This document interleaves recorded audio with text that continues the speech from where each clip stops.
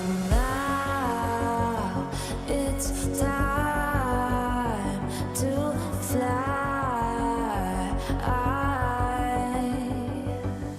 So now it's time to fly. Nothing's gonna stop me now. Nothing's gonna stop me now. Nothing's gonna stop me now. Nothing's gonna stop me now. Nothing's gonna stop me now.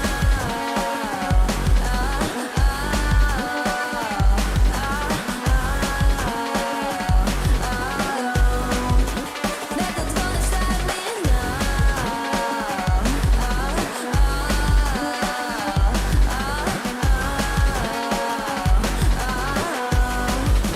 Nothing's gonna stop me now.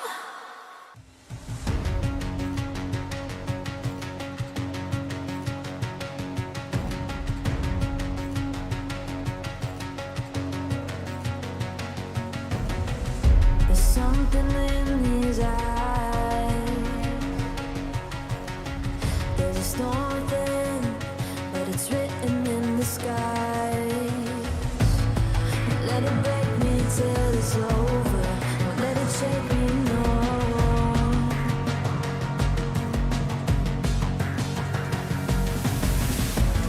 Won't let it make me go under. Won't let it make me go under.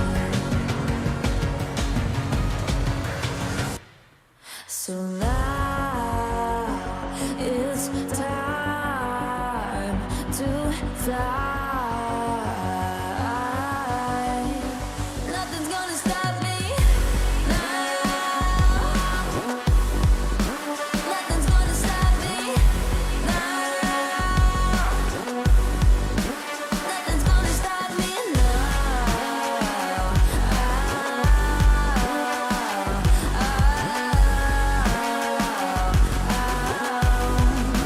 Nothing's gonna stop me.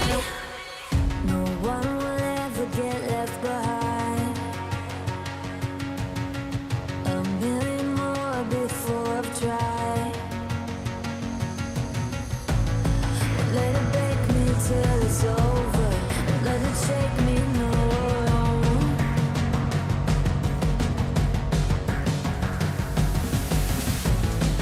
Let it make me go under. Let it make me go under. So now it's time to fly.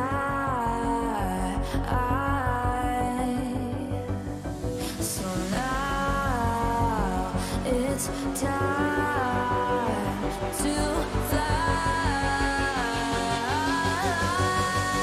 Nothing's gonna stop me now. Nothing's gonna stop me now. Nothing's gonna stop me now. Nothing's gonna stop me now. Nothing's gonna stop me now.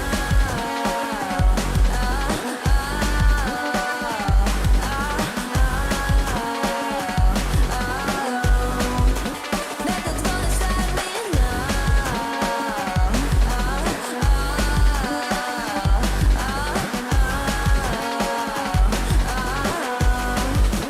Nothing's gonna stop me now.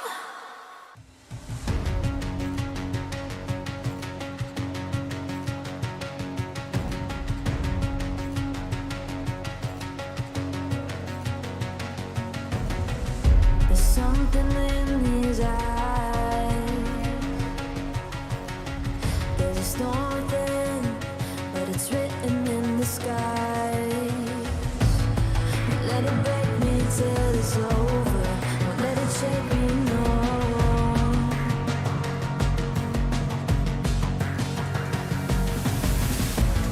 Won't let it make me go under. Won't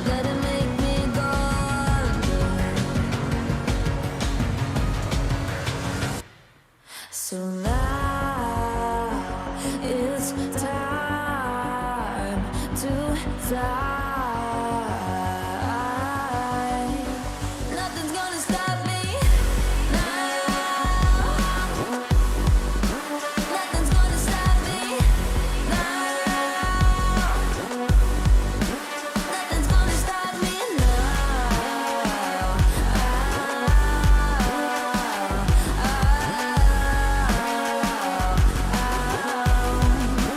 Nothing's gonna stop me. No one will ever get left behind. A million more before I've tried. Won't let it break me till it's over. Won't let it shake me, no.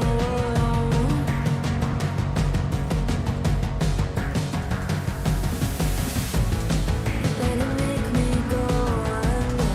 Let it make me go under. So now it's time to fly.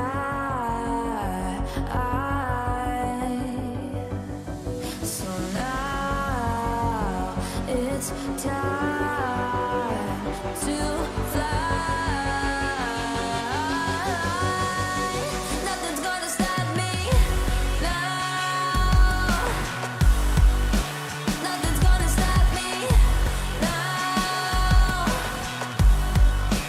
Nothing's gonna stop me now. Nothing's gonna stop me now. Nothing's gonna stop me now.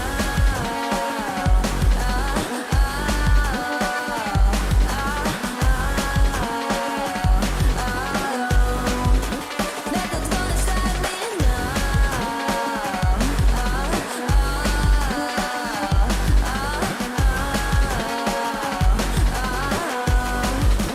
Nothing's gonna stop me now.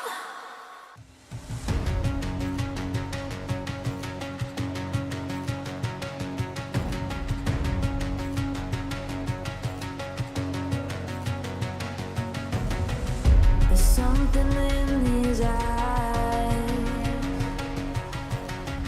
There's a storm within, but it's written in the skies. Won't let it break me till it's over. Won't let it shake me, no.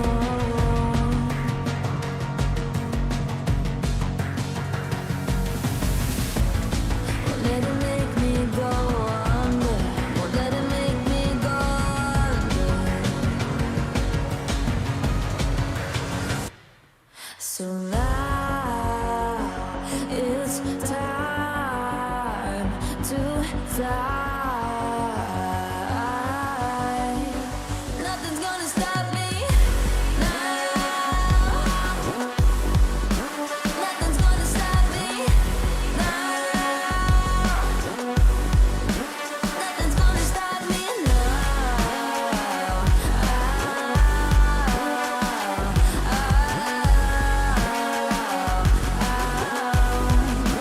Nothing's gonna stop me. No one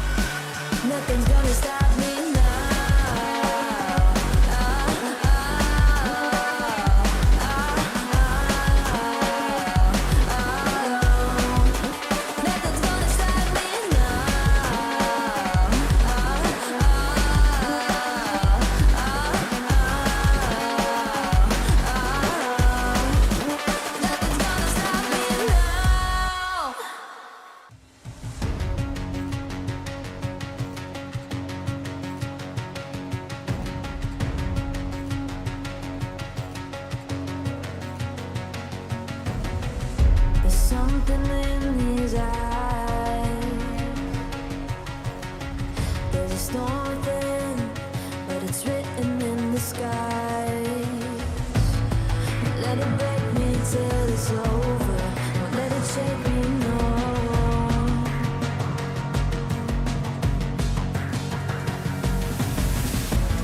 Won't let it make me go under. Won't let it make me go under.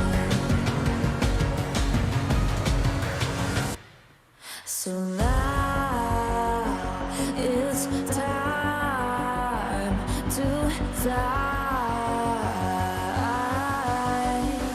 Nothing's gonna stop me now. Nothing's gonna stop me now. Nothing's gonna stop me now.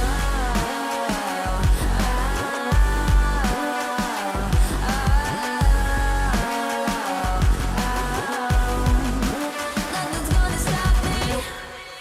No one will ever get left behind. A million more before I've tried. Let it break me till it's over. Let it shake me, no.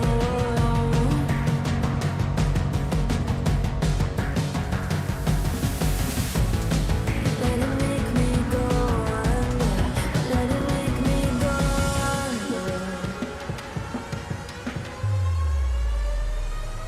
So now it's time to fly.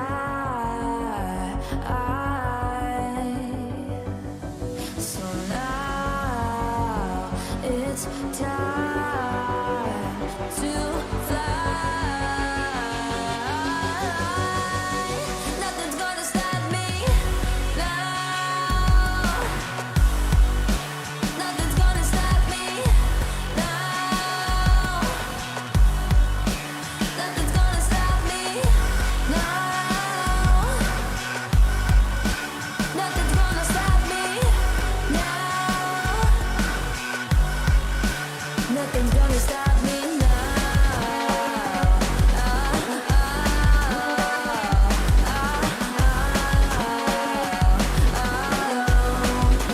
Nothing's gonna stop me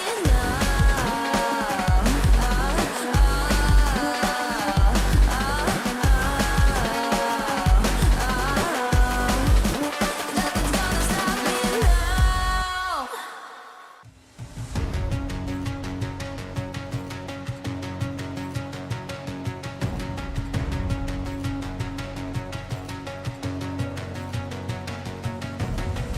There's something in his eyes. There's a storm within, but it's written in the sky. Let it break me till it's over. Won't let it shake me, no.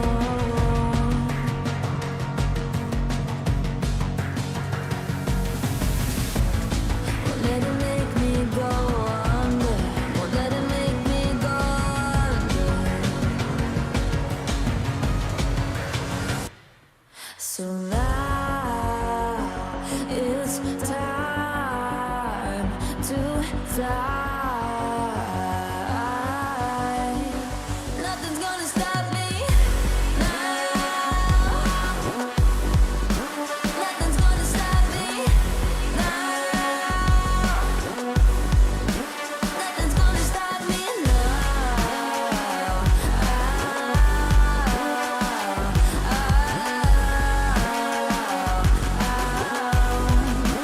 Nothing's gonna stop me.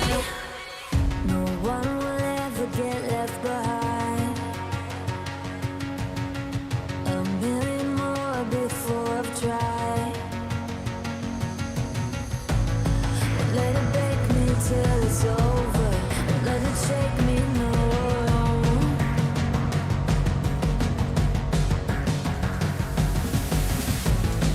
Let it make me go under. Let it make me go under. So now it's time to fly.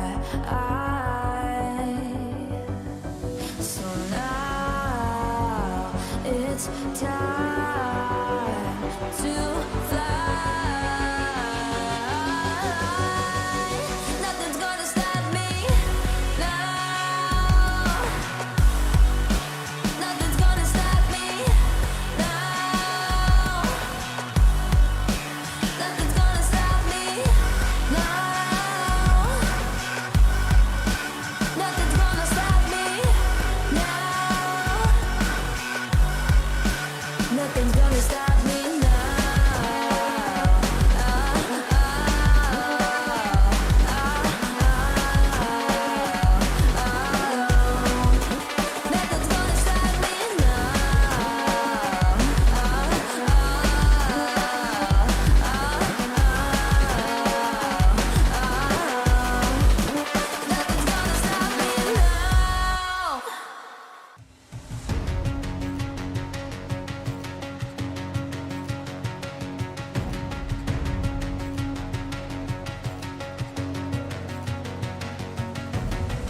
There's something in his eyes. There's a storm within, but it's written in the sky. Won't let it break me till it's over. Won't let it shake me, no.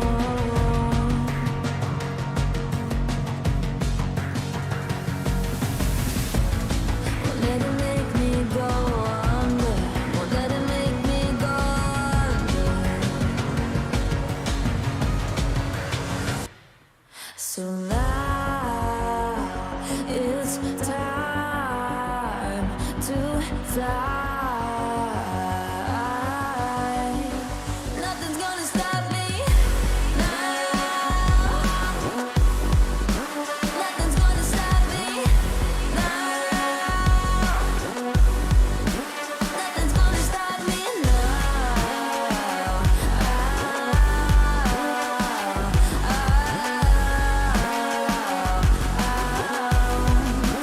Nothing's gonna stop me.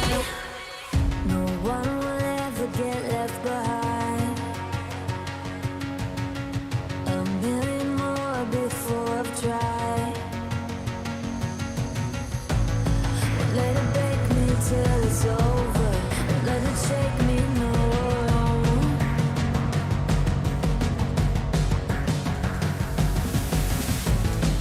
Let it make me go under.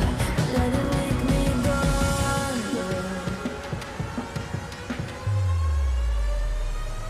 So now it's time to fly.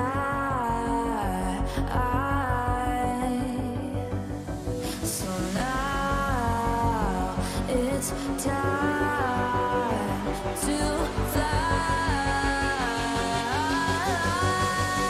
Nothing's gonna stop me now.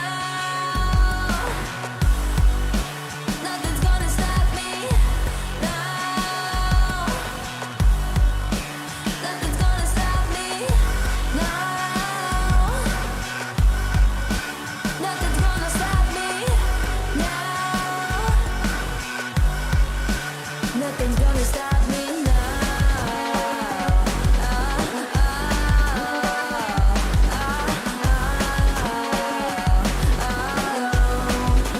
Nothing's gonna stop me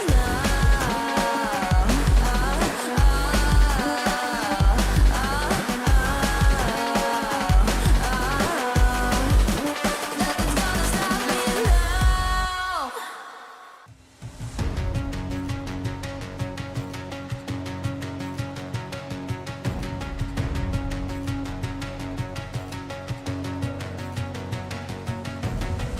There's something in his eyes. There's a storm within, but it's written in the sky. Won't let it break me till it's over. Won't let it shake me, no.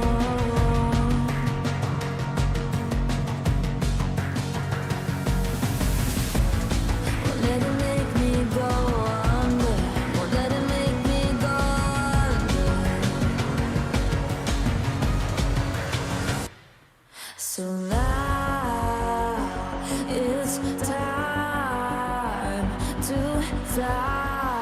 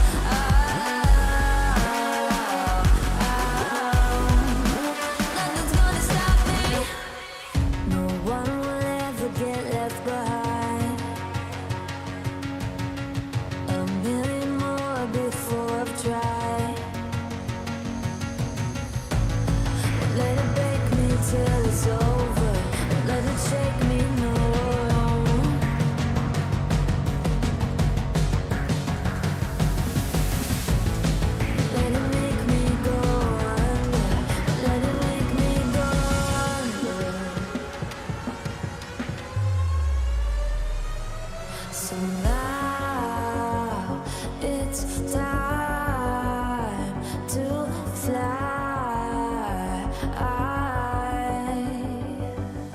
So now it's time to fly. Nothing's gonna stop me now. Nothing's gonna stop me now. Nothing's gonna stop me now. Nothing's gonna stop me now. Nothing's gonna stop me now.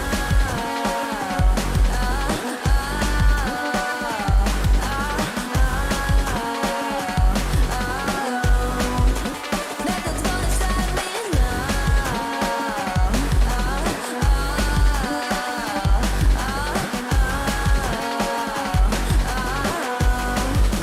Nothing's gonna stop me now.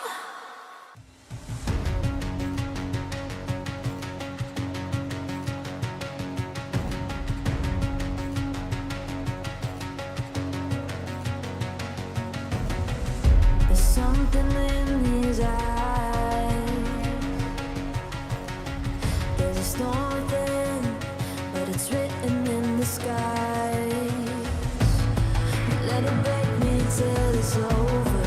Won't let it shake me, no.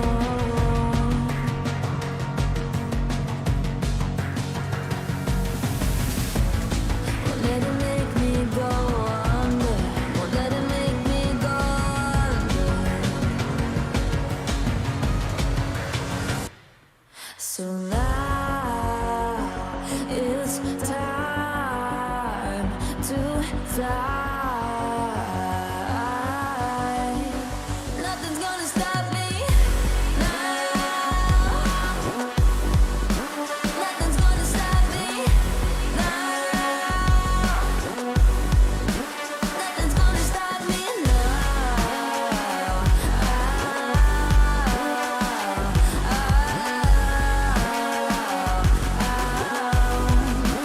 Nothing's gonna stop me. No one will ever get left behind. A million more before I've tried. Won't let it break me till it's over. Won't let it shake me, no.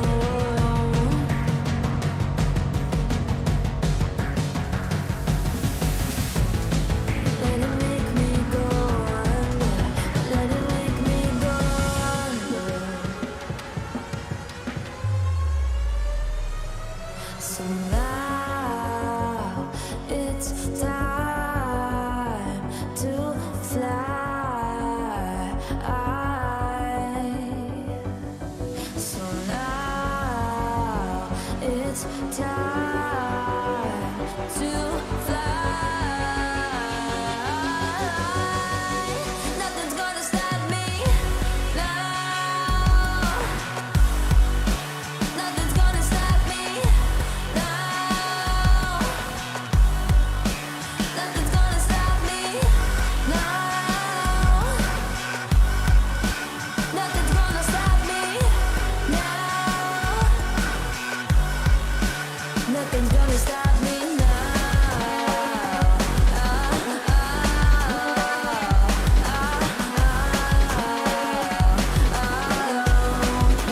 Nothing's gonna stop me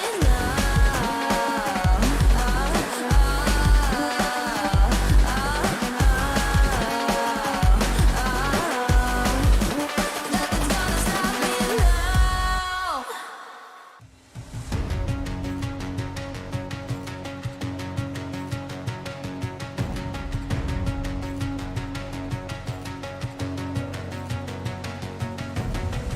There's something in his eyes. There's a storm within, but it's written in the sky. Let it break me till it's over. Won't let it shake me, no.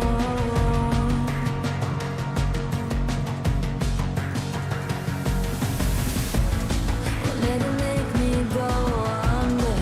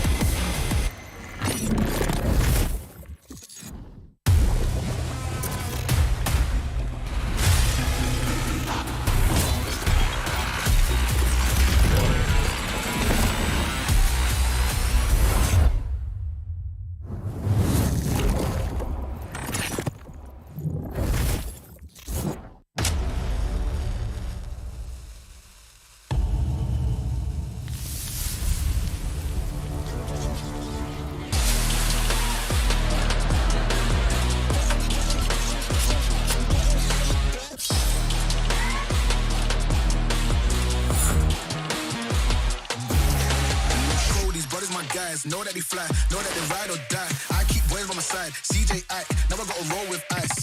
No rush, go on, move dumb. Pushing, so on, move dumb. Peace and love turn to peace and gloves. Now you gotta do a run up. Generations caught up, look how things will switch. People they're quick, now they wanna move out the bits. Boy wanna throw to bitch, nah. Unless you heard it from me, and you ain't heard it from me. Got it from me, all that energy extra. They don't wanna see me with the hitters. Child, leaving the beaters alone. Me, with a squeeze, I get no feelings involved. Child, leaving them beaners alone. Me, with a squeeze. I'm getting hype.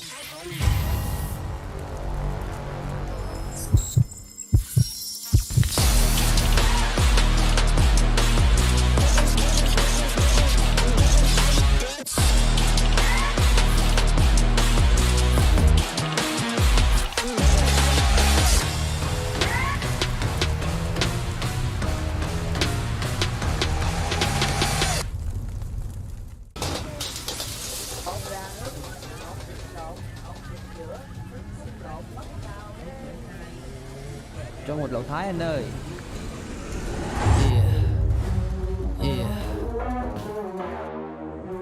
Play games.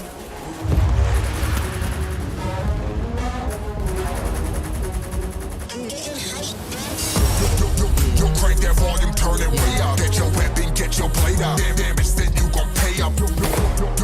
Yo, crank that volume, turn it way up. Get your weapon, get your blade out. Damage, then you gon' pay up. Yo, crank that volume, turn it way up. Get your weapon, get your blade out. Damage, then you gon' pay up. Play games.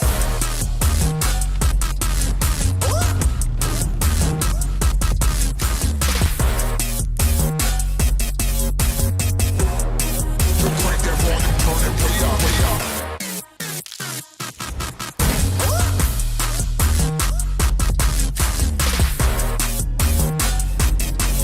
Put your hands, put your city, put your fans, put your state up. Play games.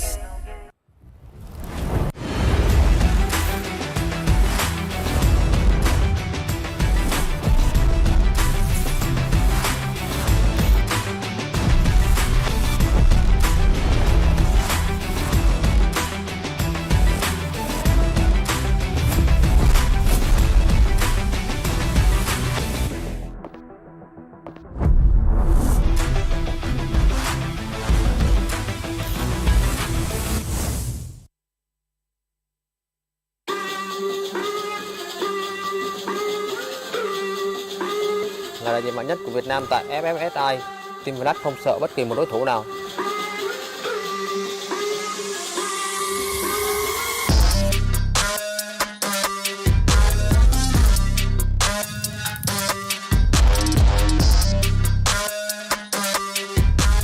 Muốn hỏi về chiến thuật sao? Và đây mình chỉ cho ít bài. Muốn hay hả quỷ không? Đưa mà 187 đây. Với 4 chức vô địch tại Việt Nam, sức mạnh của chúng tôi không phải dàn bừa. Kinh nghiệm của Team Flash sẽ để bẹp tất cả. Trong 4 nhiều rồi, muốn xem highlight trong 8 không? Thôi, không nói nhiều, hẹn gặp ở chung kết.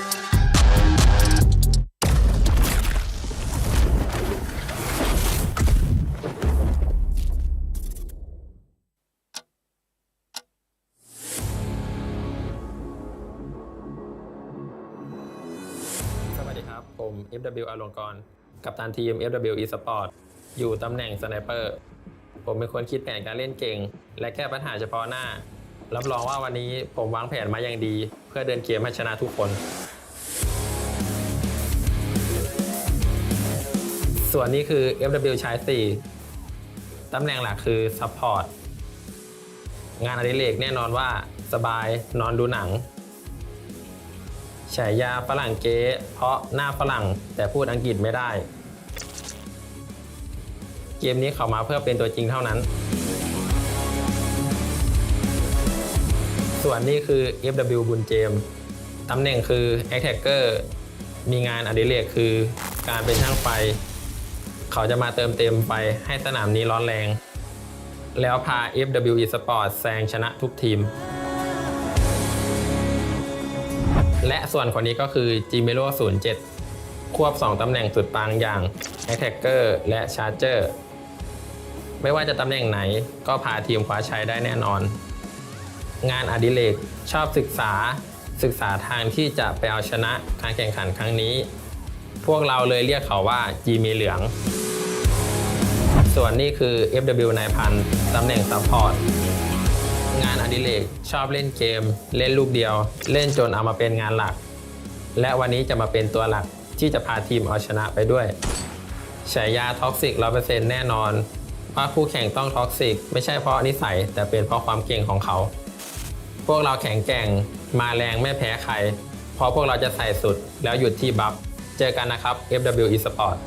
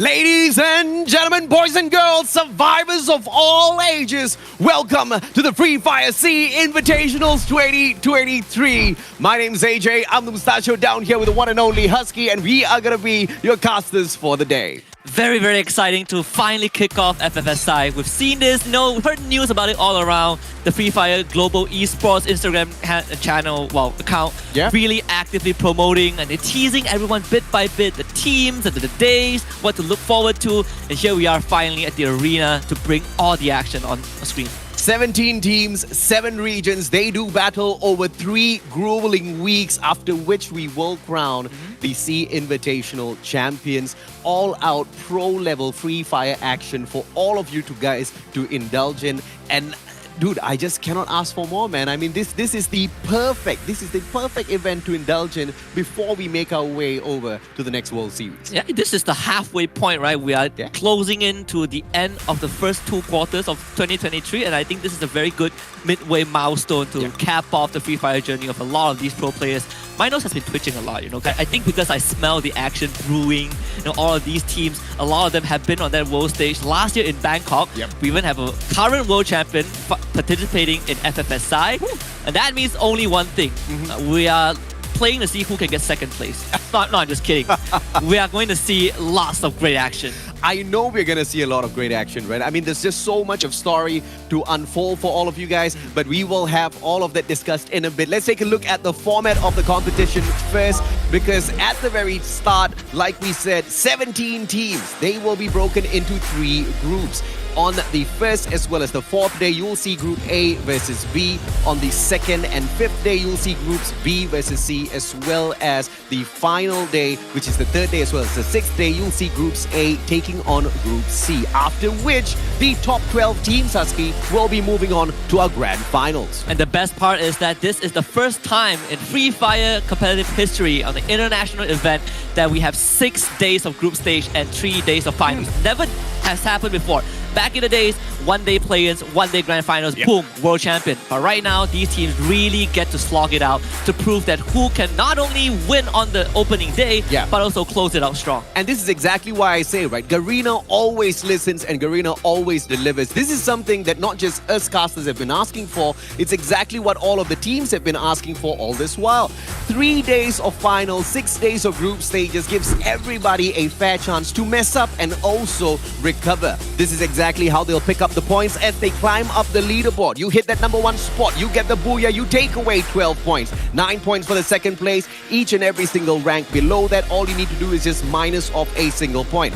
But that's only until the 10th spot where you get 1 single point for yourself. 11th and 12th place gets you nothing. But if we have a tiebreaker situation, we will look at the number of booyahs that the teams have. And if that is tied, we look at the total eliminations they have. And somehow, if that is tied as well, we will break the tie by looking at their placement in the last game. And I gotta say, AJ, having more days to play is what makes this format so much more enjoyable, right? You get to see the teams really put the point system into practice, getting those eliminations, getting good placements, and having time to recover.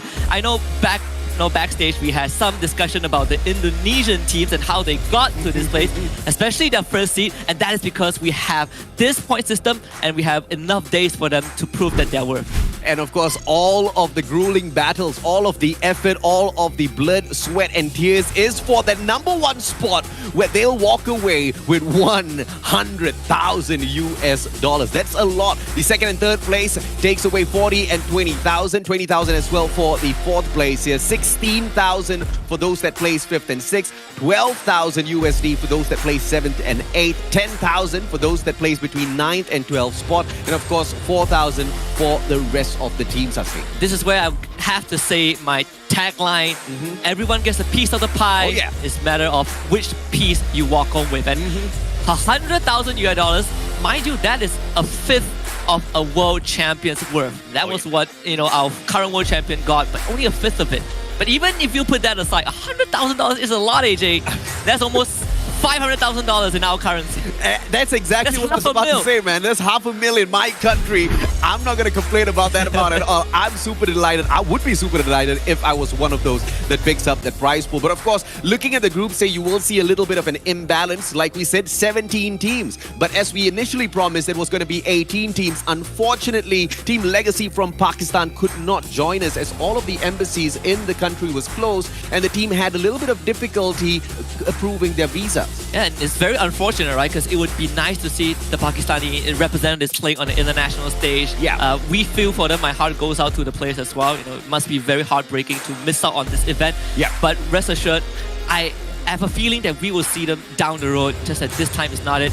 But you know what they say, there's always a second chance. We just gotta wait for that to happen. Yeah, unfortunately for Pakistan, unfortunately for Saif from Team Pakistan, it's not the first time this is happening to him. Hopefully, third time's the charm. They will be able to make it through. And of course, we do want to see exactly what they can do on a level like this. But the rest of the teams will have a lot of time to introduce them to you guys. But the maps that are going to be played, we start things off in the classic map of Bermuda, hop on into Purgatory for Game 2, Alpine for Game 3, Nextera, the newest map in Game 4, and then we hit the reset only for Bermuda, because when we get to Game 6, Husky, it's gonna be absolutely random. If you're a fan of Russian roulette, if you like to roll the dice, this is the format that you love, right? And this is also one of the first times that the format is synonymous with any major tournaments to qualify for an international stage. Back then, you kind of see difference, right? MCPS major, you have a long league, and then you head to the world stage, you play for 2 days. Not this time. All the formats are standardized, and this is why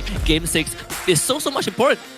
We have seen some teams, MCPS again, Expand is a good example, where you have this magical moment.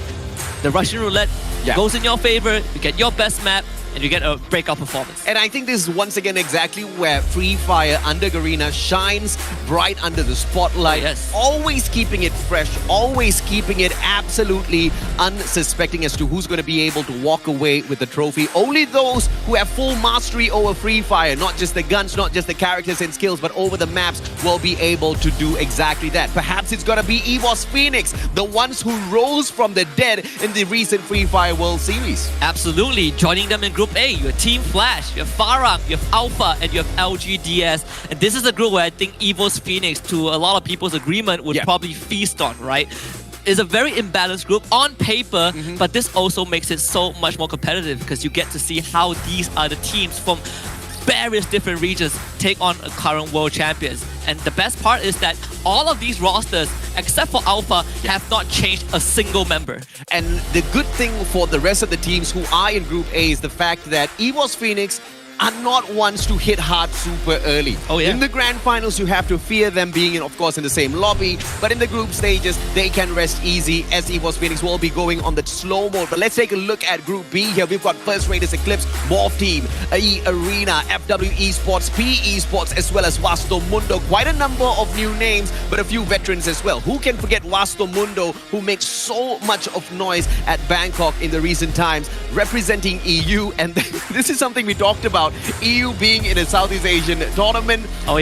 You know, that's just a little bit of a mix we're throwing in there. Yeah, I was about to say, right, people look at the name SEA Invitationals and then they look at the teams playing. Wait, we have Mina, we have EU. You know, that's great, right? Now you get to see the international teams play on our turf, per se. I mean, they've been playing on our turf for the past 2-3 years, but you know, it's very good to keep having them playing in this region. You get this global experience. Of course, for Group B, I think a lot of people might have saw one of the teams, P Esports. That is previously known as MDH from Vietnam. So for anyone who is confused, don't worry, it's the same roster, just under a different banner. And if you guys are wondering, like, wait a minute, that's just 11 teams. Where are the rest of the 6?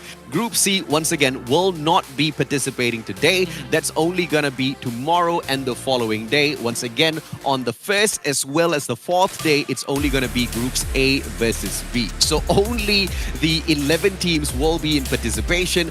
I guess that does also mean that you get lesser elimination points, but it also opens up a little bit of the map for the rest of them to play around on. It could be a point of argument, right? And what happens to the teams playing in Group A? You only have 11 teams to work with in total, but then you look at the distribution, and when these teams play against each other, at the end of the day, it's even, right? Everyone will have a day where they play in an 11-team lobby. And I think overall, when you look at kind of the overall stats of some of these teams, primarily for us right now, Team Flash and First Raiders Eclipse, you get to see how they approach the game of FreeFire. And I think Team Flash in particular is considered to be a more active team than First Raiders Eclipse. Team Flash, the first seeded team from the Vietnam Free Fire League Spring 2023. This was the team that absolutely dominated the league, and the ones closest to them was SBTC, but the one thing that they could not catch up on was the amount of elimination that Team Flash has absolutely absolutely outshines the rest of the teams Oh, yes. on. And this is exactly where we see First Raiders Eclipse kind of falter to them as well. And one of the main reasons why you usually see Team Flash in that final circle, Husky, is because of how proficient they are at healing up the squad and keeping themselves alive. You're looking at two polarizing teams, right? Team Flash is very, very active, whereas for First Raiders Eclipse, second seed from Indonesia, are a very reactive team. They don't normally make the first move. They wait for people to come to them. But one thing they're good at is that they're very good at reacting to situations. And when we talk about reacting, we have to talk about Darko from FR, the captain of the team. This guy is not only the leader, but he's also one of the brightest snipers from Indonesia. And, you know, Darkhold does not really play the almighty slayer role all the time. Most of the time, you can see this guy kind of opening fire against all of his opponents first. He's the one that tags them up. He's the one that deals the initial damage, and the finisher comes off from all of the supporting role players within his squad as a whole. But Shin, on the other hand, if you want to compare him directly to Darkhold, this guy, he spots one, he takes him down. 2.6, double of what Darkhold has in the total elimination averages. Again, right, active team against a reactive team. This is what you kind of can see the difference on the stat screen as well. Even when you look at the glue wall usage, right? Normally, Team Flash, they just use so much more glue walls. They are taking way more damage. They're healing themselves way more often just because they're in the thick of things most of the time. And that's not to say that First Raiders Eclipse are leaps and bounds. Well, Team Flash are leaps and bounds ahead of First Raiders Eclipse. It just means that what FR focus on is different. But we have a featured player that I think a lot of people might have forgotten about from the world stage is Luca from Vasto Mundo. Oh yeah, man. I mean, this is a sign of respect when you've got a SEA Invitational, the one who we are featuring is from EU, right? Vasto Mundo's Luca 04 is one of the most nastiest players out there on the battlefield. You look at his damage, you look at his eliminations, this guy is an absolute monster out there on the battlefield, and his defensive gameplay is just so proficient, and that's the main reason why you almost never see him taken out of the equation. Yeah, and you know, you look at the characters that he used as well. I want to specifically talk about Iris because this is not a common character you see in a game of FreeFire. Normally you see Chrono, I think that's the most common one. You see Homer every now and then. Some teams like to run double Homers, double Chrono. Arlo has kind of fallen off, but Iris is the unique one. And this is another factor where I love to see international teams, teams outside of SCA play in a tournament because they have their own meta, right? They have their own different renditions and their different interpretations of how to play the game well. And I think Vasto Mundo, under the leadership of Luca, is going to bring us something interesting. And I mean, before we even talk about the top three players, it is the combination of Iris as well as the AWM that absolutely obliterates people behind the glue walls. We'll see that play in action a little bit later on, but of course the top three players that we're going to be keeping our eyes out for as well is going to be Darkhold, Bloody, as well as Luca 04. Look at the sheer damage that these guys output out there on the battlefield. But you know, this one is from the perspective of damage, Husky, not from the perspective of eliminations, because if it was going to be elims, I think this top three will be flipped right around. Yeah, it will be so much more different, right? And the stats are from their own local league before FFSI, and we are only looking at the players from the pool of teams that are playing today. So if you're wondering, well, we have some great players in Group C, why aren't they featured? It's because, again, they're not going to be playing today. So, you know, just keep your eyes on the 11 teams. You know, lessen that burden on your shoulders a little bit. A little bit of a surprise that you don't see EVOS Phoenix and their players team. I mean, where's Jonah? Where's Moshi? Well, I think they will show us exactly where they are a little bit later on. The popular weapons that we've been seeing so far in the qualification towards FFSI has been the AC-80 Groza as well as the M1887. And I cannot think of a more balanced set of weapons to highlight here. I mean, the AC-80 double shots to the head gets you that extra bit of damage, and you know the accuracy of this gun and the rate of fire is going to help you out in those long-range engagements. And long to medium, your Groza is the man, right? The Groza is an absolute obliterator. And the short range, you've got the shorty sorting it out. That is my favorite weapon, the M1887, or as we call it, the shotgun in this case. But you know, sometimes you can replace it every now and then. You have the Charge Buster. Some players love it. You have the Woodpecker as well for long range if you don't have the AC-80. And you have kind of the Holy Grail, which is the AWM. One of the highlights of the M1887 is out of all of the shotguns that obviously have got their own plus points, this has got the longest of the ranges. Oh yeah. And which is a little bit of a shocker. Looking at the damage output plus the range, it really makes this one of the preferred shotguns to pick up on the battlefield. But of course, you're not just going to see the weapons being used out there. I want to see exactly how luck favors some of these teams. But the teams to look out for here on your screen, no surprise whatsoever. Finally, we see the brand of EVOS Phoenix once again, the current reigning, defending world champions. No one's going to take the title away from them just yet, but maybe they'll add another title to their run. Yeah, two-time world champion in almost three, but you know, with that aside, I think EVOS Phoenix is a three-time world champion in a lot of people's heart. Yes. And you have Team Flash, who has always been kind of the kryptonite to a lot of MCPS teams. And overall, I think they have a very calculated team, but it's also very unfortunate because they never seem to go far enough for us to talk about them as much as we want to. And then you have Vasto Mundo from EU.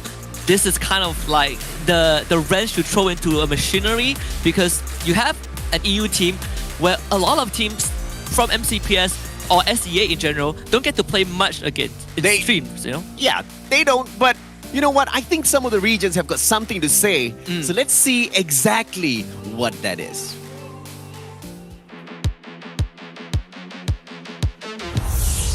ถ้าให้1-1กับใครหรอครับ คงจะเป็น First Rider อยากส่งวาสนาไปสู้กับนอตจะได้ดูสมน้ำสมเนื้อกันหน่อย Menurut gua yang paling pede itu ya tim Thailand. Semoga kalian ingat kejadian di Garrison waktu itu. เดี๋ยวผมส่งโมชิไปให้ไปสู้กับทีมแฟดทีมแฟดจะเรียกใครมาสู้ก็ได้ครับโมชิไหวหมดทุกคน Thành tích tốt nhất của team chúng mình là liên tục đạt top đội tuyển mạnh nhất trong khu vực Việt Nam, và chúng mình luôn luôn cố gắng và không biết sợ ai cả. ก็ฝากถึงทีมแฟดนะครับก็เข้ารอบมาทุกรอบก็ไม่เห็นสมหวังสักที Khi mà team chúng mình chiến thắng các đội Thái Lan thì chắc chắn một điều là Việt Nam number one. ทีมแฟดอย่าเพิ่งมั่นใจลองจะแพ้แล้วกัน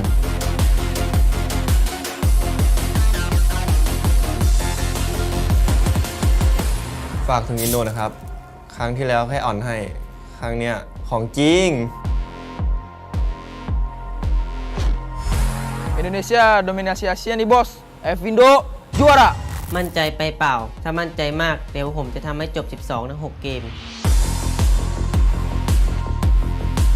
ฝากถึงทีมอินโดนะครับ ระวังโดนสิงโตกัดนะจ๊ะ Untuk region yang pede banget, gak usah sok pede lah. Lihat aja ntar. ก็มาดิวะอินโด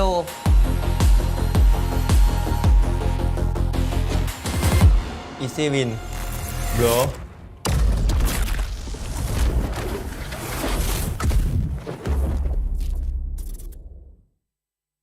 Strong, the best, and crazy. Queremos vencer a Tailândia porque eles são os atuais campeões mundiais.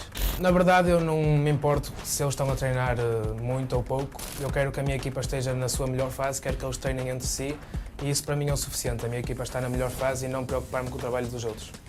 Basta jogar melhor que todos eles.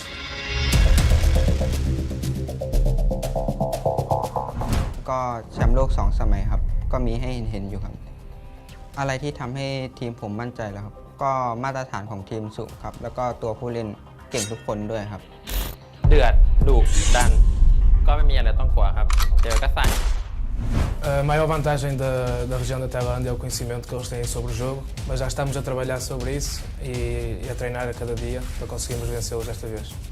ถึงฝั่งตรงข้ามจะซ้อมมาหนักแต่พวกผมซ้อมมาหนักกว่าและศึกษาแผนของเขาเป็นอย่างดี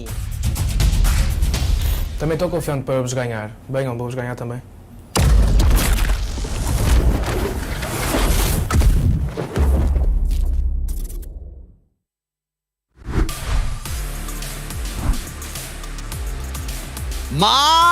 Oh my! There were some matchsticks just kind of scrubbed against some rough surfaces, and I kind of saw some sparks flying. Do you think that was fire, Husky? You know, I think in the future we should give less screen time in trash talk videos to two-time world champions, because anything they say is irrefutable, right? You have Jonah is just spitting fire at this point. Like it's like I'm thinking of a comeback for all of the teams that he's trashing, and I can't think of anything. Because they won the World Championship 2 times. And almost 3 times, like you said. Almost 3 times. But there's one reference that I want to draw, right? Potete, he mentioned something last time in Indonesia, we kind of just gave up. It was a reference to a recent tournament that happened, and that was where First Race Eclipse was also playing in as well, where they did beat E-Arena in terms of points. None of them won the whole thing anyways. And the team that won that tournament isn't even here. Yeah. That's SCS Alfine. SCS Alfine, they kind of unfortunately bombed out in the Indonesian circuit. Yeah. I'm not so sure exactly what happened to them, but we do have a few other strong representatives from that region, right? And one of those is actually the one and only Genesis Dogma, who we will be talking about a little bit in detail tomorrow as well. Because, at the end of the day, there's just, once again, so many layers to the story that we are going to be peeling away for you guys like an onion all throughout the group stages as well as the grand finals. But of course, like you said, the trash talk from EWOS Phoenix, irrefutable, man. I mean, what can you say? You can't even go out there onto the battlefield and prove them wrong, or can you? There's smack talk, and then there's just facts. Slap talk. No, that's just facts. It's hard, and I like how they got Jonah to say it, right? That's the captain of the team as well. And even in the beginning, he says to Team Flash, "I'll send Moshi, and he can take on anyone from Team Flash." And that's a good representative. Moshi was the one that kind of saved EWOS Phoenix in the World Series last year. Oh yeah. And one of the best highlight clips, I think up to today in FreeFire history, is still one of the best clutch I've ever seen. I have to agree with you. Moshi's 1v2 clutch was a play that will go down in the history books. It's a play that everybody in every single region will show to their new players. If you want to become a pro player, you gotta think this fast on your feet, man. I mean, the guy could run circles around two players at the same time and still walk away the victor with barely a good gun on himself. He had enough time to go to the loot box, pick up a charge buster, and then turn the situation around. There were so many of the passive and active skills used to perfection in that fight. There was just so much happening in those few seconds, and that's exactly what shows not just Moshi, but exactly how great EWOS Phoenix is as a squad when it comes to the strategy play in Free Fire. And you know what they say, all things come full circle, because if memory serves, the 1v2 situations, the two guys that were attempting to take him out were from Vasto Mundo. And Vasto Mundo, they are here to take out EWOS Phoenix. Potentially, they say they've studied a lot, they have practiced a lot. Now they got a second chance to do so. And again, I mentioned at the start of the show that the global page on Instagram has been really active. They've been posting highlights, breakdowns every now and then. If the social media guy is looking for a piece of content, that Moshi 1v2. Game 6, I believe, of the World Series last year in Bangkok, that is one of the clips that I think is worth archiving. No arguments about that whatsoever. I made a highlight reel for my own shoutcast of the World Series, right? You had to use that. That was the play. That was the play that I had to throw into the reel. Is your highlight reel just that play on loop for like 10 minutes? No. The whole highlight reel was based on EWOS Phoenix almost not making it and then taking it all away. Oh, yes. And obviously, Moshi's play was the highlight of the highlight reel as a whole, right? But I want to touch on your point a little bit about how Vastamundo said they studied a lot. Look, man, here's the thing. I studied a lot for my exams as well, but I failed all of them, okay? So I'm hoping to see exactly what Vastamundo can do with all of this knowledge. Can they put it into practice? That's my question. I think one X factor could just be how they play Free Fire. The characters, right? Again, you look at the characters, the highlights of Luca himself. He uses Iris. No one does that in SCA. No one even remotely touches his character. We are so hell-bent on using Chrono, using Homer. We really love these in-your-face fight with a little bit of defensiveness. That's not what Iris provides. That's just full-on aggression. You are utilizing a lot of their glue walls, which in SEA is a bit hard to properly manage because we are very proficient in using glue wall busters, very proficient in using grenade launchers.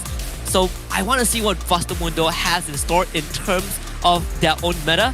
And studying is one thing, but can you mechanically outplay EWOS Phoenix? I absolutely agree with you, man. And of course, for some of you guys who are a little bit newer to Free Fire, if you're wondering exactly what Husky's talking about, Iris is a character within the game that has got the active skill called the Wall Brawl.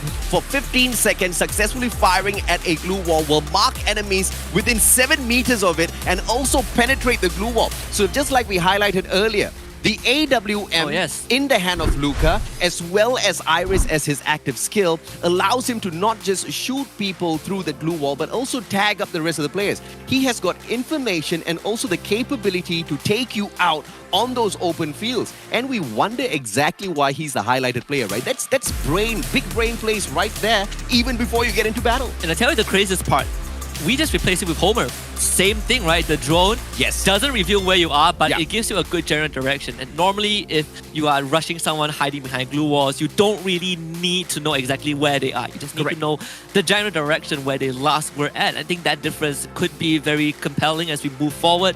And for those audience watching, we are hashing out, some of the teams, just making sure that we get the best start to the evening. We're in Bermuda after all, right? The classic, the El Clasico. Can you imagine a day where we have more maps down the road and Bermuda cease to become one of the competitive maps? It will never happen. I'm gonna call it right now. We remove Kalahari, okay? Kalahari. Hey, no. Bermuda's my baby. Bermuda's everybody's baby. Bermuda's not going anywhere for a long time, okay? I think FreeFire will go away before Bermuda goes away. And if FreeFire goes away, then Bermuda does. Yeah, Bermuda goes away. But, but Bermuda will never go away. No. Before FreeFire goes away. That's a fact. That is a fact. That is a fact. Okay, good save. Very good save. But of course, we are hyping up some of the players, we're hyping up some of the teams, but no matter how much of hype we throw behind these teams, nothing can determine exactly what happens out there on the battlefield. And once again, we have to talk about the Indonesian circuit a little bit, right? Oh, yes. The first seeded team, Dogma, they scraped through.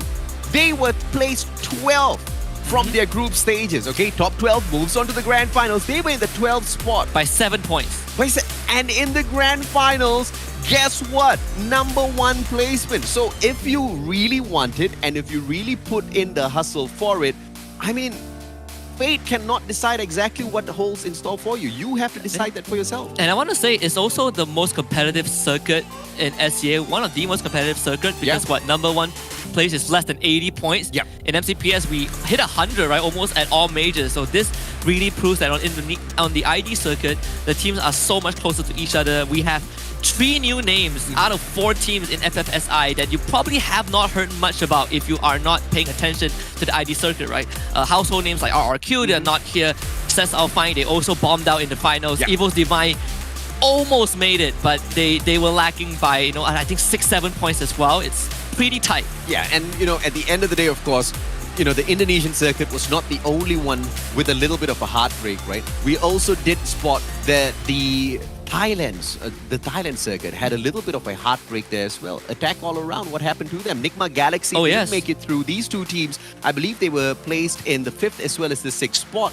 And Attack all around, a past world champion, could not beat the teams that were so hungry to get here. And of course, EVOS Phoenix, their consistency is a little mind-blowing if you ask me. But the rest of the teams that made it here really proved their worth. Even Nigma Galaxy, right? 3rd place in the last World Series, not here as well.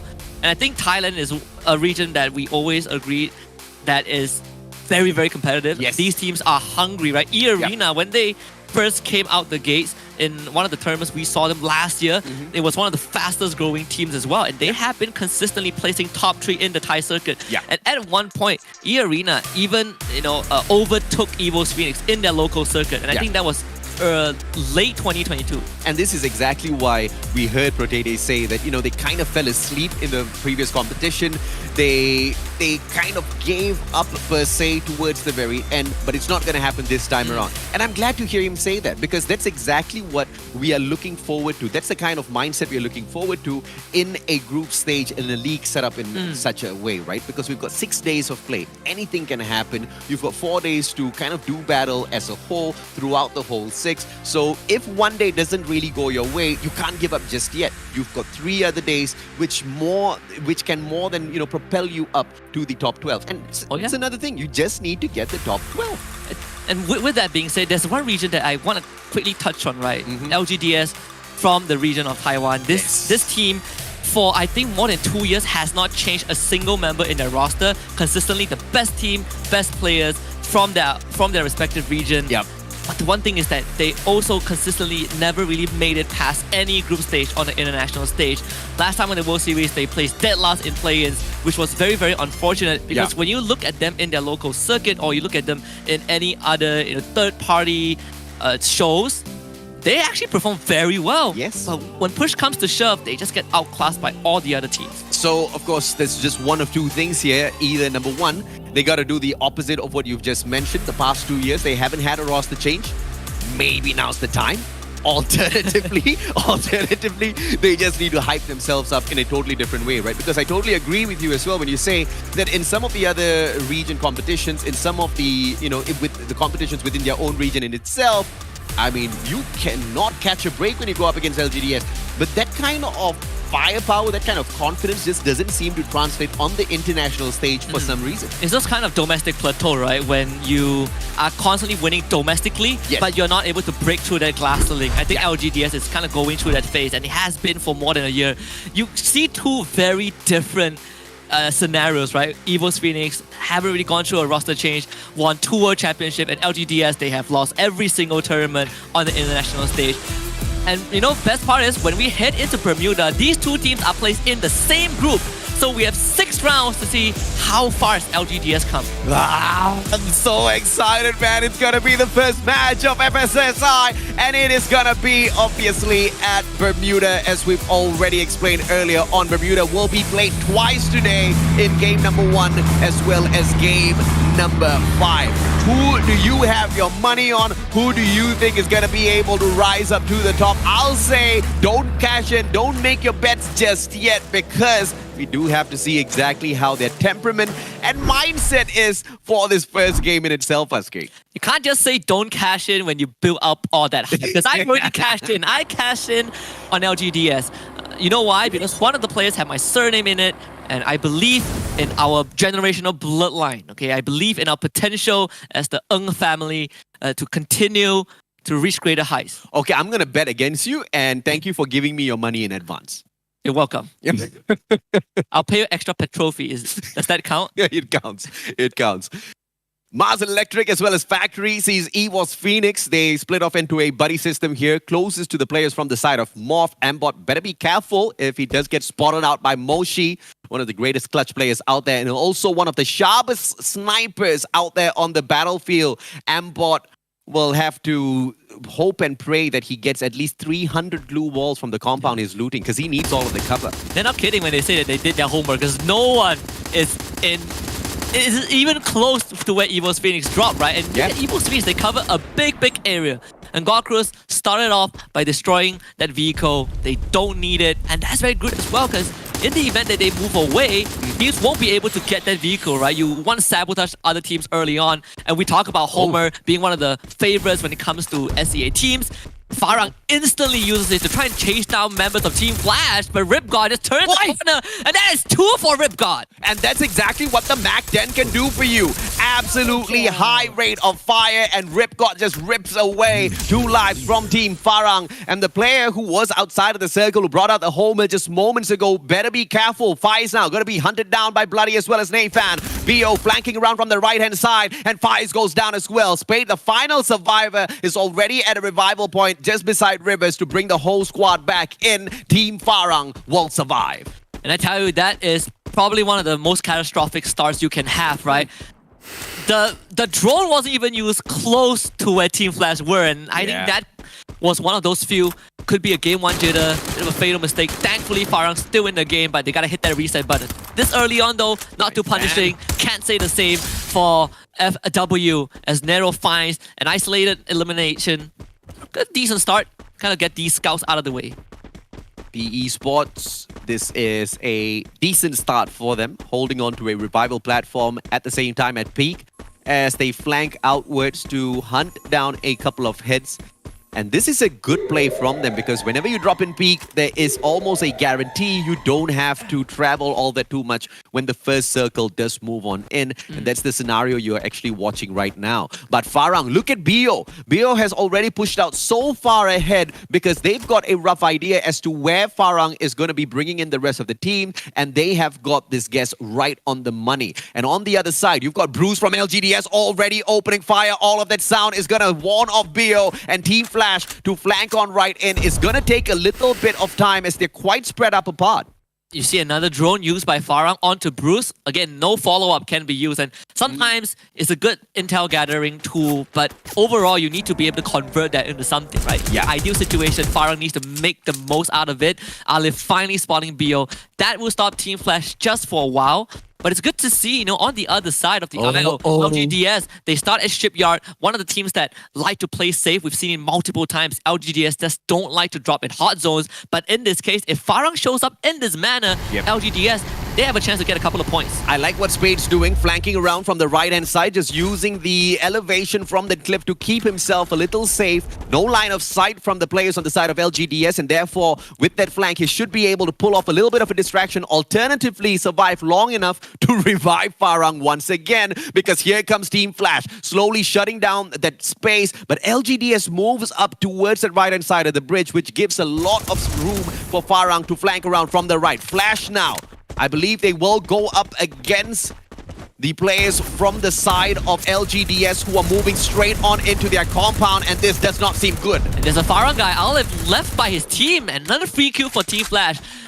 That move from Farang, they went all the way to Shipyard, but that means they are now outside the circle. LGDS, they will be tasked to deal with Team Flash, and maybe that is the plan. Bruce off to a good start. Yuan also getting rip-guard in the process. That's two members of Team Flash already taken out. LGDS being fed 2 free points to start it off. This dam is completely secured by LGDS. Team Flash, they got a bill. Just when we thought that Farang was just going to be stuck between a rock and a hard place, they lead Team Flash straight into the hands of LGDS, flank around from the right and get the heck out of there. That was a perfect defensive play, defensive maneuver coming through from the Malaysian squad of Farang. LGDS now totally missing Yanbin, moving towards Bloody. Yanbin should be able to survive unless someone does spot him, and you know Bruce is on the hunt. That Woodpecker in his hands, headshot from the top, will hurt quite a bit. Alpha, on the other hand, looking at Team Morph already within Factory. Defensively, Team Morph has got the advantage here, Husky. And Alpha is one of the teams, you know, representatives from MENA. And at the same time, they did go to some minor roster change. I believe that G18 is one of the members from the World Series. So you have a kind of mixed bag of new and current, well, new and old players. I'm excited to see what Alpha brings, right? We didn't get to talk about them much. But this was a team that did appear on the FFWS stage in Bangkok. They finished 11th in the Grand Finals. Ice grenade tags up a player from the side of Team Morph. Koja quickly recovers. Gizar Iria is the only female player within this whole circuit, within the whole league. Let's see exactly what she can do to really help MENA up towards the top of that leaderboard. Alpha still defensively in a sticky situation outside of Factory. And all Team Morph needs to do is just stay put and wait for that approach from the side of Alpha. EVOS Phoenix ever so slowly from the side of Mars Electric. It's already moved on into Pochanok, and they continue their looting progress, not engaging with any teams whatsoever. Towards that final circle, EVOS Phoenix is going to be extremely lethal, and the circle hunts them down. EVOS Phoenix doesn't need to focus on anything else apart from looting. Yeah, and they have been quiet the entire time, and that's kind of EVOS Phoenix in a nutshell, right? They're not a team that's in a rush. They don't feel the need to kind of come out the gate swinging and drop 30 points. That's not EVOS Phoenix. Plenty of time to do so. 24 rounds in total in the group stage. But of course, Morph, they're going to get Pincer in very soon, and Alpha ready at the perimeter of this factory for quite a while. And the question is, how are they going to attack this area? Because Morph team, they do have their members kind of spread out. All of them on the ground floor. I mean, I'm sorry if nobody likes what I'm about to say, but I'm really not digging the strategy out of Alpha here. No flanks from the right-hand side, no flanks from the left-hand side. They're just staying put. Their position has already been given away already.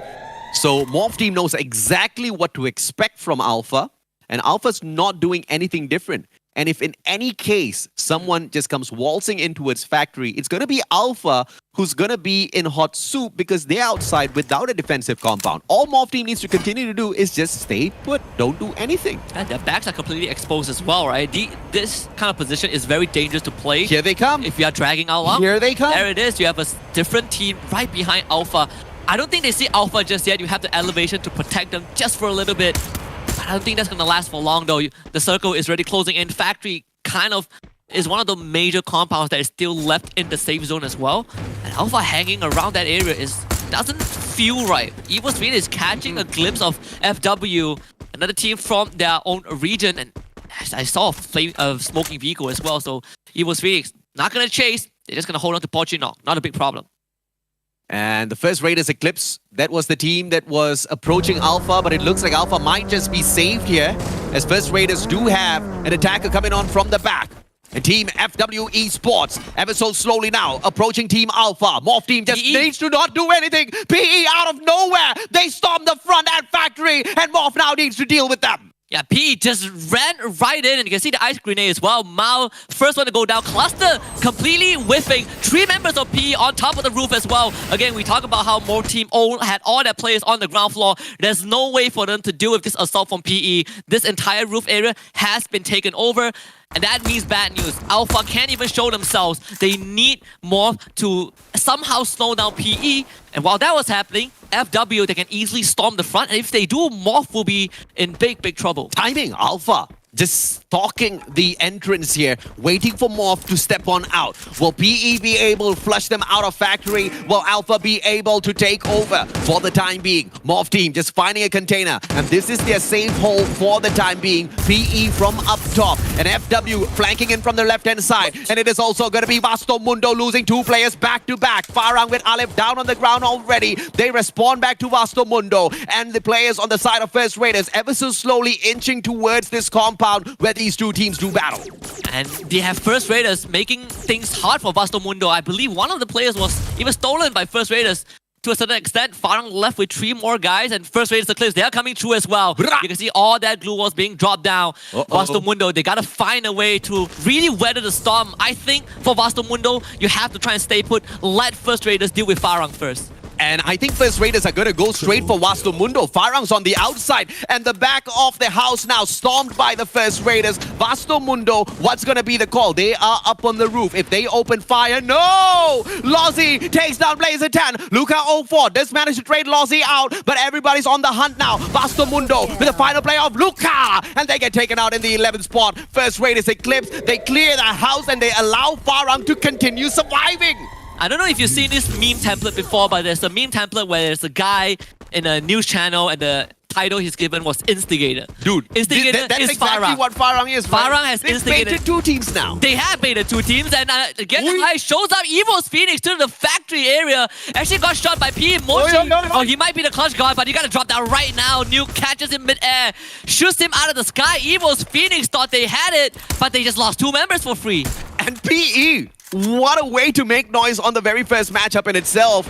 Taking out 2 players from the side of Evos Phoenix, but Evos Phoenix not out of the equation just yet. And E-Arena shows up, got Cruz taken out, but Koja steals the shot away with an AC-80. And now it's gonna be Team Morph still holding on for their dear lives inside of Factory. The circle found them, but everybody else found them as well. Yeah, Get High in big, big trouble. No more revival points. Has to look for a vending machine, and there's no one there that can help him. You have, what, 4 teams in this area that have almost a full squad left. Get High, you gotta hide until the very end. Vending machine on the ground floor. That is the worst spot that, you know, it can be in as well. I think Evos Phoenix felt so confident that PE just shot them out of the sky. There is a chance that they didn't know that PE is on top of the roof. I mean, that's the exact problem here, right? The gods of RNG just kind of playing their game here. PE were the first ones to find the roof of Factory, and unfortunately for Evos Phoenix, they were the second guests there, and they were welcomed with open arms. In fact, the bullets kind of loaded in the gun. That's exactly what they were welcomed with. I cannot believe how Alpha is still surviving this. No one has found them in the open grounds. They don't have any defensive compound, but no one has shot at them yet. Hey, watch out, LGDS. 6 eliminations, full squad still alive. These team coming in pretty hard. Team Flash is gonna be the next target if LGDS runs straight. But this stalemate is gonna get broken really soon. The circle no longer covering the northern side of the factory. They all have to move, and really now it comes down to kind of how these teams navigate, right? If we're talking about Evos Phoenix, Get High is probably the last man to leave, had to tank a bit of that blue zone. The entire perimeter has been controlled by teams like E-Arena, who just shot at Don't Cry. He's gonna get brought back up. Shot again! Limit just not letting them breathe. Yeah, but E-Arena just keeps getting knocks. No eliminations coming on through just yet. Limit looking for the head. Finds the head. Player spots on out. But Limit, he's just not flicking left. quick enough, and he misses that opportunity. A dark call! And he does get that hit mark. No knockdowns coming through just yet. Dark Call pulls out the time turner, and he heals himself in the nick of time as EA continues to push on forth. It's going to be First Raiders now dealing with the players of E Arena. From that left-hand flank, it's going to be Protede, and it looks like no shot's going to connect as the hill is played perfectly by First Raiders. Oh, they've been in this position before. Last time they met, just like Protede said, First Raiders Eclipse had the upper hand. But fate have it. We'll have it one way or the other. They gotta fight each other once more to see who makes it into the next stage. And First Raiders Eclipse, 5 eliminations under their belt, getting completely pelted by E Arena, who are taking space actively, running to the high ground, and all the AWM shots, they're coming through from Darko, but you need to get those knocks. Lozzy does it. Potato also down. One more. But Lozzy gets traded back. First Raiders Eclipse finally getting more of those knocks, but Orgus is still alive, running for the hills, hiding behind a tree. Nothing much left for E Arena, and First Raiders Eclipse, they have definitely won this one. Orgus is done so at this point. He backs away, and Remind with the God Nade out of nowhere takes him out of the equation. And Team Alpha with the one elimination to their side. They stole that kill away, and they're still alive. E Arena right behind them, but they get eliminated by the circle. First Raiders now looking for that circle. Quite a bit of distance to travel, but the saving grace here is nobody spotted them apart from Alpha, so they can flank on from that right-hand side. Alpha now have to deal with First Raiders Eclipse, who finally fire at them. Alpha, by the way, this hit there for the longest of time. Remind even gets the first knock onto Lozzy as well.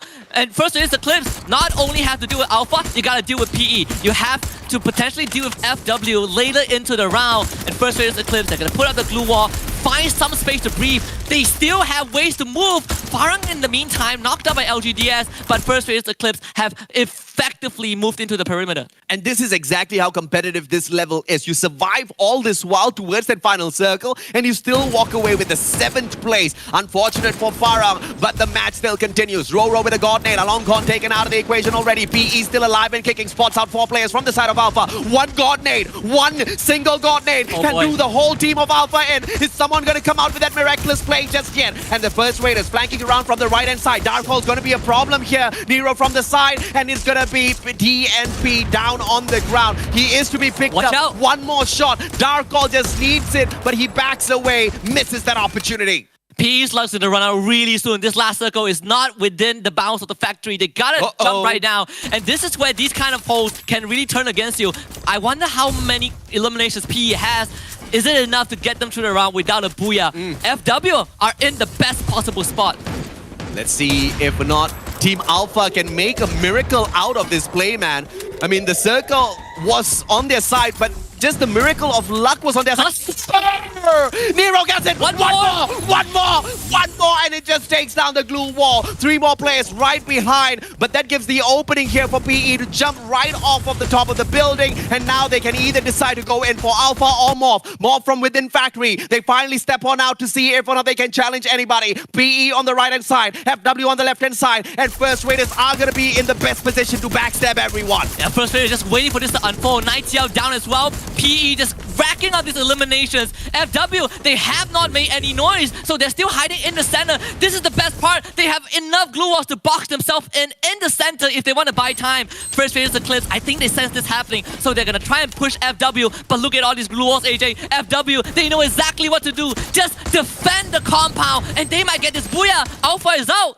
Alpha out in the 5th spot. Nade cooked up. That call. Good time turner. Does not get tagged up at all. First Raiders backs away. But now FW can't do much. This building is going to keep everybody away from each other. They step on out of the circle. They're going to get hurt. First Raiders, they lose Souza. Northern Darko flanking around from the right-hand side. Darko fights Susana. Close range combat. Morph taken out in the 4th spot. First Raiders still surviving. And FW now slowly moving out of the circle. Boonjame alive and kicking. Jamello picked up as well. Alongcon down on the floor. Don't cry flags around from the left-hand side. UK survives with a good glue wall. Nero now 1v2, and PE should have this in the bag. Do they see FR? They're hiding. FW is out. FR is still alive, AJ. They've hidden the wall for so long, but they don't have enough manpower. And PE, against all odds, scores the opening booyah of FFSI. Can you believe it?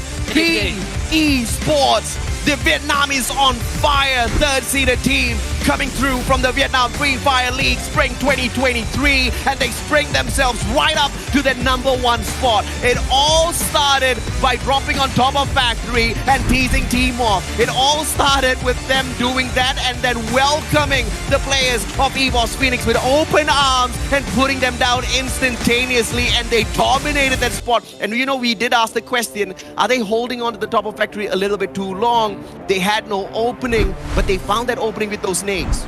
And I tell you, FR also did a great job of surviving. But you know, I don't want to talk about FR because I want to talk about PE Sports a little bit more. Last time we saw them under the banner of MDH. Yeah. This team barely scraped through the group stage of the previous tournament. Yep. They made it to the grand finals, but it's a team that performed so slow they just didn't have time to ramp up, and they got eliminated pretty quickly. This is a new look for the members that has not changed since MDH days. This game, this booyah picked up by PE was 100% strategy, not great plays. Oh, yes. Right? I mean, a lot of luck had to go their way. The timing had to go their way. They were the first ones on top of that building on Factory. And if they were second in, the story would have been a little bit different. So I don't know if I want to bet on them just yet. I need to see a little bit of the consistency, but the way they handled the situation when luck was on their side was absolutely phenomenal. There was just no wrong move whatsoever. Many a times they were exposed. Many a times teams were looking at the top of Factory, sniping them down one after the other. But the recovery from that was very quick, Husky. Yeah, they got a very good read of where the circle is as well, right? And this is the window. I think if PE missed this window, they would be in a lot of trouble. Yes. And you know, Alpha was kind of the gateway for them to go through. I think FW at the same time also had a decent strategy. They're trying to box themselves in the compound, but unfortunately towards the tail end of things, they had no choice but to fight. And it was also decision making played very well by PE. And which decision I'm talking about is when they hop off of the top of Factory, they're gonna lose a little bit of HP. And prior to jumping off of Factory, they tossed in those clusters first. And that has already dropped the health on the players of Alpha's side. When they dropped on down, it was a decision on whether they focus on Morph, which was the most open team, or continue chasing after Alpha that was behind a wall. They chose the wall because they knew the work had already been started. They were the ones that initiated it, and they went in there for the finish. Decision making all throughout for PE was fantastic in this game. I just want to see more of it. I mean, how many times do you get to a final circle and you have 18 players in the final circle? Not a lot. I mean, this is exactly what we wanted the SEA Invitationals for, man. Yes. Pro-level plays in the world of Free Fire all throughout these 3 weeks. We promised you that, and we get it even on the first game. Nobody's taking it easy here. I mean, with PE being the team that got the booyah, I don't want to say I'm very surprised. I think to a certain extent, PE has proven themselves even back in the days. But to come out this strong, I think it's a statement. No, not even though they're not the first seed from their region. And you have teams that kind of match that, right? I think FW, third seed from Thailand, did great as well. You have first rated Eclipse, finishing second against all odds. You have LGDS, they came in 6th. That's not bad. Alpha, they came in 5th. You don't see these results every day, AJ. But I have to say, there was just a lot of luck running around on the map for the teams that were not suspected to get the top spot from the get-go, right? I mean, I talked a little bit about how PE had a little bit of the good luck, but Alpha, come on. You gotta agree with me, man. They were open, no defenses whatsoever. Nobody spotted them. Everybody played it safe. Everybody skirted around Factory because they heard noises and they didn't want to be open. And that just led to Alpha just holding their ground and wondering, wait, is luck really on our side? I'll give them the benefit of doubt, right? 5 more rounds to see what Alpha is capable of. But one thing is for sure, I think Alpha still trying to get a feel of what the competition is all about. Again, right? These teams, they don't get to play against SEA teams often. You get thrown into the deep end of a foreign environment. You gotta take some time to adjust to yourself. Bustamundo had a first-hand experience, right? They got completely wiped by first rated Eclipse. Also partially thanks to Farang. Alpha, I think in this case, they kind of won out with how they rotated. LGDS was also a team that loves to play safe. They always drop at the edge of the map where no man's land that people won't go to. But they finished 6 or 7. That's not bad. Of course, at the end of the day, that's just game number 1 out of 6 for day number 1 out of a total 9 days to play here. The Booyah team on our feature board is the one and only PE Sports for very obvious reasons. The ones that pick up the Booyah for the very first game. 3,080 damage out of Nero, 5 eliminations, 4 headshots, 2 pickups. This guy was on fire in that first match. Nero MVP, right? Even at the end of the round, we already flashed it. He is the match MVP. And he's probably the most excited guy as well. You look at the team cam, this guy was popping out of his mind with such a strong performance, all while controlling just one singular area. Yeah. It's not easy to hold as well. And by fate's will, the only team that pushed them or tried to push them was Evil's Phoenix. But that one was shut down very quickly. And the only luck that kind of played against Evil's Phoenix was the fact that they used the launch pad to get onto that roof, and they jumped in one at a time because obviously the launch pad can't launch 4 players at the same time. And there was just nothing they could do. They just trickled in one after the other. 3 elimination points for PE Sports. And of course, your MVP with 5 eliminations to his name, the one and only Nero. And the AC-80 in his hands, absolutely crazy. The rate of fire, that extra bit of damage, and those 4 headshots, you know he was on the perfect stride in his day. Oh yeah, he definitely is. I think you look at what PE was doing in that position on top of the factory roof. Wow, AC-80, one of the best weapons you have aside from a Woodpecker and AWM, right? You are constantly playing these long-range fights. There's not really a big demand to have, the 1887. There's not a big demand to have a Groza in your hands. As long as you can shoot the enemy from afar, I think PE is good. The only time that they needed to switch was when they finally dropped down in the tail end of the circle. But again, I think even if PE Sports didn't end up getting the Booyah, they probably have gotten enough points to kind of get them through this game 1. And also, he brought in Steffi as his active skill. And what Steffi does is, in terms of a defensive maneuver, it gives all of his allies within the area and it'll restore their armor durability by 10% every single second. And damage from ammo will reduce by 20 seconds. I mean, defensively, this is a really smart play from Nero. Not only was he aggressive, but he was also defending the rest of his team members all the way through. And these are the top weapons of match number 1. The G36, 12 times equipped, the MP5, as well as the M1887 taking the 3rd as well as 2nd places. With MP5, we saw it like right out the gates, right? Yeah. Well, that was the MP10, sorry. But MP5, a weapon that you don't see too often. I'm very surprised that, MP5 even made it onto this list. I thought that we are going to see the AC-80. That one is a very, very common weapon. I thought we would see a lot more of that Charge Buster. G36 is definitely kind of a fresh name on the popular weapon list. And I think the shift is starting to show in the current meta. Right now, we have like almost 60 characters. Yeah. Steffi is one of the few that I personally don't see too often. But for PE, it was great. You want to hold a compound, you want to hold a roof of a factory, keep topping that armor up. And I think the teams are finally kind of, especially the pro teams, are finally coming to realize that the aggression is not the only importance out there on the battlefield. The defensive maneuvers needs to be kind of backed up as well. And that's exactly what happened here. Let's take a look at the match standings. And it looks like PE Sports, for a total of 24, is going to be dominating the top of the leaderboard. First Raiders Eclipse right there behind them. 13 eliminations and 9 placement points. They had a fantastic game. Well, you know who did not have a fantastic game? Vasto Mundo and Evo's Phoenix. Vasto Mundo first team to get knocked out in 11th. Then you had Evo's Phoenix that unfortunately also got wiped out pretty early on. So in this case, right, for Vasto Mundo, they're going to get no points. But for Evo's Phoenix, at least they get 1. You only have 11 teams, so you kind of scrape by if you're in 10th place. Overall, PE Sports, 24 points to kick off the day. That is great. But now, it comes your favorite part, AJ. Yep. Can they be consistent? And that's the only problem that I've got with the whole lucky run at the very start. The question of consistency is going to be bugging me until I see a couple of extra matches, right? But of course, PE Sports, the way they played it was not just, playing pure chicken, hiding away. They got 12 eliminations. They were active. That proves exactly what they're capable of doing out there. And remember, they were not completely unpressured, right? They had to deal with they have to deal with team morph team. They had to do. I think E Arena was shooting at them. First Raiders Eclipse were not happy with them as well, and they had to.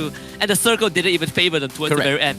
Most of the times in this scenario, teams that get caught out in these situations on high ground generally just end up wiping out, right? Because you can't do anything when you're jumping off. You gotta have ample utility to set up. And PE Sports, they just knew the exact way to set up for a safe landing.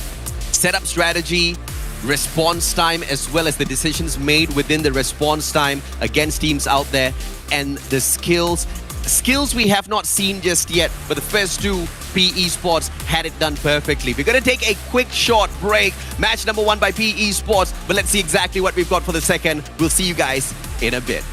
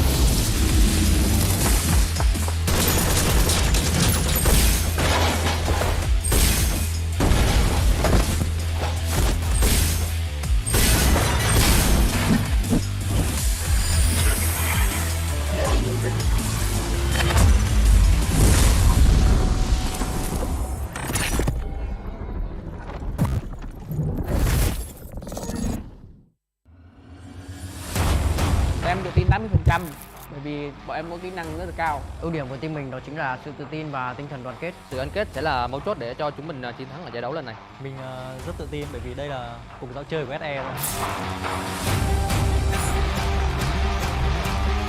ดูมีผมไปหรือเปล่า มั่นใจเกินไปหรือเปล่าลองจะแพ้แล้วกัน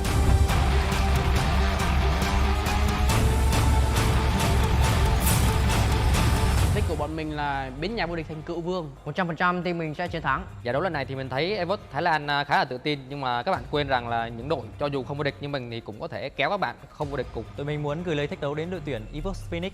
Hãy coi chừng tụi mình. โอ้ยโว้แล้วพี่พวกพี่ก็แค่อดีต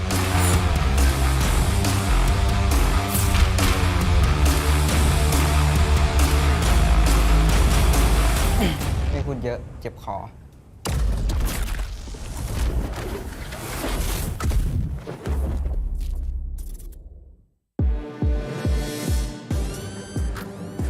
بكل صراحة يعني السيرفر مثل ما معروف الجميع الذي يريد كل أحد يتغلب عليه هو السيرفر التايلاندي، ونكونوا بالصراحة يعني الفريق الحلي حتى هو ثاني كل أحد يريد يتغلب عليه هو فريق إيفوس. มั่นใจเกินไปหรือเปล่าลองจะแพ้แล้วกันเปอร์เซ็นต์ที่จะชนะผมคิดว่า 99% นะครับอีก 1% ให้ทีมอื่นเขาได้เล่นบ้างครับ إيفوس ستخسرون بسبب ثقتكم الزائدة.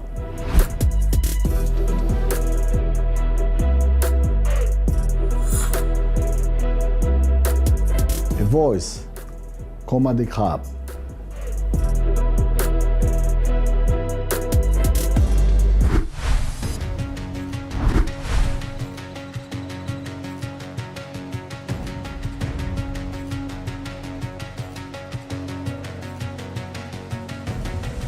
There's something in his eyes. There's a storm within, but it's written in the sky. Let it break me till it's over. Won't let it shake me, no.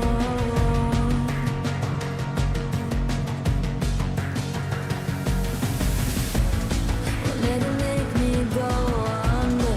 Won't let it make me go under. So now it's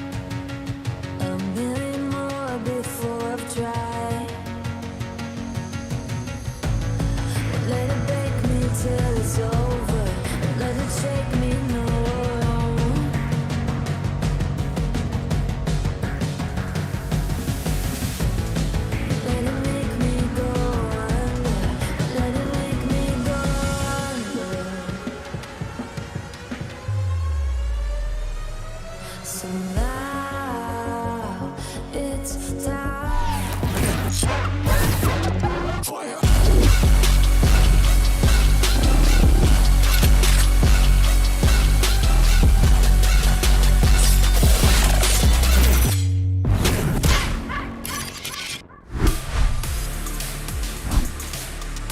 Welcome back to the Free Fire SEA Invitationals. It's time to light your torch and light your fire.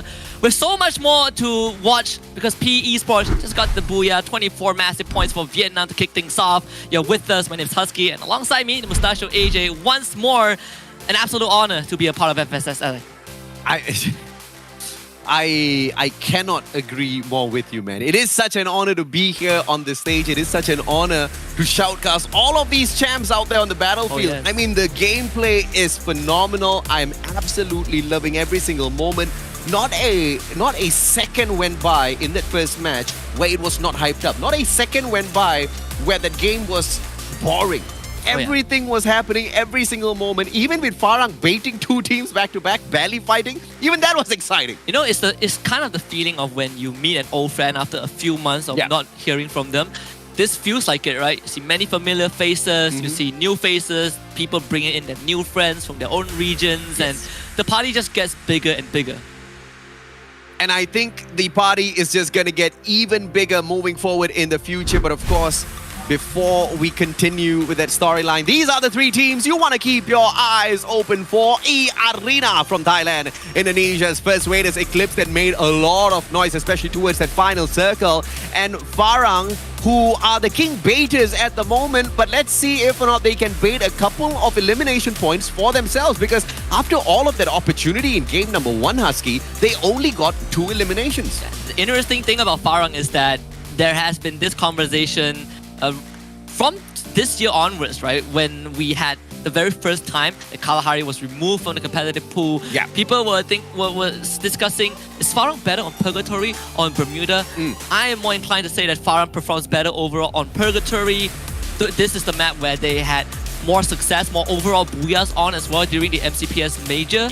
We'll see if that's the case, because you're up against E-Arena, you're up against FR, and you're up against EVO's Phoenix, of course. You're up against the best of the best from Southeast Asia. The chances of you climbing up to the top is going to be extremely slim unless you play every single aspect of Free Fire to perfection. I'm talking about strategy in terms of maneuvering towards the final circle, strategy from that active and passive skill stack that you have as a player, as well as how well it binds and combines with the rest of your team members, and of course, your gun skills out there on the battlefield. With them only getting 2 eliminations within the first match, it's a little bit concerning for me for the MCPS region. I tell you the best part about these LAN events, again, some of the teams are not at the venue, but overall, most of the teams are. And I love it when you have these pop-out moments. I love it when you are using your celebrations to kind of boost your morale and also kind of scare the opponents a little bit, right? We've seen some examples of that. EVO's Phoenix is one of the teams that, if they have a good game, they will make sure the entire stadium hears it. I really do not care about EVO's Phoenix at all. They can bomb out the whole day of today, the whole day of tomorrow, the whole day of day after tomorrow on the 3rd day that they play, and I still would not care, because they just do not die. You will see them in the grand finals no matter what. They did that last year, right? They had out of 6 rounds in the play-ins for the World Series, they had 2 miserable rounds, still qualified for grand finals in first place. And win the championship. I mean, this is going to be a grandfather story when I grow old. But I think it's a story worth telling. We're heading to Purgatory next for game number 2. Bigger map, more space, more loot. But that also means gotta get those vehicles going. I mean, much love to the guy who was in charge of the graphics from the side of IOE Esports, because the runway just between all of those teams and the flight taking off, blowing a lot of smoke in their faces and then finally appearing on this map is a thing of beauty. But the flight path, as usual, on the international stage will continue to be fair to everyone. Cuts right through the middle of the map from the side of Ski Lodge all the way down to Mount Villa, opening up the full compound of every single part of this map for everyone to dance on. But we still have a hot drop. We still do. I'm very surprised that it's Alpha and Vasto Mundo both dropping at Mode House. Coincidentally, being the high tier loot zone, but in this case, we're probably going to see the end of one team very early on. Vastomundo, they've already evacuated one of their members. In the event this doesn't work out, they will at least be able to bring the rest of the team back. Whereas for Alpha, the whole family is in this compound. They got to try and fend off Vastomundo. Vastomundo spread out in the open. They've got a couple of compounds. He's coming back up. Nunes moving slowly in towards the rest of his team members. And it looks like EA, they are the first one with elimination onto LGDS's Roro. Limit gets the MAC-10 squeeze out. And the MAC-10 is one of those guns that you want very early in the game, especially if you've got a hot drop situation. The rate of fire and the damage out of the gun and the control is just sublime. You are going to be able to get those knocks. You are going to get those eliminations. And EA Arena is just knocking everybody out of the park. Yeah, this is E Arena. One more! In their comfort zone. We've seen this so many times. Very, very aggressive team. And especially, I think Orgus. This is the man you really need to pay attention to, because when this guy gets his blood vessels going, he is going to run you down. Even in SEA leagues, right? Look at this. He has always performed well, but Alpha going out of the compound to take the fight straight to Vastomundo. 9TL dropped to almost just 50 health. Lucas going to get swung by two members, but actually they didn't double up together. Blazer 10 just comes right through, tries to fight this one, but it seems like Alpha, they got two knockdowns, having the man advantage right now. Remind also saved by that glue wall. They even lit the campfire just to get the health back. Nunes is away from his team. Blazer 10 knocked out. I mean, Vastomundo, they gotta run. Alpha was so lucky in that situation that they decided to go in for the rush first. And if they had spent 2 more seconds, if they were 2 seconds late, Crusher would have started the ambush first with that backstab and things could have gone south. Crusher now trying to hold the fort. One more player from up top and it looks like Lucas the first one to go down. Crusher 1v3. I don't think this is going to be easy for them. Alpha easy 4 points from the get-go. But Jazaria down onto the ground. G18 does find Crusher either way. And there seems to be a little bit of a problem here, because before they could sort that out, Vastomundo manages to get the revival onto 2 players. Yeah, very, very smart move from Vastomundo. They ran back into the building, used the vending machine, get the revives, and surrender their lives away. Completely reasonable move in this situation. But obviously, if you're Alpha, you're extremely happy, right? You not only secure the entire high tier loot zone, you get 4 points to start things off. Alpha, this was not a lucky one for them. It was all the decision to go in for the rush, because once again, if they had wasted 2 more seconds, Crusher with the position to stab them right in the back would have been able to make the world of difference. That distraction would have opened them up to an ambush from the 3 players on the other side. That was just one of those moments where you know you have to strike quick when you spot a couple of players out there. Wasting time trying to come up with the perfect plan is just not gonna cut it. PE Sports, they seem to be very comfortable in Brasilia, but Maal from the side of Morph will be spotted out by Nero. No shots coming on through just yet, but you know he's going to be hunted down. Nero calls from backup as well. DNP ever so slowly catching up with him. Koja's not going to be able to save Maal if things do go south here, but he does have the revival point. As you can see, Koja already bringing back the 2 players that were down earlier. It's going to take quite a while to capture it. Fuse is generally not an area that people would go to early on. In this case, for Morph, they are going to be in a very comfortable spot. P even going for a bit of a stacking maneuver just to scout out. I believe Mao, he's just going to start firing. That is not going to affect PE too much. Morph, they don't have the firepower to take this. There's even a bunker near where PE are at. So this is a pretty good place for them to hold. A lot of resources to go for. The arena slowly crossing the river from the side of Lumber Mill. Moving into campsite. LGDS backs away from Forge as the first Raiders Eclipse make their way in. Morph on that revival. Will be in a comfortable spot just outside of Brasilia. No need to travel all that too far. Early spot from afar, and it looks like it's going to be PE. Just behind the glue wall. That's a very daring move coming on through. And Don't Cry gets Maal with a fantastic headshot out of the Woodpecker. Koja trying to go in for those double shots onto the head. Misses. Another glue wall pulled out. Behind the tree he goes. And now the bush is just covering him. And he smacks the funnel. He smacks the little chimney out of frustration. Morph does not get to take down the player from the side of PE. Oh, that is not easy to land. Those shots. I mean, both teams trading 1 knockdown each. Both of them take brought back out. So not big of an issue right now. You can see that only LGDS has lost members in this case, losing 2 members early on. Everyone, I think Vasto Mundo also lost 2 of their members, but overall, the rest of the teams still in pretty good hands. P off to a slower start, but you look at the distribution, AJ. Very, very far and wide, right? They're running this 3-1 composition, but at the same time, it's also that they feel really confident that no one is in Brasilia, so they're just looting up all of these houses. And this could be a problem for other teams if the circle goes to the center. And of course, they do believe in the capability of New K. We did manage to spot his inventory as well. 11 of those glue walls on him. He has got more than enough medkit to kind of hold the fort, to kind of play defensively whilst he waits for that backup and the rest of his team members not too far away. So I like the way PE is playing this. Whoever their coach is, whatever guidance is giving them, I'm absolutely loving it. Now Morph needs to be a little careful here because PE still has got their eyes on them and they are going to go in there for the attack. Ever so slowly they cut the distance and Morph seems like they're playing right into their hands. They're both finding the circle at the same time. On the other side is going to be EVOS Phoenix moving in from Quarry towards Marble Works, and this is going to be open defensive grounds for them to acquire first before Farang moves on into this next circle as well. And remember, Morph actually knows where PE are because they did have the high ground prior to this circle.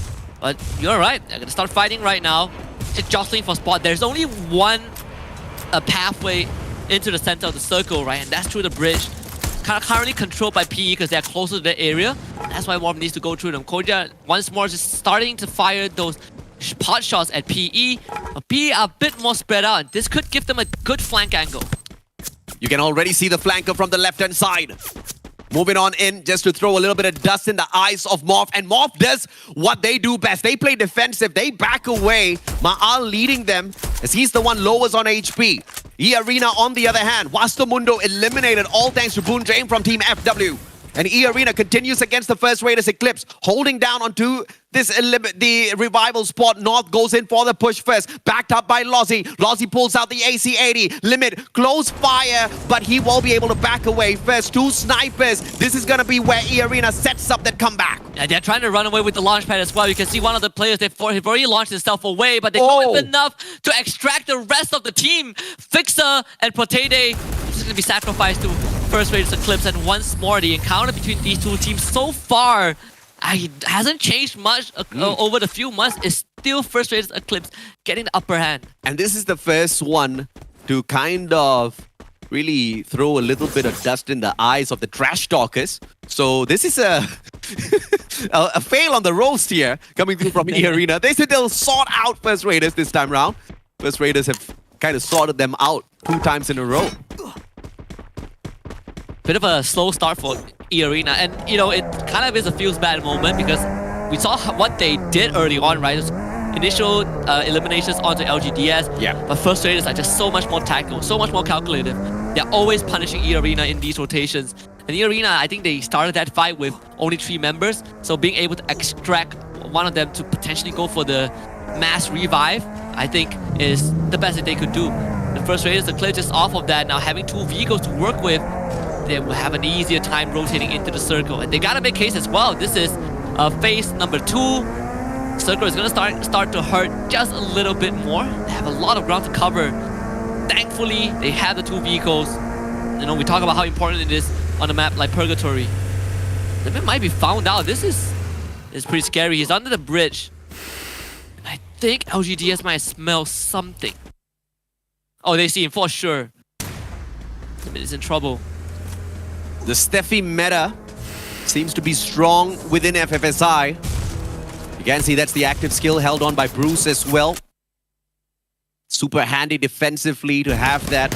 Not only do you get that extra durability in your armor, but the damage from ammo will reduce by 20% every single second. And this lasts for 15 seconds upon activation. Grenade will go wide. Roro still alive. But this seems to be the end here as First Raiders move on in for the finisher.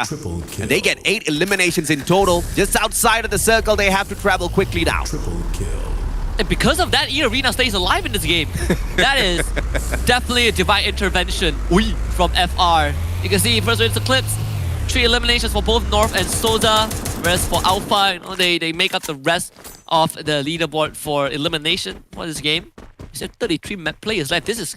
That is a lot of people for a game for a round that has transpired for almost 11 minutes. EVOS Phoenix, they've got their eyes on Farang.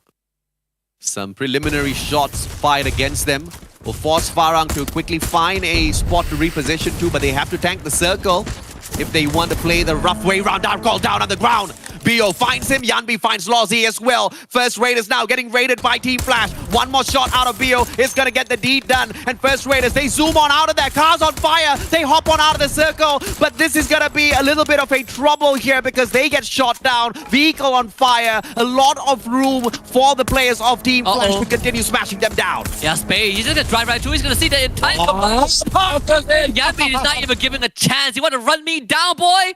Taste this nade and fires. He's also caught in the open. That's 2 vehicles taken out. 3 vehicles, all of them blown up by Team Flash. Farang forced to take this fight against Team Flash. Not easy out in the open. Maybe Jembao can save him. He actually takes out Darko. That's not Team Flash. That's FR. You gotta fight the enemy in front of you, people.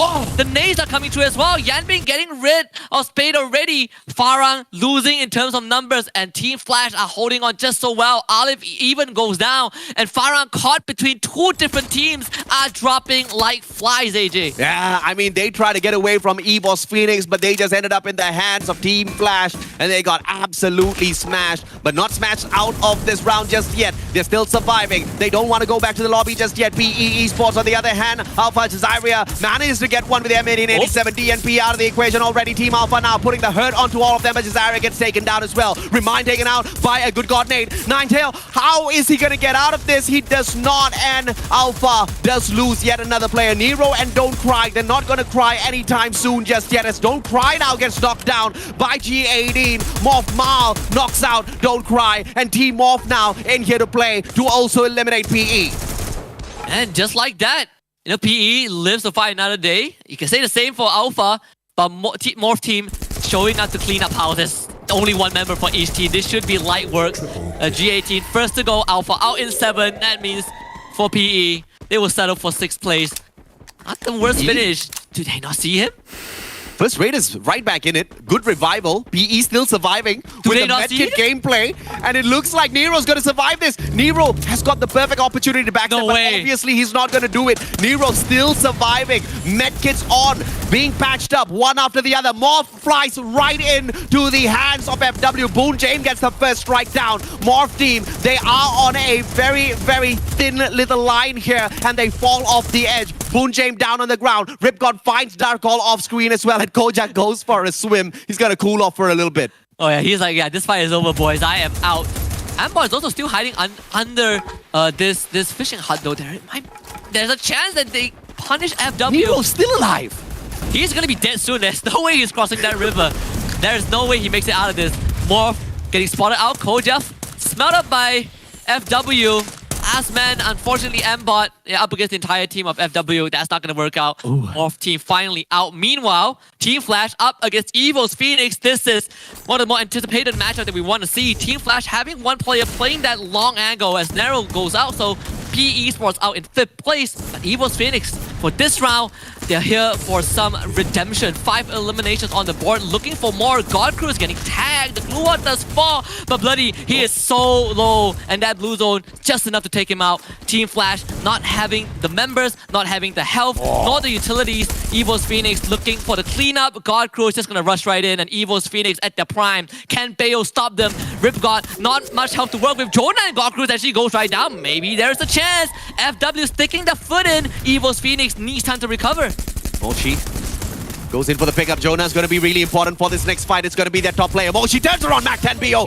God Cruz down on the ground, but EVOS Phoenix survives as Team Flash gets their lights knocked out of them. The glue wall smash to the one and only 9 fan from the side of FW. Grenades. And it looks like EVOS Phoenix gonna eat a few. Here comes FW now. Nade after nade after nade after nade after nade. 9 fan manages to get God Cruz out of the equation, and EVOS Phoenix gonna bite the dust once again in the 3rd spot. Completely obliterated by a shower of grenades. And FW, they know they've got this. Nothing much Lozzy could do. FR is out. And FW puts one on for Thailand. And this team off to a great start. 4th seed from their own region. And they got a booyah, 23 points, including the 11 elimination points. But I tell you, who is the secret winner out of all of this? FR once more finishes second. You cannot underestimate FW Esports. They outdid the performance of Attack All Around, ex-world champions, as well as Nigma Galaxy, the ones that got third on the world stage. This team is not to be messed with, and it was a perfect play towards the end mechanically. Nade after nade after nade. EVOS Phoenix could not do anything about it. They did try to erect those glue walls, but there was that extra perimeter damage out of those nades. They just squeezed them out. Glue wall melters all around as well. They were taking down those walls one after the other, and EVOS Phoenix just did not have enough time from the previous fight to recover. Yeah, and in these situations, they do happen every now and then. You know, there's nothing. I think nothing to discredit EVOS Phoenix. They were just put in a situation where it was virtually unwinnable. For FW, we looked at game 1. They had a great chance of winning, almost made it, but they redeemed themselves in game 2. Perfect rounds. In fact, right, top 3 for round 1, booyah for round 2. You couldn't have asked for a better opening. Once again, man, I don't care about EVOS Phoenix. These guys, they play to die in the early stages. They play to die in the early rounds just to make that phenomenal comeback, just to make us scream a little bit louder towards the end of the group stages. We've come across that situation one too many times, so we're not going to lose our minds just yet. But Gatal had the opportunity from the side of Alpha to make the biggest of difference in that gunfight earlier. But with him going down, the whole of the defense for the side of Alpha came crashing down. Yeah, I think, you know, for Alpha, there's nothing much that they could achieve in that situation. You also have this exchange between Farang, who I had a bit of a question. The decision-making of Farang, right? Clearly, if you lost one of your members and the vehicle, there has to be a shot call. I think Farang just felt a bit gutsy. They had the confidence, tried to run straight into Team Flash, and it completely fell apart. Yeah, Malaysians say "Langga je bro." You know, let's just rush it and find out exactly what happened. The team that has that as a slogan isn't even here, AJ. They didn't even qualify, right? They barely. I don't think they scraped through to the finals. Yeah. So unfortunately, but we understand where Farang was coming from. Oh, yeah. They initially got tagged up by the players from the side of EVOS Phoenix, and it was either they rush in straight to meet EVOS Phoenix or they find a longer way around. And just luck wasn't on their side because the route that they decided to take just had 2 teams already doing battle. Oh, yeah. One drives in, and I get where you're coming from. Like, what's the other guy, what's the other driver doing? Driving straight into the exact same spot. But where else does he go, right? Because his car was already smoking. He was about to get blown up outside of the circle. I mean, that was the first car, right? The other 2 were really far away. I would understand if they were side by side, but you have to understand they came in one by one. It was pretty weird. I think, you know, by the end... I saw the ideation though. He was, the second car was trying to ram the players and then try to get a head start, right? But you gotta see the reaction time. I believe it was First Raiders that they were attacking at that point. They were attacking Team Flash. Team Flash. A good glue wall puts a quick stop to that vehicle crash. The glue wall is the one that takes the damage. Car gets blown up.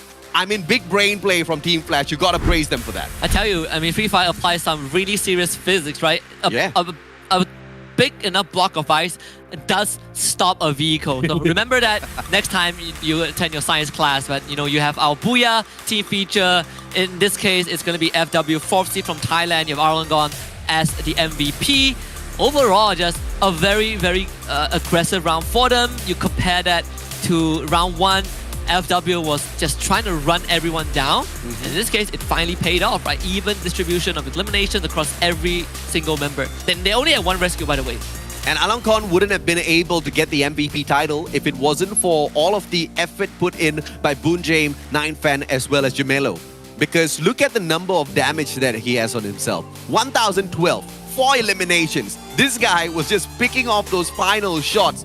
But you know, he needs to thank the rest of his team members, but that's exactly what FW is all about, right? It is that teamwork that brings them all the way to the end, and they played this really, really well. Let's look at the team comp and see exactly how they managed to strategize their way up. 3 homers! Ooh. 3 homers as their active skill, and you've got Steppy backing them up with that extra bit of armor, reducing the damage.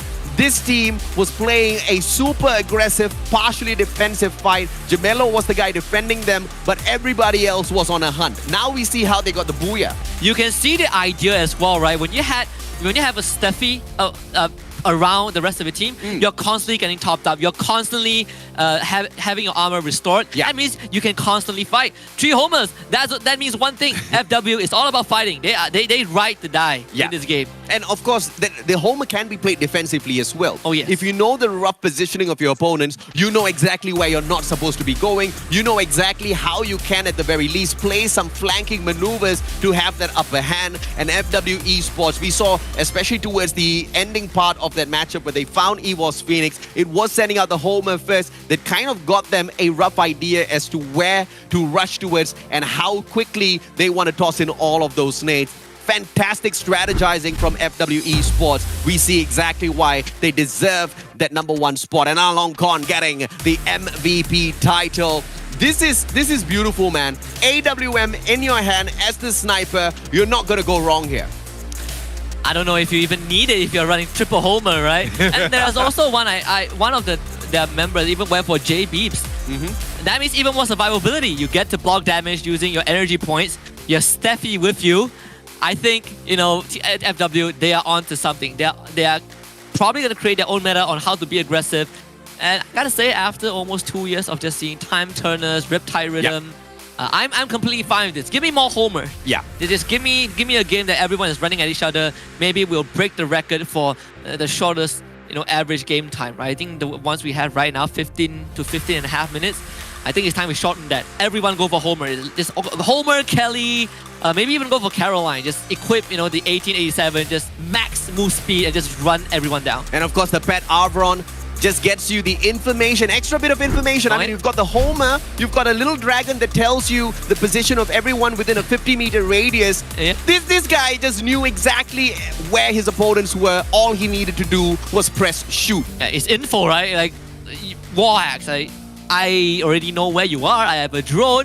Well, I also have a pet that tells me where you are. I've got a great team. Guess what? I have J Beeps with me. Can never go wrong with that. I'm blocking damage with energy points. I'm getting Steffi top my armor up. I mean, like I said earlier, right? But before we popular weapons, G36, MP5, M1887. Yes, you can tell both of us are very excited about how this second match went. We talked about how skill makes such a big difference. Oh, yes. But it's also the strategy. Not just the strategy in terms of rotation, but the strategy of your active and passive skills and how you stack it between your team members. And FW just had the perfect recipe leading into this game. I'll tell you what would make it even crazier, right? When you run homer, you have Kelly, you have Caroline, Steffi, and then the other one runs the same, but you swap Steffi out for J Beeps, and you have one Arlock. You are just going to run it down. You most definitely are, man. I mean, one of the meta runs, if you guys want to, combine all of the active and passive skills, you got to do it right. It's not just a quick method of picking and playing. And that's why you want to be tuning into a competition like the FFSI. It's not just to watch great plays, but it's to watch how they strategize to get up to the top. 24 points picked up by FW Esports this time round. And first Raiders Eclipse. Look at the consistency out of this Indonesian squad, man. Second spot once again, 8 eliminations, 9 placement points. I can't complain, Husky. That's what I mentioned, right? At the end of the round, FW Esports, they got the booyah, but you also have a secondary winner, which is First Raiders Eclipse. And now, more often than not, these teams, even though they're not getting the booyah, but they're consistently there, in the long run, they actually benefit a lot more. We've seen many examples, right? You can get a booyah now, but who's to say that you're going to get a booyah in the next round? But if you're in a position of First Raiders Eclipse, you're constantly getting top 3, constantly getting top 4, you're constantly getting enough points to keep yourself with the first place team, that's going to be good enough. And the result speaks for itself. First Raiders Eclipse, by the end of game number 2, are currently leading by 4 points. 39 total points for them. FW Esports coming in second with 35 and P Esports in third with 33. Some fans do get offended when I don't really hype their teams up after they hit the booyah. And I consistently talk about consistency. Oh, yes? This is exactly why. Because you don't necessarily need that booyah if you have good consistency. And that's exactly why First Raiders Eclipse are going to be one of the most threatening teams out there on the battlefield. But we have to understand this is not the be-all and end-all of it. If not, it's not the FreeFire World Series play-ins where you only have 1 day of performance. 6 days in total for all of the teams to get exactly what they want to do out there on the battlefield. So as long as they maintain this, they don't have to worry about anything. But I want to see this in the grand finals as well. Alpha 5th spot. Now this is something I'm very, very surprised with. I mean, this MENA squad, they just rose up from absolutely nowhere in comparison to game number 1. Hey, and then you look at the roster, the older roster back on the World Series, right? They were really struggling in a lot of these rounds against the top teams around the world. So to see them in 5th place by how they played these 2 rounds, I'm not going to complain too much. I think for the region itself, this is already a milestone, right? Can they keep it up until the end of the group stage? I think that's another conversation to be had by the end of next Sunday. Yeah, salute to Jazairia, because this lady has been playing it so strategically all throughout the day, right? And safe plays are going to get you a couple of extra points. We saw that she could have gotten taken out a little bit earlier in the second round, but she played that game of survival. She hid away from all of her opponents long enough, patching herself up by medkit after medkit after medkit, getting herself one better placement as opposed to the team that went down a little bit earlier. But we're going to take a quick short break here, ladies and gentlemen, boys and girls. When we come back, it's going to be round number 3.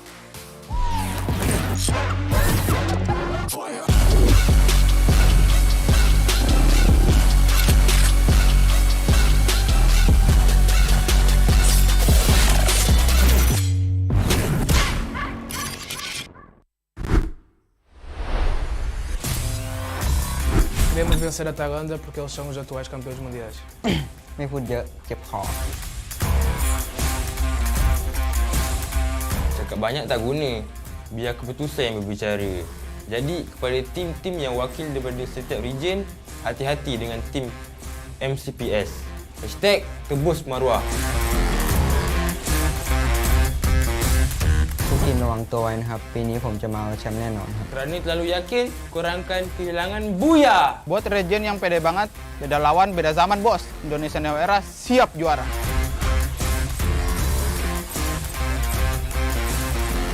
Semua tim sih pengen kita kalahin, soalnya kita pengen juara. Talvez eu só dizia bom jogo, porque esta vez foi a nossa vez. Na próxima talvez será a deles.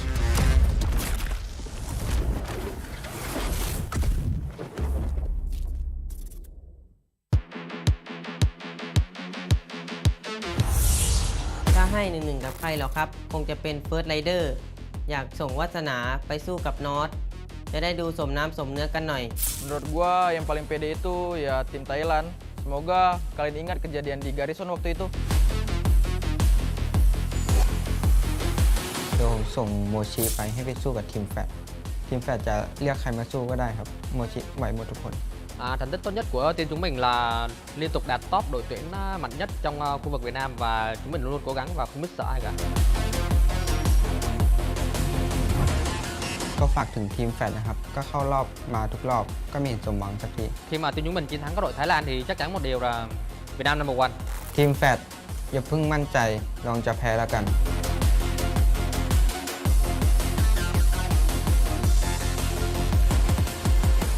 ฝากถึงอินโดนะครับ ครั้งที่แล้วแค่อ่อนให้ ครั้งเนี้ยของจริง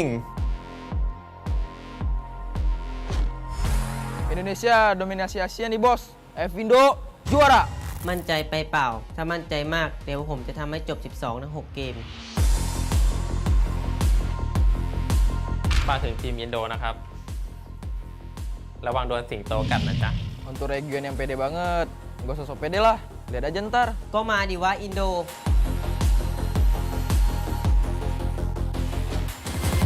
Easy win bro.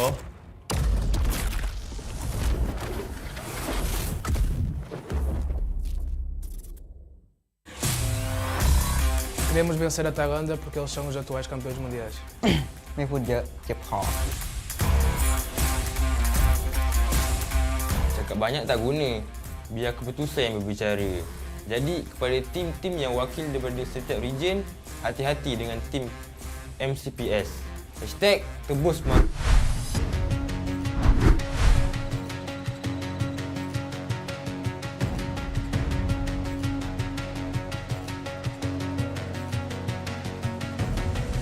There's something in his eyes. There's a storm within, but it's written in the sky. Let it break me till it's over. Won't let it shake me, no.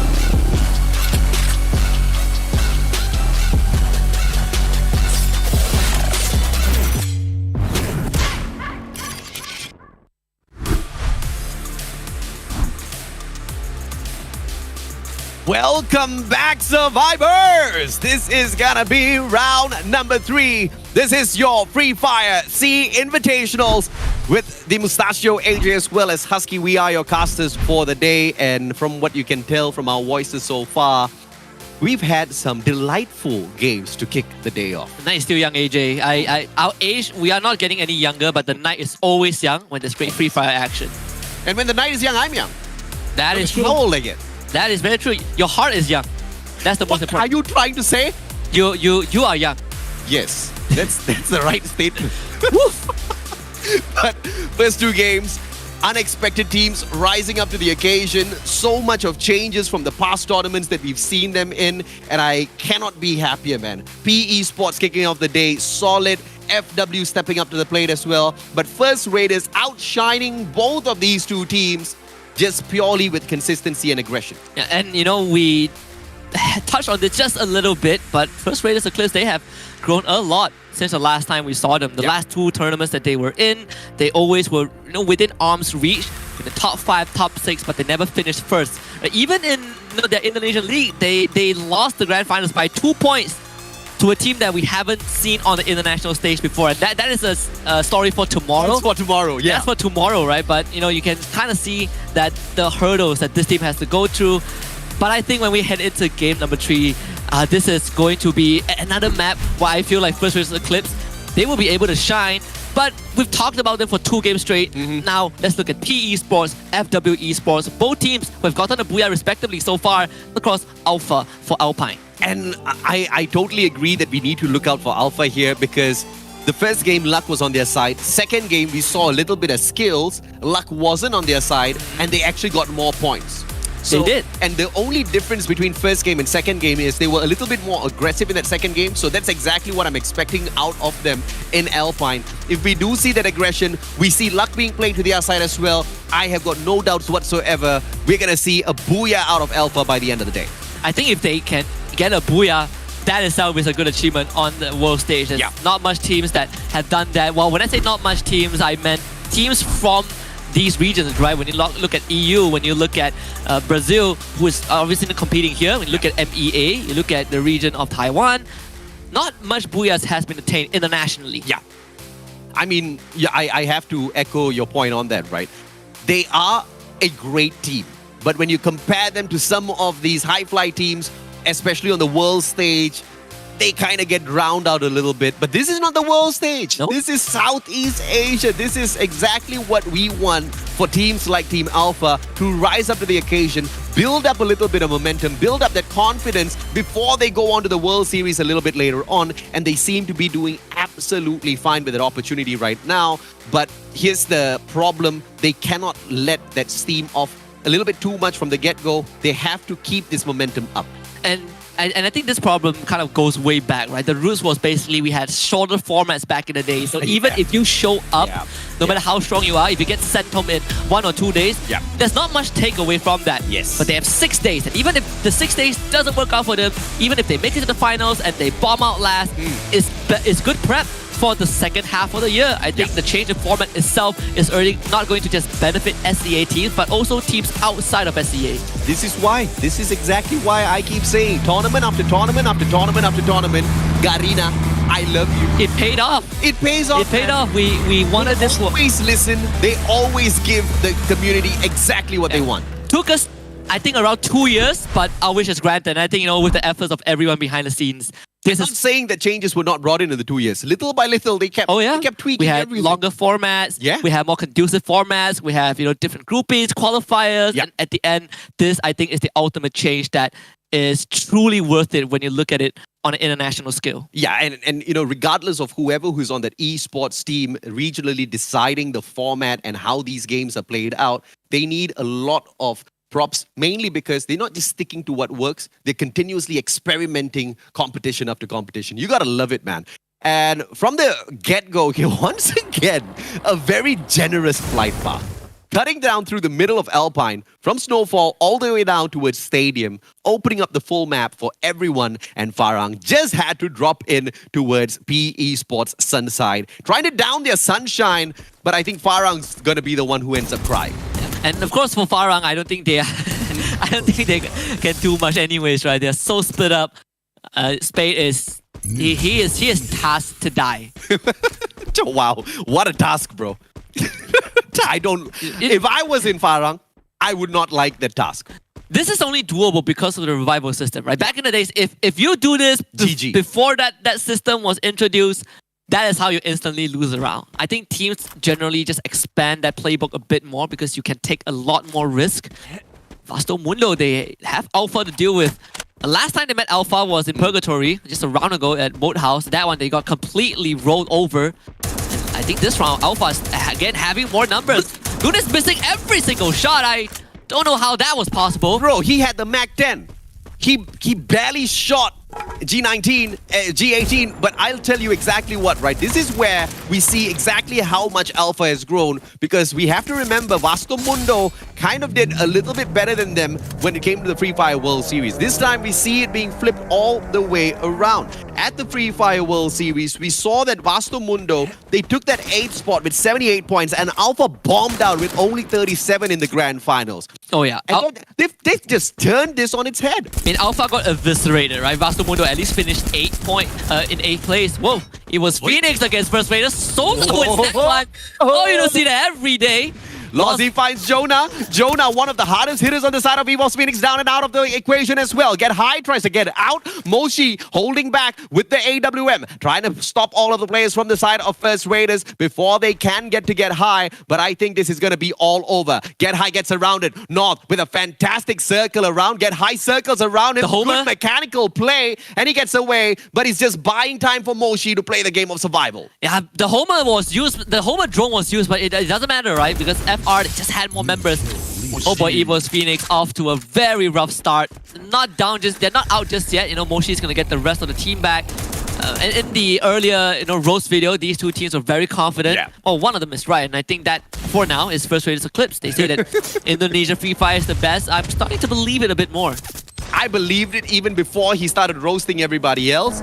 But we also need to see their performance on paper, especially on a stage like this, because the world stage so far has been dominated by Thailand. Excuse me? We want to see Indonesia kind of wake up a little bit. LGDS circling on around. August goes down. Glue wall saves Fixer. Fixer, fantastic double glue wall pulled up, and that's going to buy him a little bit more time. Fixer turns around with MP5. Backstab from Protete. Protete finds one, but he gets knocked down onto the ground. Fantastic response by LGDS. Yuan takes Protete out of the equation. Limit and Fixer, they have to back away. Fixer tagged up as well. Can he save himself? It's going to be those nade after nade tossed on in, and E-Arena survives for a little bit longer. They want to get to that revival platform at the very least, that vending machine. Yeah, LGDS, they're chasing after E-Arena. They have the numbers, right? So why not just knock out E-Arena as soon as possible? Limits completely caught. They have the revival point right in front of them. They just cannot get there.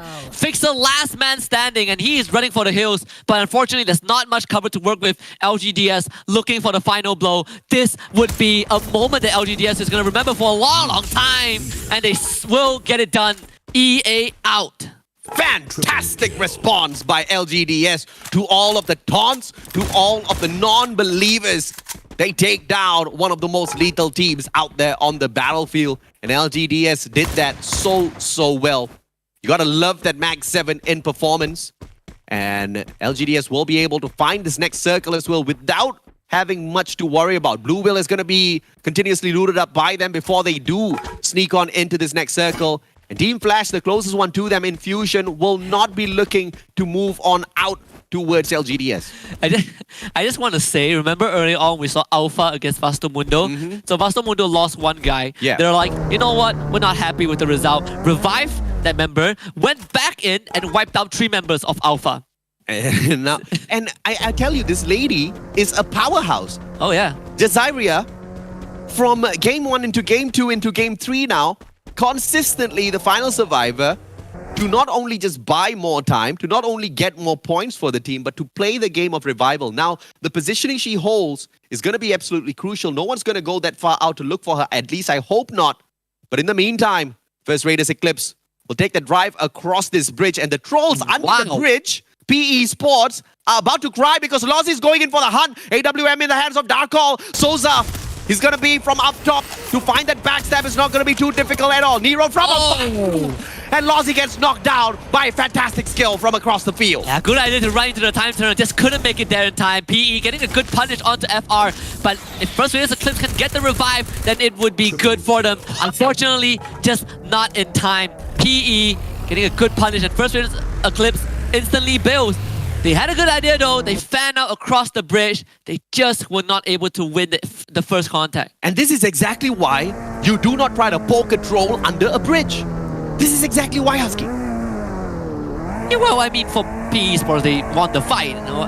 No, they were the trolls. Yeah, bro. I mean, FR had a good chance, but it was a bit surprising. I think that the idea for them was, again, fan out on the bridge. Yeah. I didn't expect them to do so at the beginning. I thought that they would, you know, at least stack out 4-man to try and clear out that bridge. Definitely was an interesting idea, but they have found a revival point, so they will be able to get the rest of the team back. I think not too big of a deal right now if you are FR, but you do have to be worried about FW, who are at base camp, currently moving towards Sunside.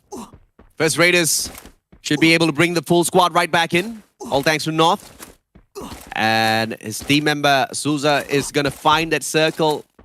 They do have a vehicle to get them into the next compound, but they gotta move. FW on the hunt. 9-fan, Gemello, as well as a long cord from the right-hand side. And it is gonna be that left-hand side flank that hurts them the most. North! Oh, hit no! from the back, and Boon James is the one with a shot, and the left-hand side flank will serve them well. Yeah, they did it in time. Those two will go down, but North was able to stay on the point for long enough, so his teammates will be brought back. FW gets 2 free points, but FR lives on. But the worst case scenario though, these two members, nothing to work with. They have to loot again. Nothing to work with, but nobody's in this compound, so looks like luck's on the side of First Raiders. Team Flash down below. EVOS Phoenix lost their most proficient sniper, but Get High still alive and kicking. Moshi's been picked up. EVOS Phoenix right back on their feet, and they can back away. And Team Flash can't do anything about it, all thanks to this good elevation up on top of this hill. EVOS Phoenix turns around. They want to punish them for tickling the players on the side of EVOS. Jonah, right-hand side flank. Can he find a shot? Get High as well as Moshi. The snipers will need to find their targets first. But Team Flash with a quick reposition are not going to get hunted down anytime soon. From afar, it's your homeboy, Husky. Yeah, it's my homeboy. My bloodline is going strong, baby. Well, Farang just lost one guy to that. Never thought I'd see the day that LGDS is gonna overcome Farang. I mean, it's not done and dusted, but Farang, they're left with 2 guys. Your bloodline's legit, man. One's shoutcasting, one's playing his life out there. I mean, we are trying to take over the world, AJ. Don't spoil our plans. We are doing it one tournament at a time. Ali, if he's gonna be trapped, Bruce just runs in, just absolutely beats him to a pulp. Jembao, last man standing, spotted by Ng, who's on top of the watchtower. I think Farang gonna be looking forward to an early exit at this point. Yuan from left side, Roro from the right. Nate also thrown in as well. The glue wall's not gonna stand for long. Jembao found 1 with the M10, maybe. 1v2, bye-bye. 1v2, not that easy. Not much health to work with. They're just gonna bulldoze through this glue wall, and yeah, the deed is done. Well, Farang actually still alive, but LGDS, they have 7 eliminations. I mean, LGDS is just playing this on a whole other level. I'm so happy to see this out of them. And it looks like Bruce brings in his team member Farang, finally eliminated from the equation. Team Flash, they've got their eyes on LGDS now. A little bit of a river separating the two. Both of them have got the circle. That bridge has no troll underneath it. It's just got a body of water. No one's going to swim across. LGDS backs away. They control a revival point, so if things do go south, LGDS still stands a chance. Team Flash now has to go in for the approach or back away. They got to decide right here, right now. Yeah, Yuan almost got shot out of the sky as well. Thankfully, it landed in time, so it will be able to give him some of the equipment. He's holding an incredible spot. I think if Team Flash don't get him off of that tower, they're going to be in a world of pain when they try to rotate right now, because that gives him basically bird's eye view over the entire open area leading into the safe zone. I think LGDS can afford to rotate late just because of that. I mean, with a marksman in hand, with a height advantage like that, Ng's going to be an absolute slayer. But this next circle leaves them high and dry, so that position is going to get given up. LGDS does not get to abuse that all that too much. FW spots out PE Sports. The #1 Booyah squad going up against the #2 Booyah squad. FW trying to take out PE Sports, and DNP taken out of the equation. Halongkorn out, DNP down. Don't cry, starts to cry. SP Esports is stuck out in the open. They've got a jump pad. And Nero flies on into a safer spot with Rosa in hand. PE Sports will continue to survive this. Yeah, good move right into the circle. So you not only make it to the safe spot, but you also get to have a compound and reset yourself. I wonder if FW is going to chase after them though. They do have a vehicle. Uh-oh, PE. They thought they escaped, but they ran into Morph teams. Another one of those Thai representatives, and this time PE is not going to have a decent round. Not like round 1 or 2. They're going to be out in 9th place. And FW ends up stealing all the kills away. A Morph team did all the hard work and get nothing. Let's see if or not Morph team can break their way up EVOS Phoenix. They've got a little bit of company. First Raiders, the most consistent one going up against the world champions. Double world champions.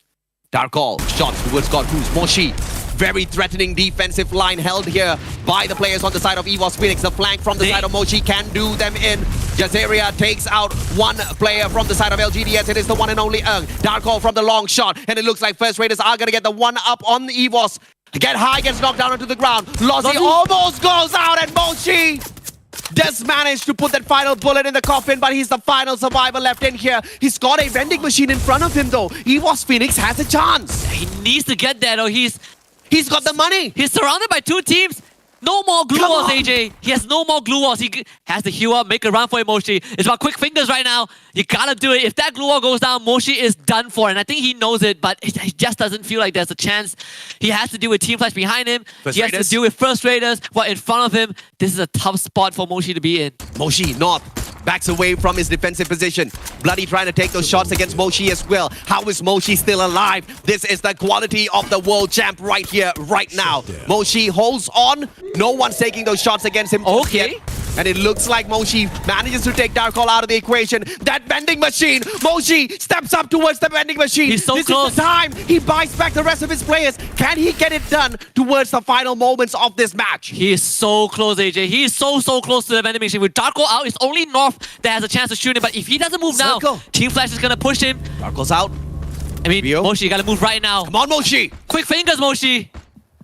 Run for it, boy. And it looks like he's going to make us continuously wait. The circle moves on. North getting tagged up. Moshi's getting tagged up as well. In the meantime, Team Flash takes the jump pad straight towards the players of Vasto Mundo. Right in front of Vasto Mundo, it's going to be Team FW. Vasto Mundo needs to decide, do they want Team Flash or do they want FW? One of the two. Either way, it's going to be Moshi brings back the whole squad of EVOS Phoenix, the undying EVOS Phoenix. Oh, EVOS Phoenix now has a good chance, but they got to try and find some weapons though. The circle is very small. So Saber as well. First Raiders is back in action. We are not done just yet. 6 teams. 14 minutes. You don't get to see such a crowd in the final circle. Only in FFSI. Team Flash pushing through. Vasto Mundo makes it pretty far this time. My God! 2 players outside of the circle. They buy their full squads right back in. Darkall quickly went back in, quickly went back out. Unfortunate for him. Team Flash will take him out of the equation. Souza gets taken out as well. It's gonna be North who brings Darkall right back into the play. And this is just an undying squad for sure. Team Vasto Mundo, the closest one to that final circle. Team Flash gonna be kept here. FW on the other side. Morph squad in the house as well. This is gonna be a tough fight towards the final circle. FW, they're gonna push Vasto Mundo right now. So Vasto Mundo, can they hold off? They have the numbers. FW, they're only sending in 2 members to start it off. Crusher is gonna defend the back of the building. FW, they have someone playing sniper. And Crusher, he's doing a good job with the grenade launcher to keep FW away. But this circle is going to bring everyone to the main road. This feels like a street fight right now, AJ.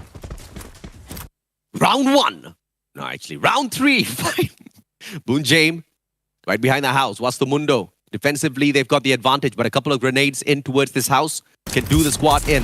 FW with the most elimination so far gets tagged up from afar. Along God needs to back away. 9 Fan no longer able to back them up. 10 eliminations so far. FW looks like they're going to be hot. Darkall out by the circle. Only 4 more teams left. Mob team's going to make their way towards Team Flash. Team Flash cannot do anything but to take the fight up against them. And look at what Vasto Mundo is doing. Vasto Mundo has to start moving. They do have the compound, but they also want to get FW away from them. Yeah.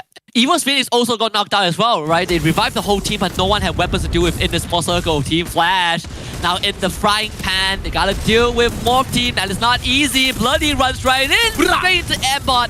Ambot just makes quick work of him. Yanbin by his side. Koja is gonna get traded, but Yanbin needs help. Help came through a bit too late. Ripgon now has too many fights to deal with, but was able to find Solid just for a while. Out from afar, and the nade from Susanna ends it off for Team Flash. And more teams are still kicking. Meanwhile, on the other end, Vasto Mundo handling FW pretty darn well. FW going for this back-to-back booyah. Can they do it? They need to take Vasto Mundo out of the equation first. One good grenade here. Team is going to take them out. It is a good glue wall melter tossed out by the players on the side of Vasto Mundo. Time Turner is going to defend them for a little bit. FW, and now all of those glue wall melters being sent towards FW. They don't have much of those defense. They erected either way. Boon James really low on that HP. He needs that backup. Halongkon, can he be saved? Boon James now down on the ground. Halongkon, pick your team member up. Boon James is going to be left high and dry. Halongkon finally turns around, and Boon James does not get saved. The circle pushes Halongkon back in. Jimelo will have to hold the line with him. Blazer jumped over the glue wall as well. He's going to take this fight into more.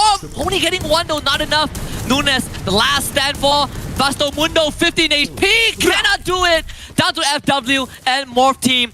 2 versus 2. And they're gonna have some time to pack themselves back up. But Morph Team goes on the assault, the glue wall, keeping Ambot alive. Ma'ao joins, but just could not put in the finishing touch. FW, they lose Alongkorn. And Morph Team, just by the very end, able to get that booyah out of FW's hand. Thailand once more putting the booyah on the table. Almost a back-to-back booyah for FW, but morphed into the victory of Morph Team themselves. But you know who's going to have that #1 spot? All thanks to FW's back-to-back effort to rise up to the occasion to get into that final circle. What a well-played round by Morph Team, playing it safe, keeping themselves out of trouble, not getting really aggressive with the rest of the teams. But it is going to be Ma'al, the MVP, coming through in this third game. Gotta correct myself, it's for Indonesia. Morph Team is 3rd seed of Indonesia. Messed that one up a bit. But hey, all these are individual regions. Got a booyah for Thailand, got a booyah for Vietnam, got a booyah for Indonesia. That's exactly what the SEA Invitational is all about. Southeast Asia rising up to the occasion. It is a heck of a booyah coming through for Morph Team.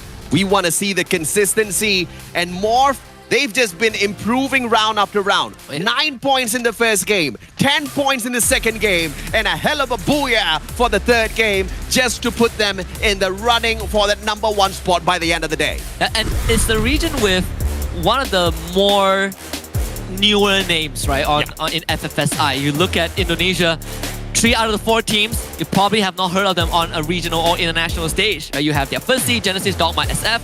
You have Morph Team, the 3rd seed, and you have GRC Aphrodite, which is the 4th seed. Only First Raiders Eclipse feel like the household names, but everyone else, this is like their debut on the international stage. I swear to God, I cannot wait to see what Morph Team can do on this level. I mean, I want to keep this storyline for you guys tomorrow, but I'm gonna spill the beans right now, man. If you guys don't follow the Indonesian circuit, Genesis Dogma, they scraped through into the grand finals. They were dead last. They were in the 12th spot. And when they went into the grand finals, they were on a roll. They walked away as the #1 seeded team out of Indonesia. I don't know what you want to call that, but Lady Luck was sure as hell on their side on that day. Hey, I'm telling you, if your team name is Genesis Dogma SF, or no, you look at the definition of these words, you know you're going to achieve great heights. So, again, that's a story for tomorrow and Sunday. You know, they have many chances. They have 12 rounds to prove themselves as well. But for Morph Team, the spearhead, the tip of the spear, right, for Indonesia. You know, first 2 rounds with First Raiders Eclipse consistently getting 2nd place. And now you have Morph Team getting the booyah on round number 3. I would say it's a pretty good start. You can kind of see how the Indonesians are really starting to ramp up their gameplay overall. Because every time you compare them to Thailand, Thailand always inches in terms of victory. But I'm more curious later on when we look at the team composition, what is Morph Team running? We saw FW just running 3 homers because they could not care less. But is Morph Team going to doing the same? I don't think so. Well, we will find out in a little bit exactly how the team composition is and what led them to victory. Apart from being a little passive all throughout that matchup, they weren't the most aggressive except to the very end, where they thought, okay, we don't have a defensive compound. so we have to act. Remember round 1 on Factory? That was the exact same team. Yes. That survived until top 5. Defense, not stepping out until the very final moment. We see the exact same strategy in game number 3. So we know how they're playing this. And finally, that defensive maneuver has led them to a booyah. Let's take a look at the statistics of the team that got the booyah and see exactly how they stacked up against the rest of the teams earlier on. 2,831 damage coming in from the MVP himself with 4 eliminations. And look at this, Husky, a total of 11 eliminations for Morph team. This was not a slow round for them. I'm telling you, on the highest level, everyone has double-digit eliminations by the end of a round. Especially if you have booyahs, it's always more than 10 kills, right? We always talk about the magic ratio. If you have 8 eliminations and a booyah, that's 20 points. That's the bare minimum. Anything above that is your average as a tier 1 team, which is 10 to 12 eliminations. Anything beyond that is extraordinary performance. In this case, we had the bare minimum from the first 2 rounds, from the first 2 teams. Morph team now putting the same kind of performance on the table. Ma'al, as expected, was the guy who stepped up to the plate. He was the most dominating player out of Morph team from the very get-go of this round. And he continued that performance all the way to the very end. But we have to give praise to Ambot as well, who provided him that support that he most desperately needed.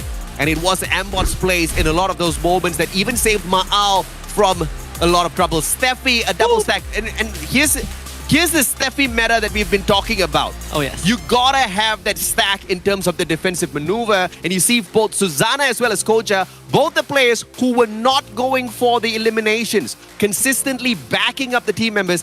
They are in charge of making sure the team survives. And you can see the attacking setup coming through from Ma'al as well as Ambot. They are the ones tasked to go and take that attack against the other teams. I love this composition. Especially with Skylar, right? The Riptide Rhythm, it is an ability that when it was first introduced, all we saw were Riptide Rhythms flying across the map. Like one battlefield would have like 10, 12 sonic booms. But now it has fizzled out a little bit, replaced by more chronos. But it's good to see that for more team, they are still sticking to what works when in these tight situations, when you survive to the last stage, and Glue War is a very important defense mechanism. Oh, Skylar becomes so good. And you have to love A124 as well. The thrill of battle active skill allows you to disable the skills of your opponents. In those CQCs, especially in that final circle battle, that's exactly how they overcame so many of these teams. When you're up against especially Chrono, right? Chrono or Homer, you want to get rid of these abilities, especially Chrono, who loves to kind of camp in an area, protect themselves from utility. Well, now you can't do it anymore. You get to detect the number of enemies in an area of 50-meter radius as long as Arvon is your little pet. And that's exactly the choice of pet for Ma'al, with the AWM in his hands, as well as the Riptide Rhythm on standby. This guy was an absolute wrecking machine out there on the battlefield. Game of information played to perfection, especially with all of what he was gathering out there. You gotta love this, man. It's not just the gun skills, it's also the setup. For a lot of the Free Fire players out there who play this game casually, you have to focus on the composition of your team if you want to rise up to the top. And I'm starting to realize, AJ, that a lot of these teams are running information, right? We say a lot about Arvon, at the pet. Auto as well, when you eliminate an enemy, you get to detect nearby enemies with the memory mist. That's information. Yes. You also have Iris. That's also information. Yes. You have Homer. Also information. Yeah. At this point, I think we just let all the players see where everyone else is. And I think they've just learned this over time. Let's look at the popular weapons used over here in this round. The G36, 12 times equipped, was able to handle a lot of those long-range, mid to long-range engagements. The MP5 as well as the M1887 for some of these closer combats in terms of distance. And at the end of the day, it's how quickly you switch between your weapons and how quickly you respond out there on the battlefield in combination with all of that active and passive skills that you bring into these matches. Yeah, and I think it makes a lot of sense that you see a lot more G16 right now, right? Because I think prior to this, when we have lesser auto, when we have lesser iris, you're looking at a lot of shotguns. Charge busters, the M1887, that's where you see Hayato get used very often. I mean, it still gets used now because when you go to CQC and you're low on health, Hayato's passive kicks in, suddenly you have these you can have these miraculous moments. Yeah. The lower your HP, the more armor penetration you have, you get these one shots. It makes you look absolutely fantastic. So far, I don't think the teams need it.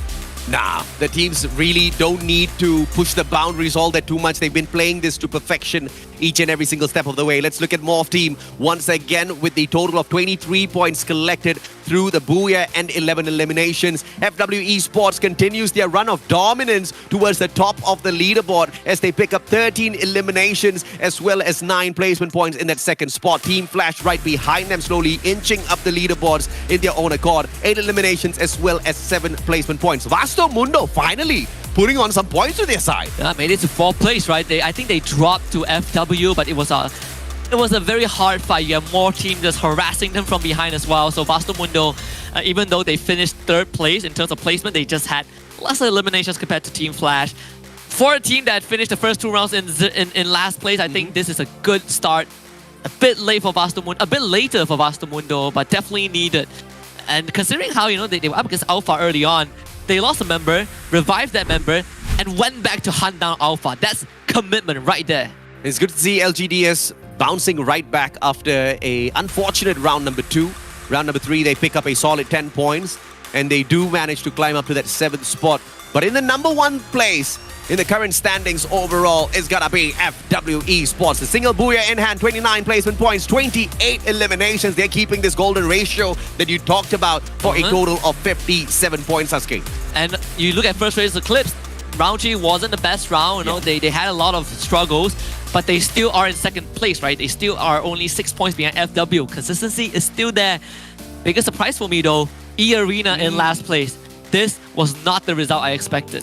But it's E-Arena at the end of the day. They did run their mouths. Unfortunately, they got their mouths shut up very quickly, but there's still a lot of opportunities. In fact, this is just the halfway point of day number 1 of week number 1. Yeah. So the comeback gameplay, we've got a lot of time for that. We got plenty of times to kind of go through all these rounds and watch these teams bomb out, make mistakes, and still recover. Older format, we would have ridden them out immediately. I mean, you don't have that many opportunities in the older format. In the current format, on the other hand, which is why, once again, we love the fact that this change has been brought in.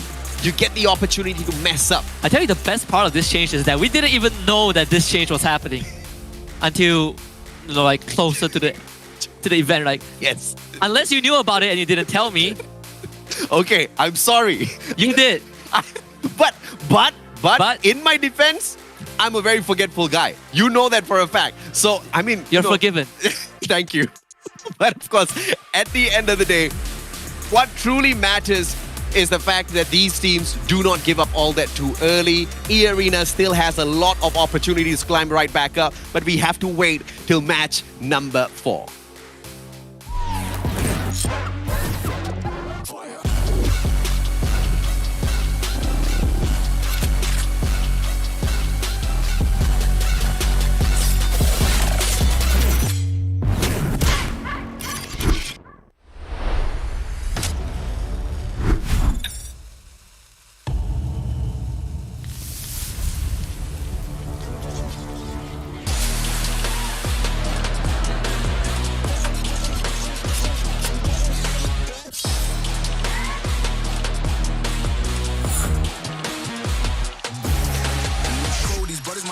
Know that they fly, know that they ride or die. I keep boys by my side, CJ Ike, now I gotta roll with ice. No rush, go on, move dumb. Pushing, so I'm move dumb. Peace and love turn to peace and gloves. Now you gotta do a run up.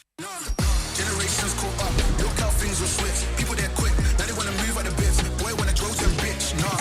Unless you heard it from me, then you ain't heard it from me. Got it from me, all that energy extra. They always see me with the hitters. Leaving the beaters alone. Me with a squeeze. I get no feelings involved. Leaving them beaters alone. Me with a squeeze. I'm getting high.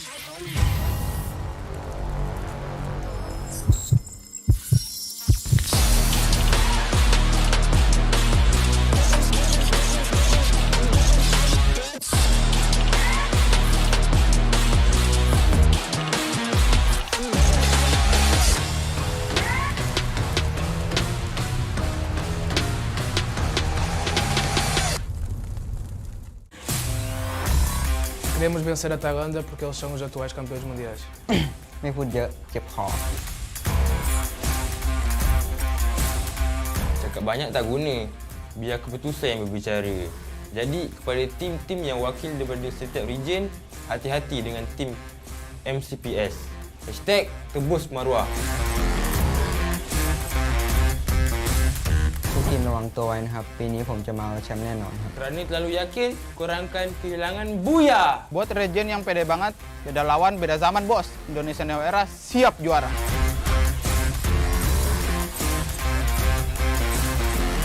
Semua tim sih pengen kita kalahin, soalnya kita pengen juara. Talvez eu só dizia bom jogo, porque esta vez foi a nossa vez.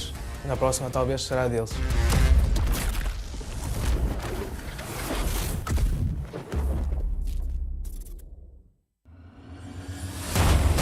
Em tự tin 80%, bởi vì bọn em có kỹ năng rất là cao. Ưu điểm của team mình đó chính là sự tự tin và tinh thần đoàn kết. Sự gắn kết sẽ là mấu chốt để cho chúng mình chiến thắng ở giải đấu lần này. Mình rất tự tin bởi vì đây là cùng giao chơi của SE thôi. ดูมีผมไปหรือเปล่า มั่นใจเกินไปหรือเปล่าลองจะแพ้แล้วกัน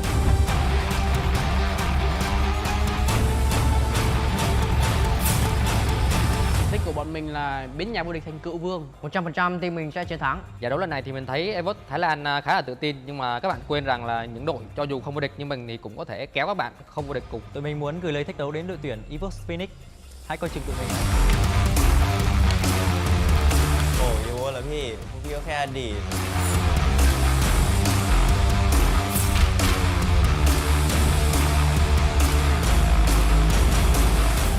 ไม่พูดเยอะเจ็บคอ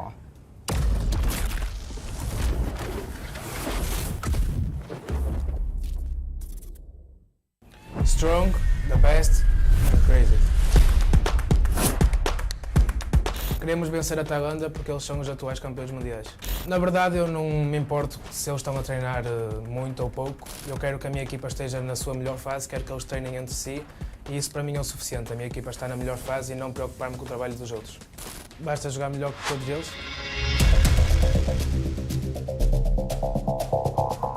ก็แชมป์โลก2 สมัยครับ ก็มีให้เห็นอยู่ครับ อะไรที่ทำให้ทีมผมมั่นใจแล้วครับ ก็มาตรฐานของทีมสูงครับ แล้วก็ตัวผู้เล่นเก่งทุกคนด้วยครับ เดือดดุดัน ก็ไม่มีอะไรต้องกลัวครับ เจอก็ใส่ A maior vantagem da região da Tailândia é o conhecimento que eles têm sobre o jogo, mas já estamos a trabalhar sobre isso e a treinar a cada dia para conseguirmos vencê-los desta vez.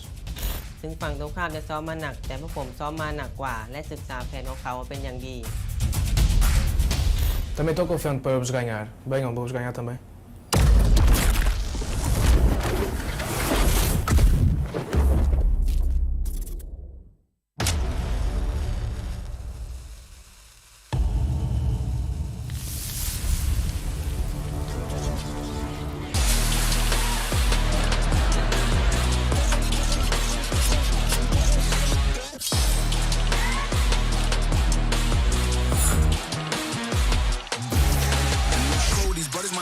Know that they fly, know that they ride or die. I keep boys by my side, CJ Ike, now I gotta roll with ice. No rush, go on move dumb. Pushing, so on move dumb. Peace and love turned to peace and gloves. Now you gotta do a run up.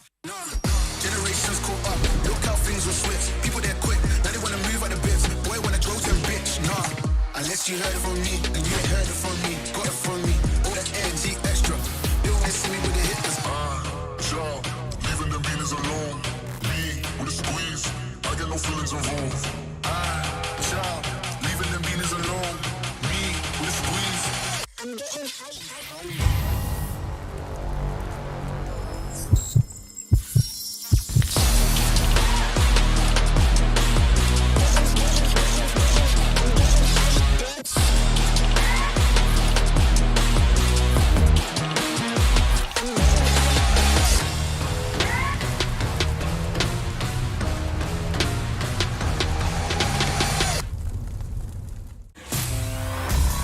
Queremos vencer a Tailândia porque eles são os atuais campeões mundiais. ไม่พูดเยอะเจ็บคอ Cakap banyak tak guna. Biar keputusan yang berbicara. Jadi kepada tim-tim yang wakil daripada setiap region, hati-hati dengan tim MCPS. #tebus maruah. ทีมระวังตัวไว้นะครับปีนี้ผมจะมาเอาแชมป์แน่นอนครับ Kerana terlalu yakin, korang akan kehilangan buya. Buat region yang pede banget, beda lawan, beda zaman bos. Indonesia Neo Era siap juara.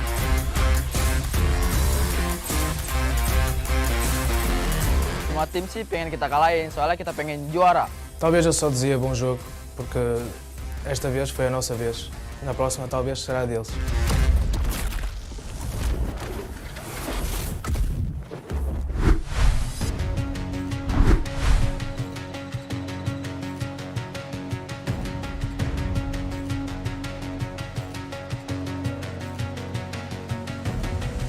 There's something in his eyes. There's a storm within, but it's written in the sky. Let it break me till it's over. Won't let it shake me, no.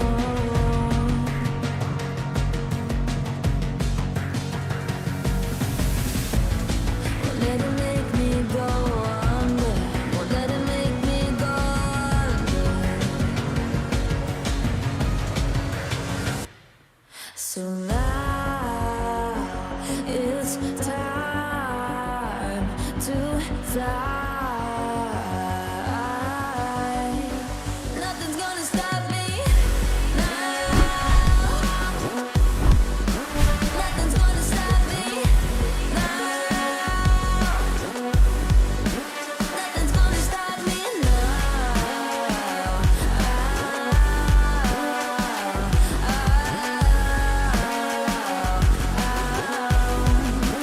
Nothing's gonna stop me. No one will ever get left behind.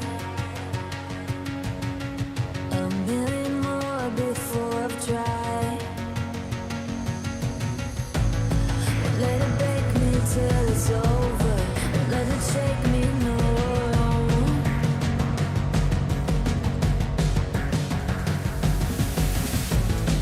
Let it make me go under. Let it make me go under. So now it's time to fly. So now it's time to fly. Nothing's gonna stop me now. Nothing's gonna stop me now. Nothing's gonna stop me now. Nothing's gonna stop me now.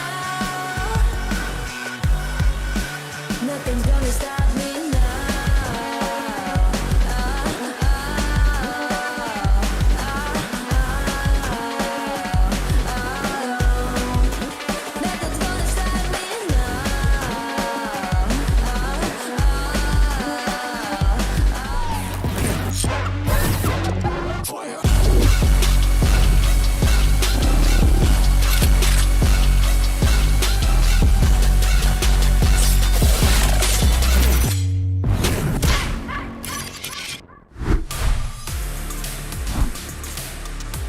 Welcome back to the FreeFire SEA Invitationals. We are past the halfway point of day number 1.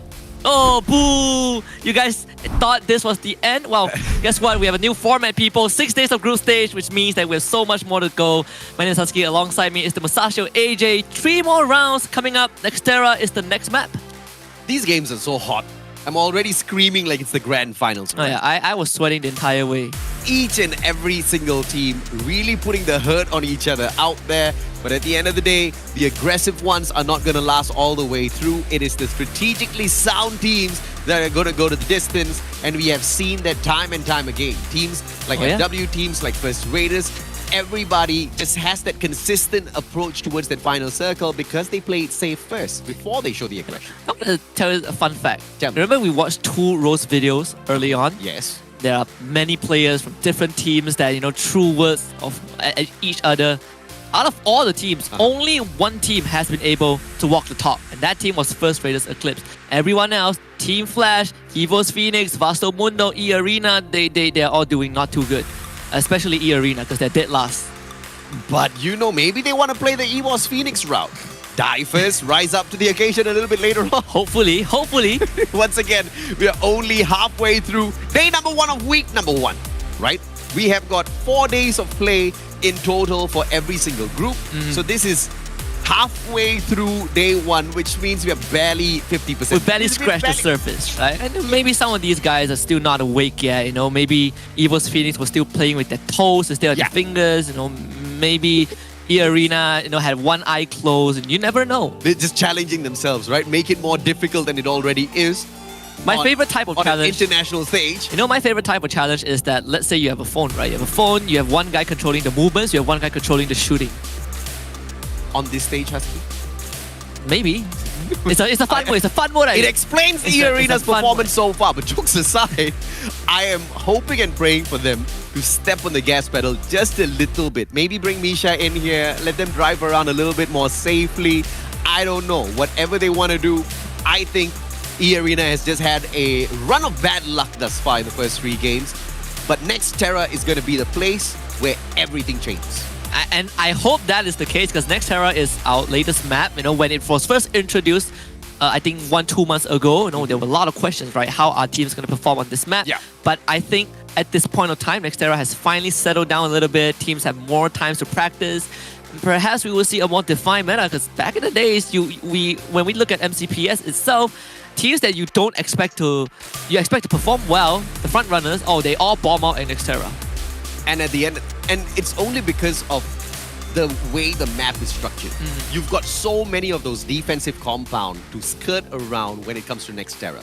So if you want to be able to excel at Next Terra, you need to have 1 really proficient sniper, but 3 close combat specialists, just so that you can hide in those tight little compounds, wait to be ambushed, or circle around those compounds and work your way in through these close quarter combats. That's exactly what Next Terra is set up for. You don't really have to waste a lot of glue walls when it comes to this map. Here's something that I think is finally time to talk about in 2 years of competitive Free Fire.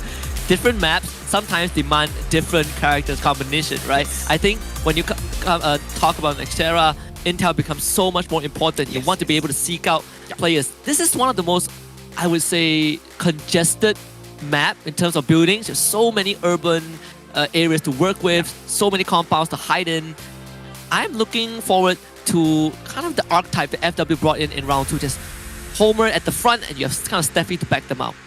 I think that's a really great idea, right? And as long as you've got a Hayato in the mix as well, you're going to be quite a balanced team in a lot of these gunfights. And it really depends if you want to kind of skew a little bit more towards the aggressive side by having 2 homers, or the more defensive side by having 2 Steffis within your squad.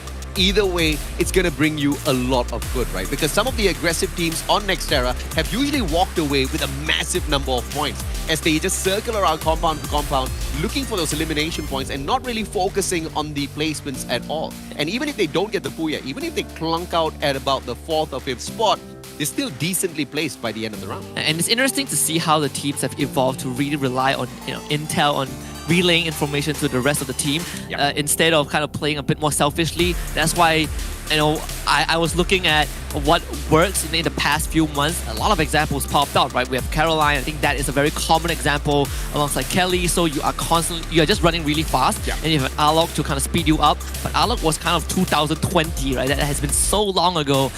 And teams have now evolved to play together a bit more, and it's a big divergence from 2021, where double vectors was a thing. Everyone was playing solo.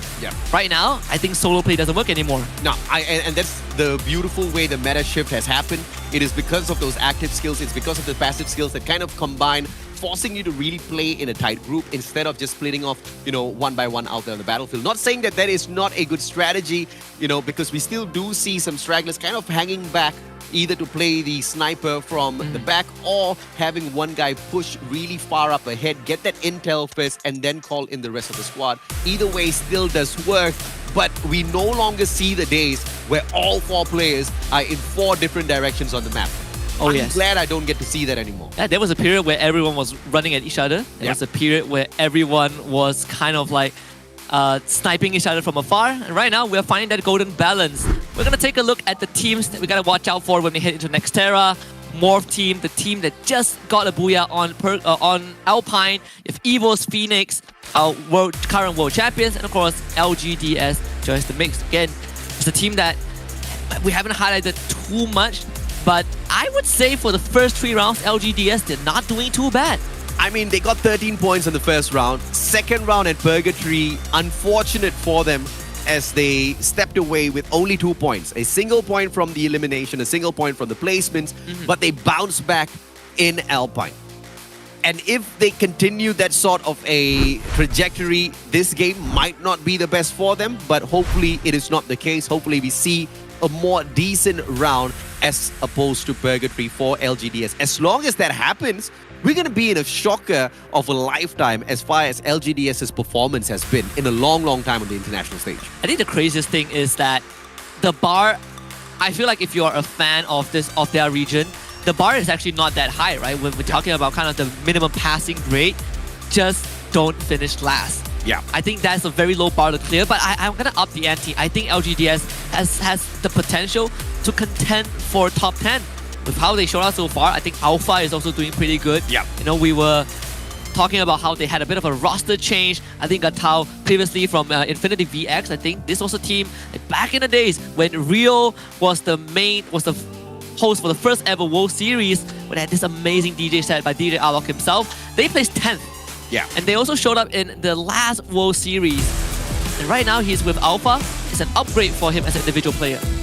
At the end of the day, no matter how well teams do, no matter how badly teams do on day number 1, it's not going to matter all that too much because this is not a sprint to the end line. This is a marathon. You got to jog, you got to keep up that momentum, and you got to make sure you've got enough juice left in the tank towards the bitter end of this 2-week group stage that we've got in store for all of the teams. And looking at the fact that this is just day number 1, there's nothing too much to worry about for some of the teams who are down in the dumps, especially for a team like E-Arena. Argus might want to step it up a little bit, but as the flight path once again is really kind to all of the players out there, we get to cut through from the Intellect Center all the way towards Mud Side, opening up the full map all over again. Such a challenging map to play, honestly, when you have too many buildings. I feel, you know, it's kind of ironic, right? Back in other maps, you'll be like, yeah, having buildings is good. Yep. But when you have too many buildings, that's where the game can slow down. And when it does slow down, you get these very messy fights towards the very end. You get a lot of hard drops. It really feels claustrophobic. Yeah. In this case, you know, FR, Intellect Center, high tier loot zone, no problem right there. PE, they are going to see LGDS dropping towards that eastern side and Mud side. We might see an early conflict. Don't get us wrong though. As tight as this map is, as congested as it is, those snipers can still do a world of hurt out there on the battlefield. Gatal, long shots, Fires is not going to get taken down just yet. Oh, what a turnaround with the Falas! Remind goes down, and that's a reminder to Team Alpha that they cannot get too aggressive against anyone out there. Just good start for Farang. And in this case, at G18, he is very far away from the rest of his team. Farang gets a head start. On the other hand, you have Evo's Phoenix. They're going to take on Morph's team from the get-go as well. Evo's Phoenix clearly, I don't think they have the intention to take this fight with full force. They are very spread out as well. I think only 3 members of Evo's Phoenix are present in this area. So your Morph team catches them. We're going to see the usual, I'll give up 3 of my members, I'll bring everyone else back.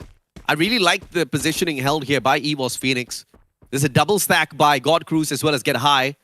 Ambot's going to be in a lot of trouble now if they do go out for that spot. Koja trying to back them up from the middle. It's going to stay a little safe for the time being. It's one of the flanks. It's either Ma'al or Ambot that gets taken down. And Ma'al finds God Cruise, finds Get High as well. And Ma'al is on absolute fire for Morph team. You cannot let that happen, Evo's Phoenix. This is not how it's supposed to be. Jonah, well, he has such a good position until 2 of his members go down. Susanna just going to gun him down. Evo's Phoenix, I honestly thought that they would just abandon ship. Moshi is going to at least get 1. Get him out, that's good, but they're just going to chase him down. And unfortunately for Moshi, he is within arm's reach of more team. This is going to be Evo's Phoenix out in 11th. Unlike Moshi, can he do it again though? The numbers are dwindling. It's 1 versus 2 right now. Moshi has medkit to work with. Susanna is out. Moshi getting his help. Third! What's away! Almost does it! So close! 33 HP was the difference maker, but man, Moshi almost did it! Moshi! You animal! I love you! Too bad I can't keep him as a pet. This guy, ruthless out there on the battlefield. Koja almost bit the dust there, but there was just nothing that could stop Moshi in a situation like that. Still manages to take away 2 elimination points for the squad before he gets taken down. It's going to be LGDS now going up against Team Farang. Fire is down on the ground already and 4 players to eliminate 1 guy. That's overkill, Husky. I tell you, the only reason Moshi went down is because he was not full HP. He was at 70%. 70%. That's 30 HP, the exact amount that the other team was left with, that Morph team was left with. I tell you, these numbers, like, I personally don't like numbers, but in these situations, they make the biggest difference. I mean, Moshi is such a capable player. Just one tiny bit of miscalculation by him. He needed 1 more second. He could have gotten away from that gunfight. He did not need to re-engage because he got a knock, he did not get a kill. If he had backed away, his opponent would have gone in for that pickup, and he could have had another chance. And I mean, we've seen this guy in 1v2 situations. We just saw him take on 4 players at the same time, right? He just needed to hop through that window, and he could have been saved. But that one minor fraction of a second did him in. But you gotta love EVOS Phoenix. You gotta love Moshi. I mean, from the World Series all the way into FFSI, he's still shining like the North Star. I mean, that's the guy that won the trophy for his team, right? If he pull off that 1v4, if it's anyone else, we'll be like, oh my god, this guy is amazing. But if it's Moshi, it's another day. It's light work. Yeah. It's like just another day at work. Another day. I mean, he did it against... Not breaking a sweat, not laughing, not smiling. He's like, what? Oh, sorry, that was a great play. Oh, okay. I'm glad you think so. Like the captain said in the video, I don't want to talk too... Let's not talk too much. It will hurt my throat. Something along the lines. Real talk though, they finished last. Next round, gotta buckle a little bit. That was almost a display of just individual prowess. Alpha, Jazairia! Unfortunate, Nero catches her off guard. M1887, one of the longest range shotguns I've ever seen in my life, man. Which is crazy, right? Because what do we call it? Buckshot? Yeah, I think it's called buckshot, where it spreads out. Correct. But still, I mean, how far can a shotgun... What is the range? How far can a shotgun shoot if a shotgun could shoot... What? Okay, I messed that one up. But I had to come up with it on the fly, bro. Yeah. I was about to give you props for it. Not bad, not bad. PE. Quick upgrade, never hurts. Limit, pushing on 4th. And it looks like LGDS is going to step on by to challenge them. Yuan is a little bit too far. Protete is going to catch Bruce off guard. And Bruce does have the better weapon in hand, M1887. Going up against the AUG, Argus stands no chance. Unless he can scope in the nick of time. Fixer backs away alongside Protete. Bruce holds the line. Glue wall just to block his path. Protete flanks from the left-hand side. And Ripcord off-screen does a quick number on Luca and Blazer 10. Taking down 2 guys at the same time. Yeah, Vastomundo, they didn't even have a chance to respond to that. And look at the distance as well. They were so far away. But with 2 members already down, Team Flash, they're just going to go for it. There's nothing holding them back. Crusher with that grenade launcher, just not enough. The glue walls from BO stopping everything. And the Crusher is left alone. I believe that Vastomundo still have 1 guy left. On the other hand, wow, Roro and Limit, they both get 1. Potato is down. LGDS, unfortunately, they are kind of outnumbered. And Orgus has a nade. This one is going to be huge if he tosses it up. He's a bit patient with it, though.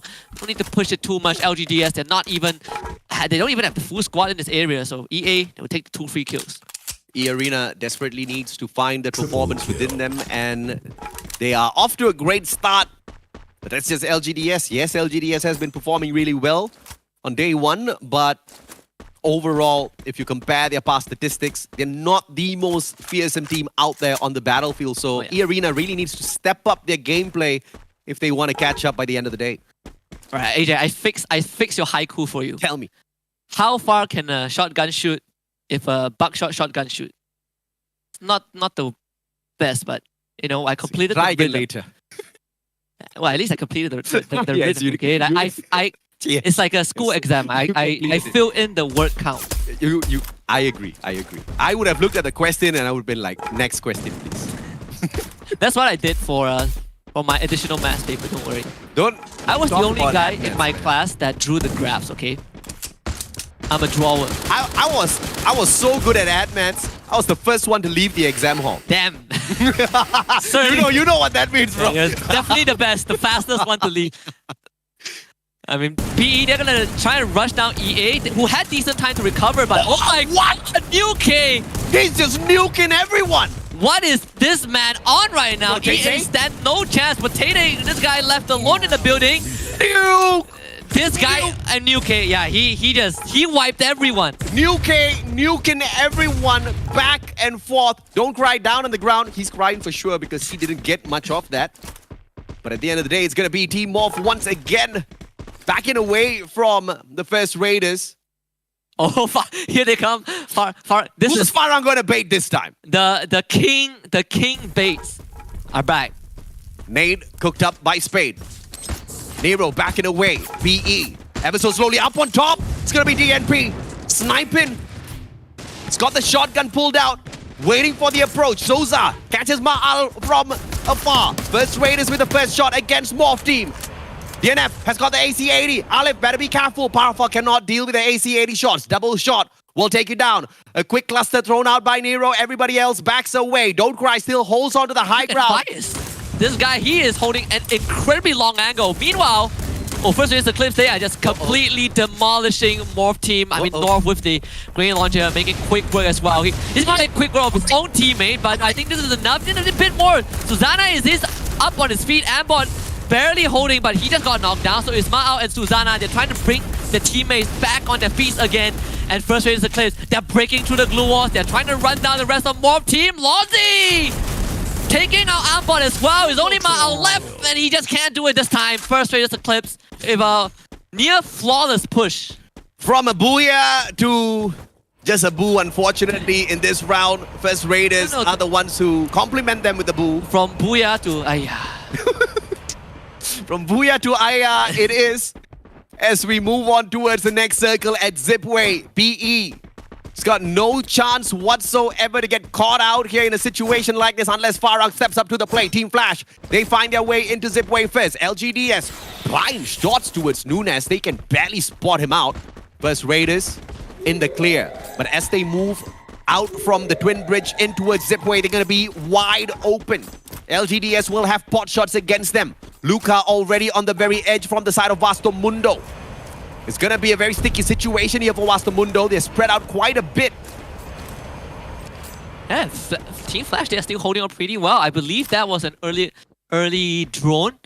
Not sure from which homer though. They kind of travel a bit far. Farang, well, they end up not engaging in any fights. Crusher, well, he's been evicted for sure, but I'm surprised he is still around. I'm glad he's keeping quiet because he cannot make a move. He cannot make a sound. They're going to snuff him out before he can even take a step. So Crusher's going to prevent being crushed for the time being.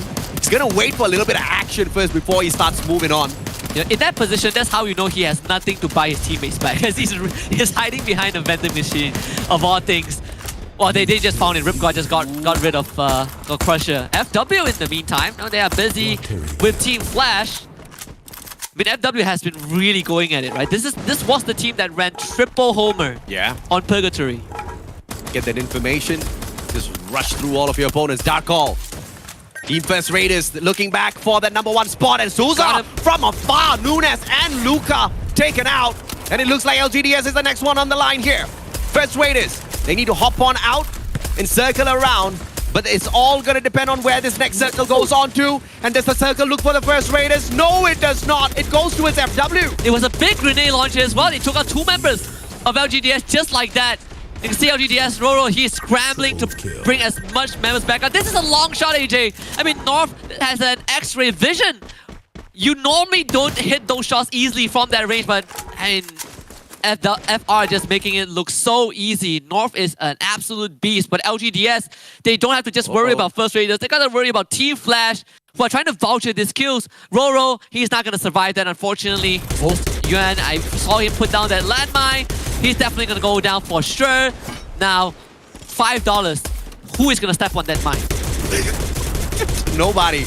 Nobody. That's where my money is on. You're gonna owe me 5 by the end of this. Souza, Lozzy from afar. First Raiders waiting everyone out there. Farang does manage to take down 2 players from the side of PE. New K down on the ground. Nobody else to nuke their players all around. And Farang fires the circles around. Spade down on the ground. Nero, DNP. One by one they get picked up. New K, can he survive? Answers no. Nero needs to top his health right back up here. And Fires gets that long shot. Holy cow. Finds BO's head from out in the open. And First Raiders challenging Flash as well. You saw how long that shot from Souza was? New K didn't survive because he got chipped by the grenade at the very end. That was insane by FR. 11 eliminations, and look at the distribution. It is unfair. Souza and Lottie both have 5 eliminations each, with North and Dark Call supporting them. And I gotta say, Dark Call, the captain of this team, his shot call happened precise. This is round number 4, but FR still going. They can bomb out right now, and they have more than enough points. First Raiders were not in the best position to move into this next circle. But they waited. They played that timing so well. And halfway through, they were just shooting left, right, center. This was not a team just trying to reposition. This is a team that's super aggressive towards this final circle. Nero's gonna get his life taken away by the circle. There's no way he makes it in now from this position. FW is gonna keep an eye on him. Team Flash on the other hand. Groza from Souza. But it's not gonna hit anytime soon just yet. FW now the next target. Dark Call, long shot once again. Forces Team Flash away. They're not gonna challenge Team First Raiders. They gotta go in for FW. Last 3 teams, 2 of them already have a booyah. Well, not First Raiders Eclipse. Actually, one of them have a booyah, and that's FW. First Raiders Eclipse almost got one, but haven't got it yet. Team Flash also looking for their first one. Man, First Raiders Eclipse, they're looking very solid. Team Flash spread out, controlling majority of the map. They have a glue off of BO, managing to heal up. That is perfect. First Raiders trying to flush him out into the open. It's not going to be an easy angle to look for them though, because Team Flash, they do have members on the southern side also. Flash is in the best spot right here. It's all going to be about Dark Call. Lozzy down on the ground already, and that's all courtesy of Team Flash. Dark Call, can he get this shot? Goes in for the aim. Bloody chip just on his shoulder. No headshot coming through from Dark Call, but that's the challenge that is going to be required to make sure he stays behind that cover. Dark Call has got no grenade. He just needs to do this with his gun. Only has the AWM. Reposition behind Boon James. Souza with a god nade. First Raiders putting the rip on all of the teams out there. Ripcord gets a double for himself as North gets a shot in as well. 3 teams still fighting for this booyah. They were fighting 2 teams at once, and they almost wiped out FW. North protecting himself with the glue on. Snake's not gonna land though. Ripcord forced to push forward. Yenbin as well. Souza and Lozzy, they're both low. Caught out in the open, but look at that. The support, the area support from the roof. So well done from First Raiders. Darko is going to go for the push on the Bloody. If he takes him down, it's going to be huge. Bloody goes down. Souza gets traded back, but FR, they have 2 members left. From the roof! North gets Yanbin. Ripgod, can he find his teammate? I don't think he knows where North is as well. Darko also still alive. Ripgod going for the revive. North, can you land the shot? He's so close. Can't find the end. Throw the nade. Throws the ice grenade. Just a bit out of range. Darko is back up. North's gonna drop down from the roof, looking for Ripgod, tagging the blue zone. There is an opportunity, but he's running out of time. Bloody on the ground. Gmail coming in. Gets taken out instantly. North against Darko. They both survive. First Raiders Eclipse had done it. Finally. In round 4, and they bagged the booyah. I called it accidentally by saying the First Raiders are looking for the #1 spot right back, and they do exactly that. They get the #1 spot in this match, and they get the #1 spot in the overall leaderboard as well. Indonesia rising up to the occasion, and they are on fire. Indonesia FreeFire, best FreeFire. You're gonna remember that line for a long, long time. I mean, Souza and North, these two men, they have done absolutely massive work in this round. Just unfair amount of kills overall. At the end of the day, it's all about who gets the best play in. And you have to say that's First Raiders, man. The circle wasn't on their side.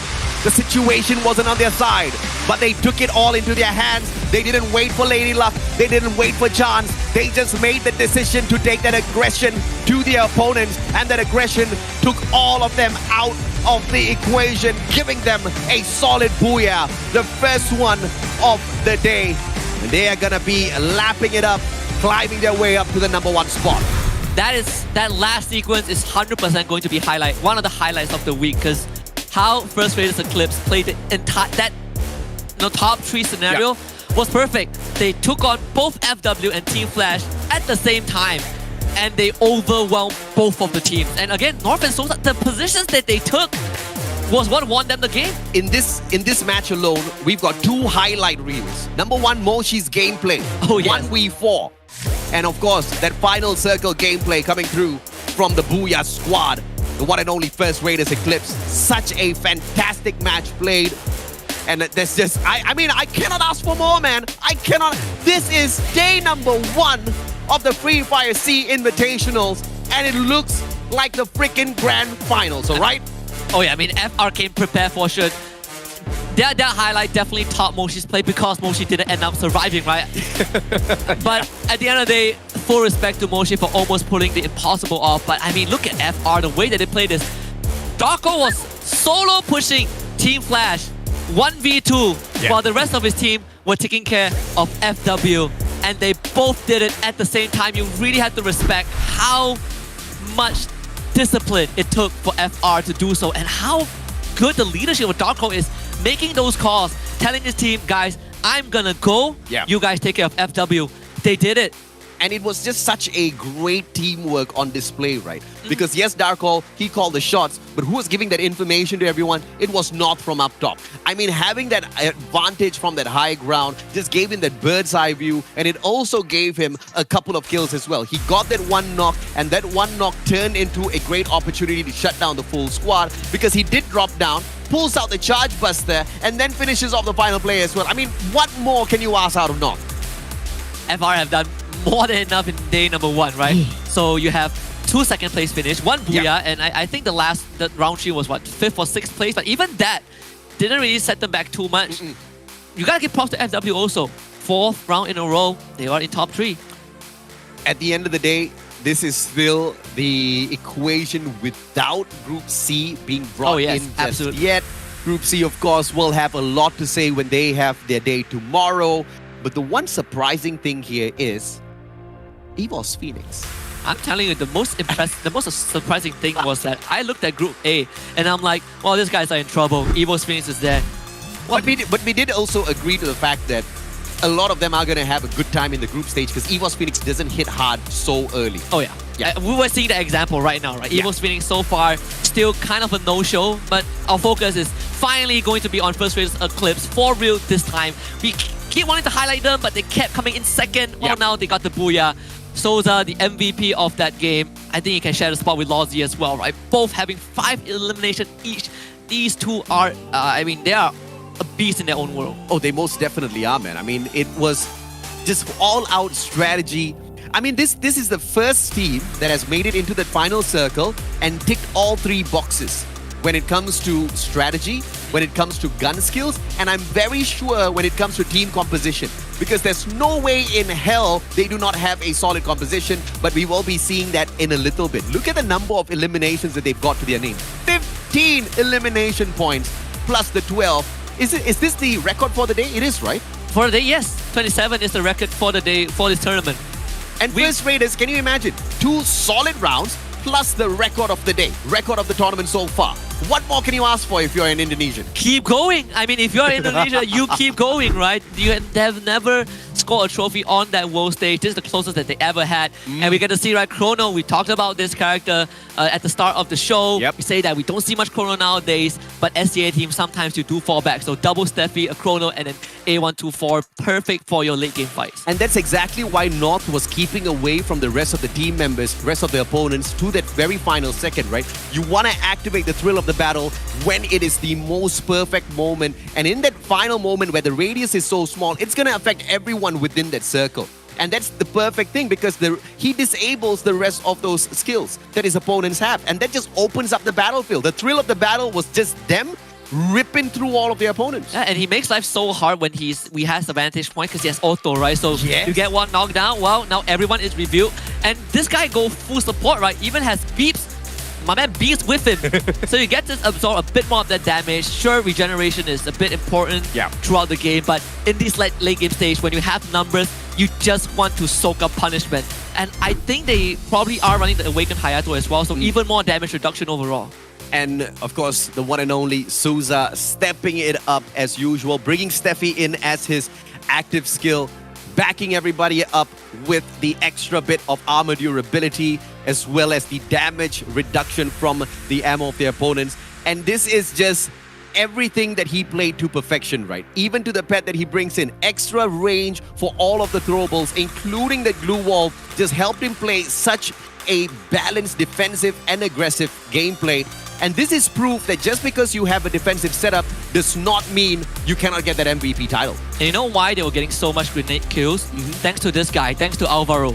The Art of Demolition, explosive deals more damage. Yeah. They has Alvaro plus the I mean, dude. And Nextera also, right? Like, it's a map with so many buildings to work with. Explosives makes it very, very valuable. The Beastin Alvaro combo, you can't go wrong with that. So you see the balance that he brings in here from the defensive, including that Hayato.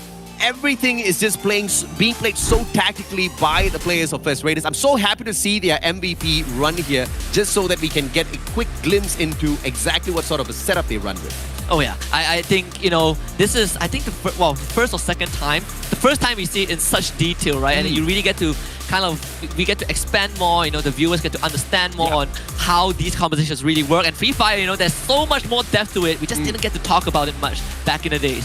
For popular weapons, still the same thing. We have the M1887, the G36, and the MP5. You gotta thank the production team for that one for sure, because all of the stats that you see on production will not be possible if they don't put in the effort to bring it up instantaneously as the match ends. We've had many tournaments in the past, and you know, we've been adding little by little info, and I have to say, this is the best run tournament so far as data is concerned. This is a Michelin three Michelin star dish for sure. This is an entree.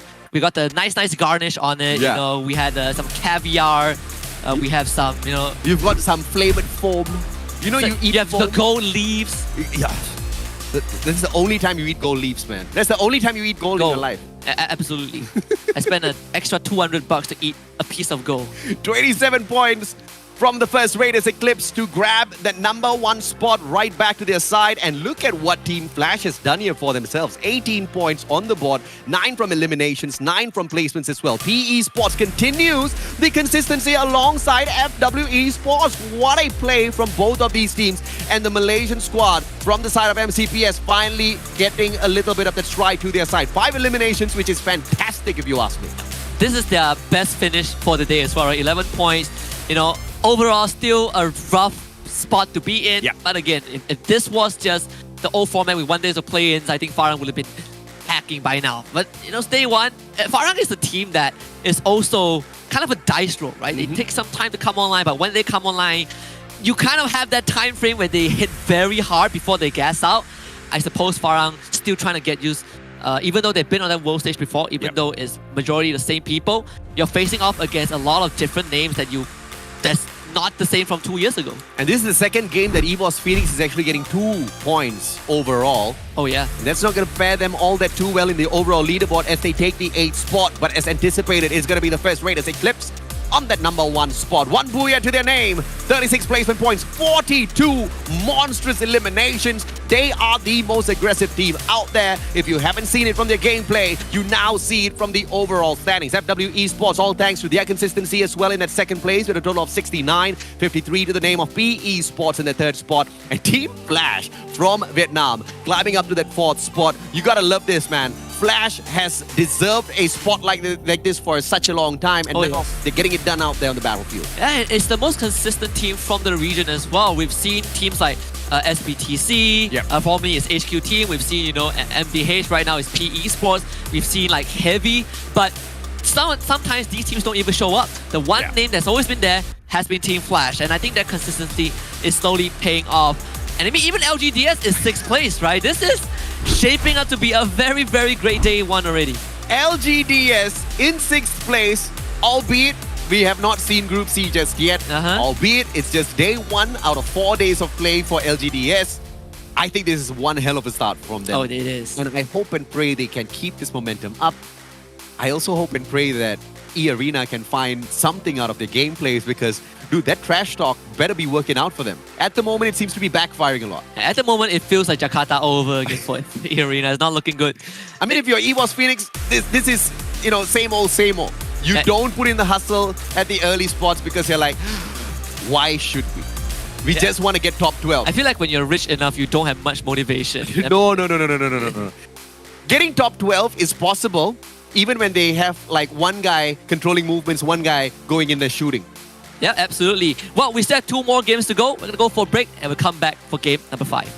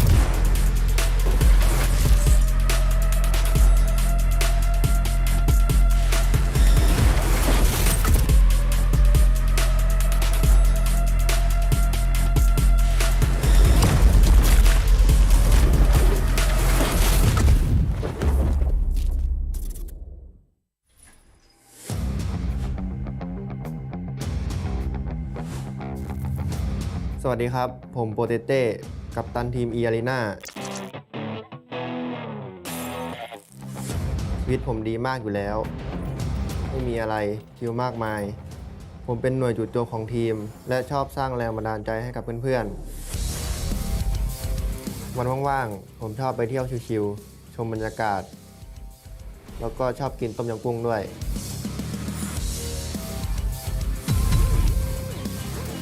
ส่วนนี้สมาชิกทีมของผมนี่คือ EA ออกัสตัวเต็งตำแหน่ง Attacker ของทีมมันชอบโม้ว่ามีสาวมาติดเยอะทั้งที่จริงๆมาเล่นเกมกับผมทั้งวันพวกเราเรียกเขาว่าอ้วนซ่าบ้าพลัง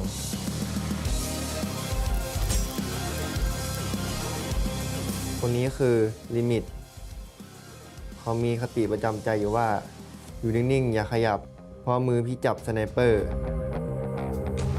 แน่นอนว่าเขาเป็นสไนเปอร์ของทีมเขาชอบบอกว่าทีมนี้พี่แบกเองแล้วจะเล็งให้พวกคุณแพ้เวลาว่างๆเขาชอบดูอนิเมะเป็นประจำส่วนนี่ชัดอัพเป็นตำแหน่งชาร์เจอร์ถึงจะอ้วนซ่าพร้อมพาทีมไปคว้าชัยชนะถ้าไปถามอะไรเขาจะตอบว่าให้ชัยชนะมันพูดแทนดีกว่า EA Fixer ตำแหน่งชาร์เจอร์กว่าจะนิ่งผมต้องซิ่งมาก่อนชีวิตนี้ผมเกิดมาเพื่อซิ่งแล้วดิ่งไปดูการ์ตูนทีมของเรามีแต่หน่วยจู่โจมเพราะการป้องกันที่ดีคือการโจมตีดังสโลแกนทีมว่าถ้าไม่บ้าไม่ใช่กระต่ายข้าง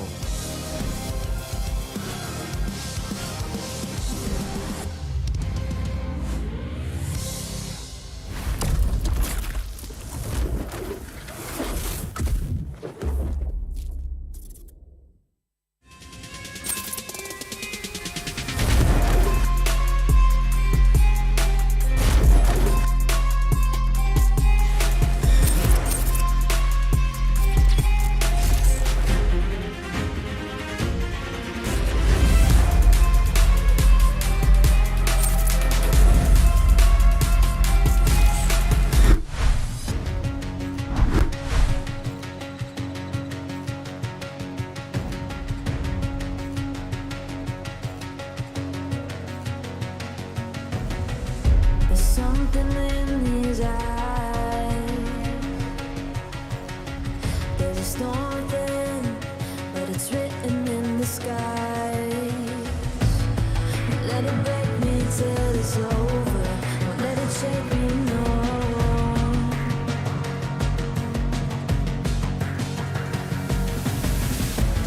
Won't let it make me go under. Won't let it make me go under. So now it's time to die.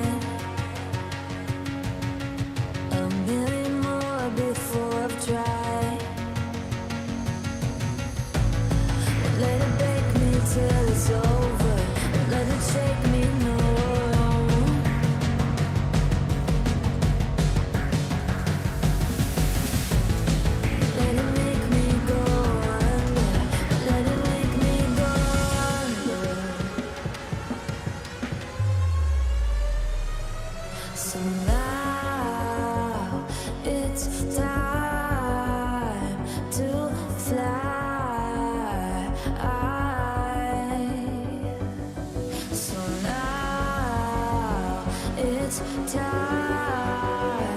to fly. Nothing's gonna stop me now. Nothing's gonna stop me now.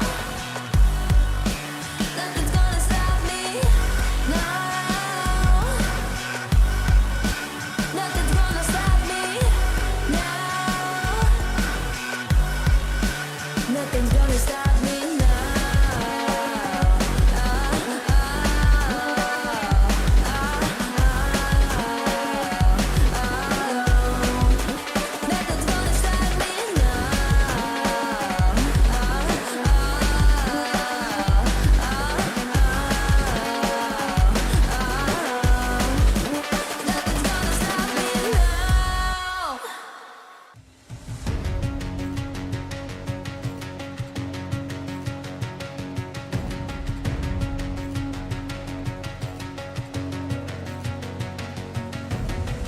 There's something in his eyes.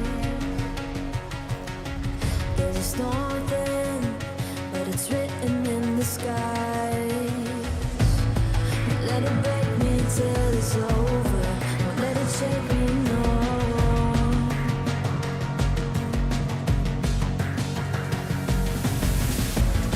Won't let it make me go under. Won't let it make me go under.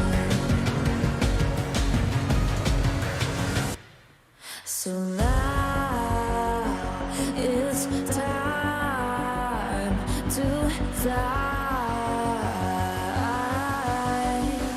Nothing's gonna stop me now.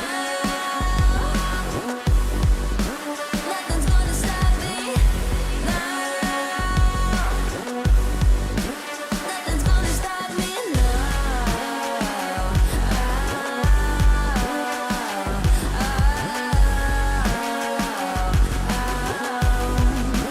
Nothing's gonna stop me.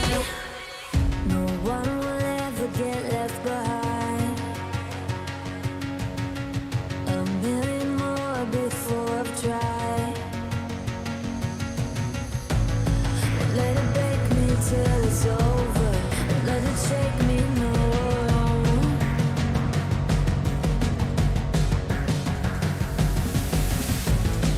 Let it make me go under. Let it make me go under. So now it's time to fly.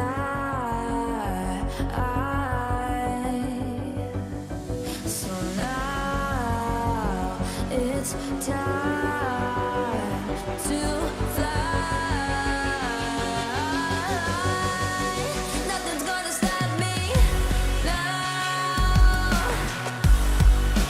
Nothing's gonna stop me now. Nothing's gonna stop me now. Nothing's gonna stop me now. Nothing's gonna stop me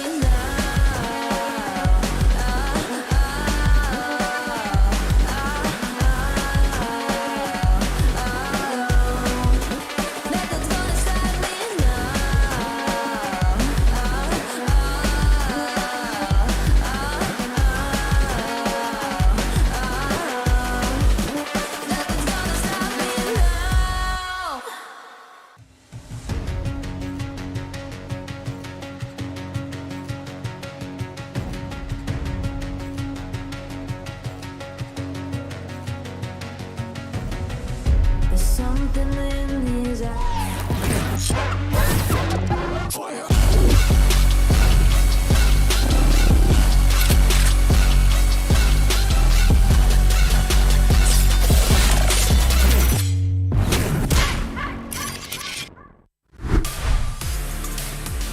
Consistency is key, and that's exactly what your top three teams are proving out there. With individual booyahs to their name, it is the first raters FW as well as PE Sports that are proving that as long as you keep that momentum up, nobody can touch you. My name is AJ, I'm the Mustachio, down here with the one and only Husky, your casters for the day. And what a eventful day it has been so far. I'm going to echo what you said in the previous round. This feels like a grand finals already. We are seeing top tier plays from, all the teams. Most of the teams. Most of the teams. Most of them are from SEA. And we have some consistent teams, right? First Raiders Eclipse, very consistent. FW, very consistent. PE Sports, very consistent. And you had Team Flash, who also just made it into top 4 as well. Yeah, I mean, Flash, I think they kind of hit a road bump just in one of their 4 matches, which is absolutely acceptable looking at how RNG has its role to play as well. So that being said, it is absolutely phenomenal how First Raiders, FW as well as PE have been able to overcome that hurdle of RNG and still blast their way through, right? And it has to go down to the combination of shot calls out there, team composition, as well as pure skills out there on the battlefield. And these things do belong to teams like EVOS Phoenix as well as E-Arena. Surprisingly, it just hasn't been connected. Which is pretty interesting. I mean, you're looking at the first 2 seeds of Thailand. In bottom 4, I believe. I mean, E-Arena is in last place. That's a given, right? 15 points out of 4 rounds. It's not a good look at all. And EVOS Phoenix, to be fair, they almost made the play of the tournament. We almost got our best play of the tournament in day 1. Yeah. Moshi almost pulling it off. Almost. 30. But it was still one hell of a play. It was still, I mean, no one else could have came as close. Yeah. But First Raiders Eclipse, I think I want to talk about that just a bit more. The growth that this team went through, I think, is incredible. Yes. They went from a very reactive team. That's what we emphasize so much on, right? Correct. Very reactive team. They wait for people to take action. You look at the numbers, it fits the mold of a team that isn't really taking much initiative. Yeah. And then you look at the past 4 rounds. I mean, FR were running everyone over. That is not the FR I knew. I mean, if you do the same thing every single day, you're going to get the exact same results. And I'm pretty sure First Raiders were not too keen on getting the exact same result over and over again on the international stage. They wanted to push the boundaries. And in order to do so, you got to change up that strategy a little bit. And I really like this balance that they have struck. They're not overly aggressive, but they are aggressive just to that perfect point. And you see that usually coming out towards the end of the match. And it was just such a beautiful maneuver. And, just as much as it was a highlight reel for Moshi on the side of EVOS Phoenix with a great play, I think that was one of the best final circle plays out of a team. First Raiders, they had no right whatsoever to get into that final circle because they had no cover. Yeah, but the aggression came out. And for the Brainiacs who loves breaking down plays, I think that is the previous round, what First Raiders did at the end. That was one of the play that can be broken down into a very good case study, right? Yeah. How to execute, how to do a 1v2, how to command your members, and how to take points when you don't have control in the beginning. There's a lot to kind of sift right through when we look back at the replay itself. From the worst position to the best position in that final circle. I mean, how is that even possible? Because they were almost sandwiched between 2 teams, but what prevented that sandwich was just the game of patience. Just playing the timing just right, but not waiting too long. And a great example to play in contrast is in the previous match where Moshi was supposed to bring the full squad right back. He brought them back in, but it was just 2 to 3 seconds too late. The circle had already moved on. The damage from the circle was too much to tank. The whole team could not survive all the way to the end. Yeah. But First Raiders, on the other hand, they waited for that circle to start moving, but they moved along with it. They played their timing right. They played the aggression right. Everything came popping off at that right moment. Plus a booyah! I mean, what? In these situations, you really not only just have to rely on, making the right decisions, but you also put that individual skills to the test, right? Yeah. You have to play your own game well, and I think First Raiders did it very well. Yeah. Now, quick history lesson, AJ. The last time that Indonesia has won a tournament was never. The last time that Thailand has won a tournament was obviously FFWS.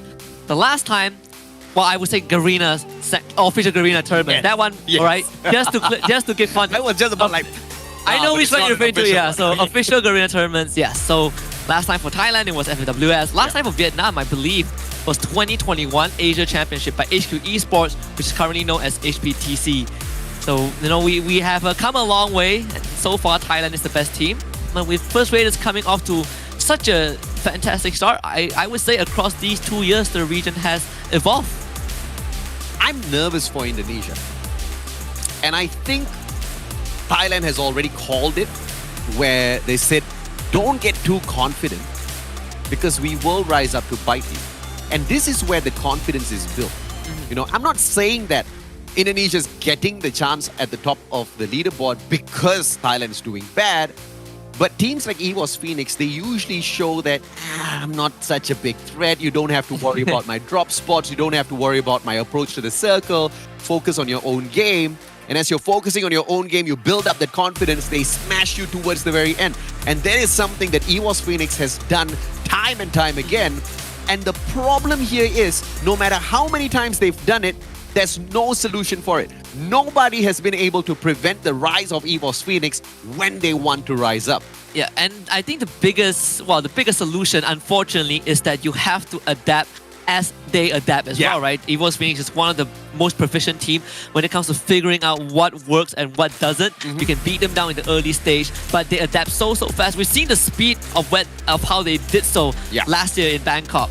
Now you have 6 days of group stage. That's more than enough time for EVOS Phoenix to really cook up something to kind of counter you. So I would say that in the long run, perhaps EVOS Phoenix, they're going to show us something more interesting. We do have some technical issues that we need to flesh out, so we will take a short break. But when we come back, we promise that Game 5 will resume.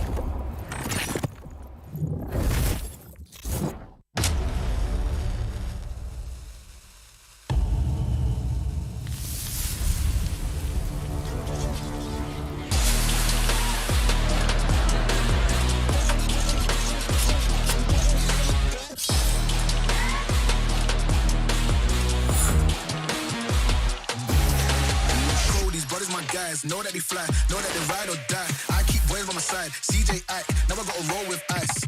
No rush, go on, move dumb. Push and show on, move dumb.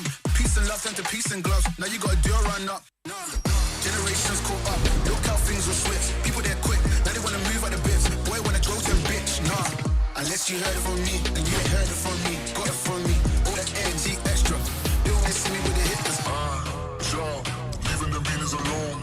Me with a squeeze. I get no feelings involved. Child, leaving them beaners alone. Me with a squeeze. I'm getting high.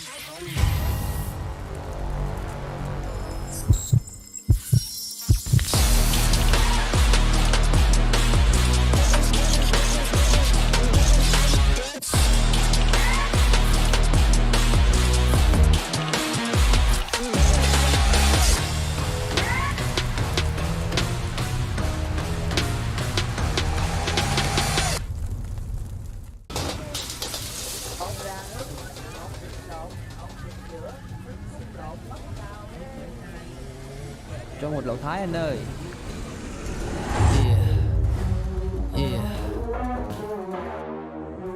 Play games.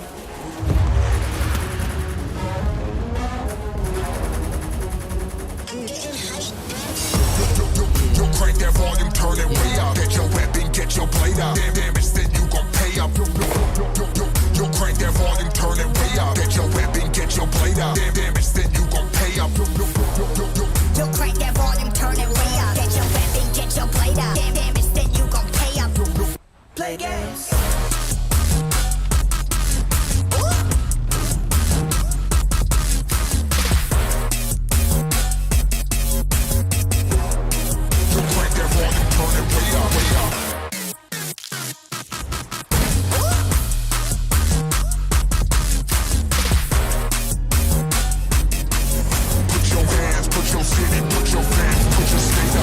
Play games.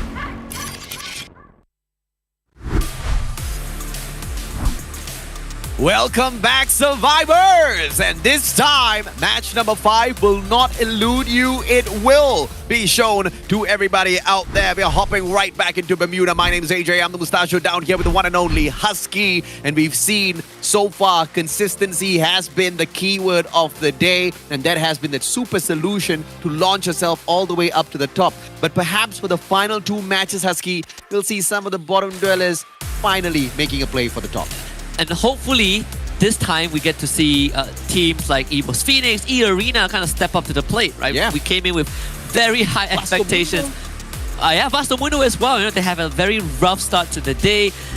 And at the same time, right, when we had a slightly extended break before going to this round, that means more time to reset, more time to figure things out. Especially when after round 5, you're gonna go Russian roulette to figure out what the map for round 6 is. That's another factor that these teams need to take into account. So I want to see some bounce back. We've seen the consistent teams. Now I want to see the teams that have been having a rough day make a splash. We do apologize for the delay. That extra break was called because unfortunately one of the players could not load into the lobby. And obviously we couldn't leave the guy behind, right? Because you know, FreeFire, this is family, baby. And nobody from family gets left behind. It's going to be, once again, a very fair flight path. Moving in from Bullseye all the way down towards Mars Electric, opening up the full map for everybody. LGDS taking over Shipyard very quickly. E-Arena towards Bullseye as well as Graveyard. Very close to Vasto Mundo, who desperately need to climb up the leaderboard. Honestly, Bermuda so far is the only map that there was no overlapping drop zone. Yep. Every other map, we had very early hot drops. Ooh, EVOS? Unless the team change it? EVOS, they're going to drop to Portugal again. Get it? Oh, yeah. They're going in for the high tier loot zone. EVOS is looking for a booyah this time around. Oh, yes. Farang is very close to Team Flash, though. Closer than previously. I don't think Farang drops Riverside in round 1, but they did get the drop onto Team Flash. Ripgod, unfortunately, is going to have a rough time trying to get away from Farang. Yeah, no one can save him. They probably will have to surrender this first blood point over to Farang. Ripgod lived up through to his name. RIP, sir. You will be brought back eventually unless Team Flash gets toasted by Farang, who has been desperately trying to scurry their way up the leaderboard to no avail. And it looks like BO hasn't found a medkit just yet. Yanbin, good time turner.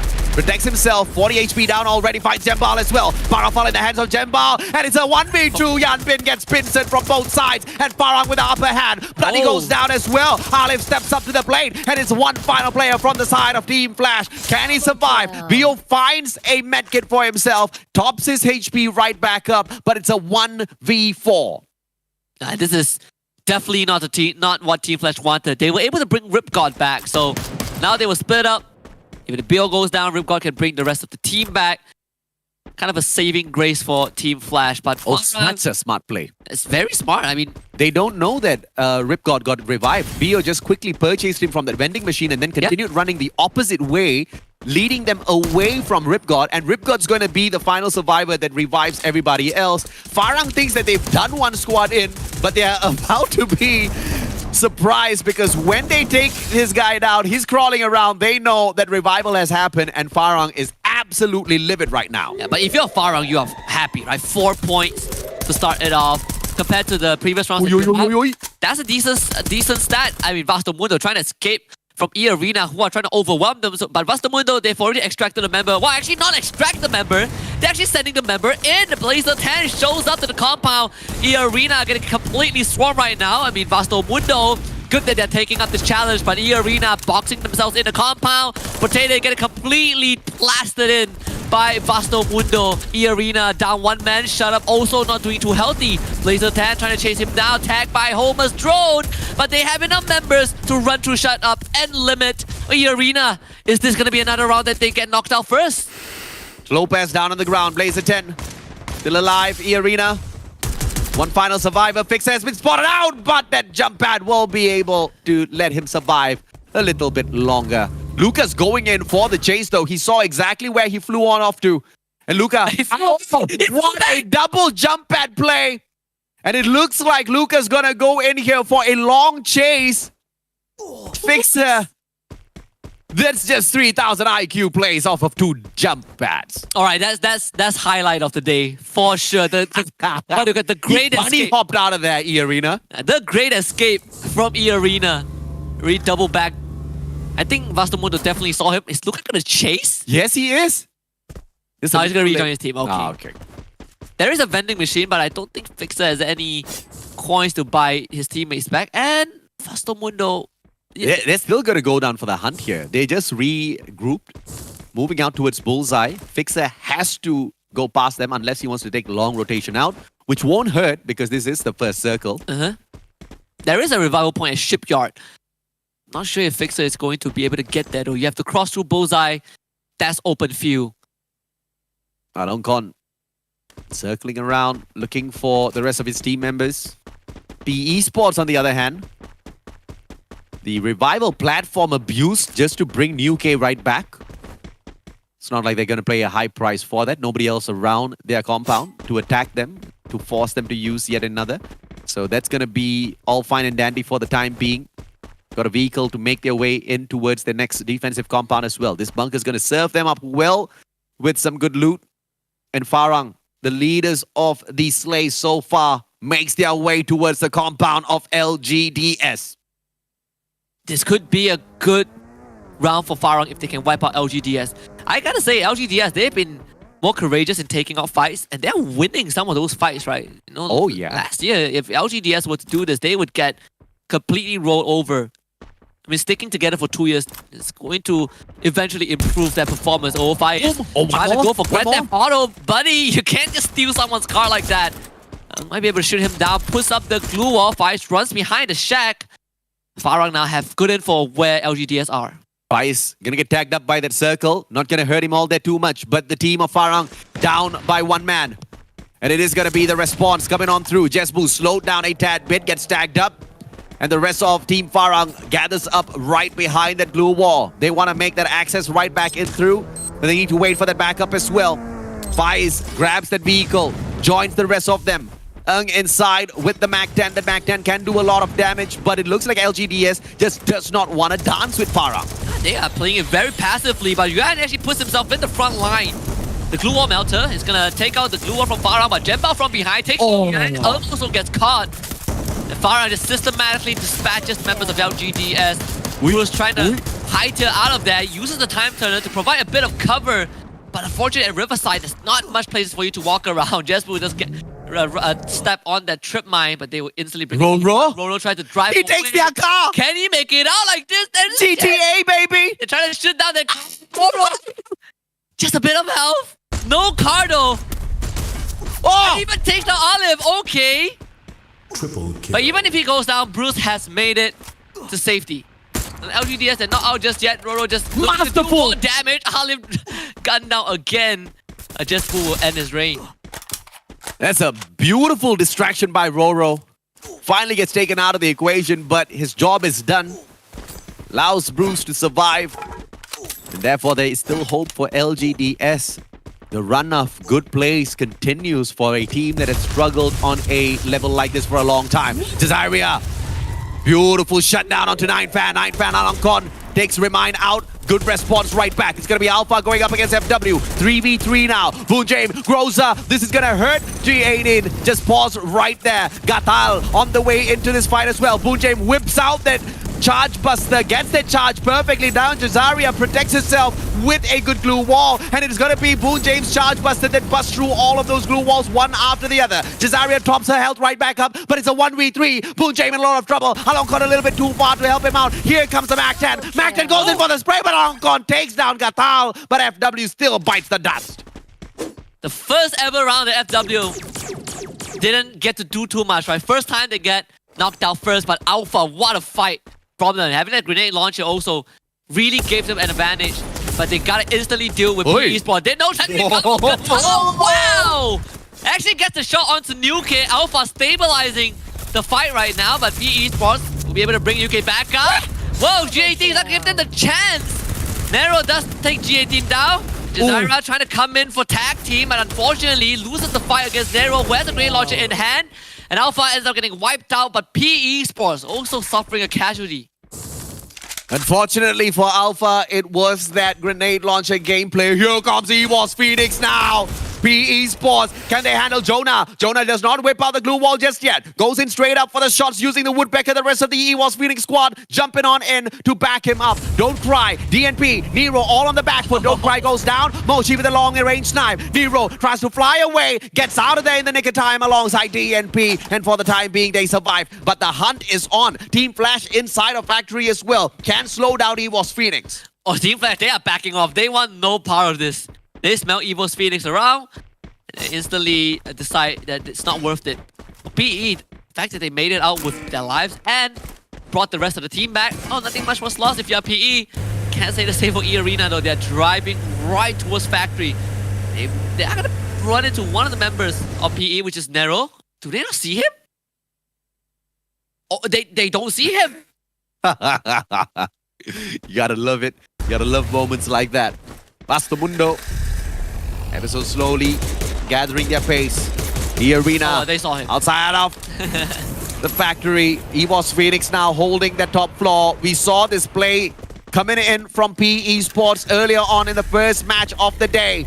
And this time it's EWOS Phoenix with that exact same play. And they forced PE Sports off of the grounds instantaneously as they dropped on in. What a turn of events. Don't Cry has got to cry as that P90 bops off. LGDS's goes down.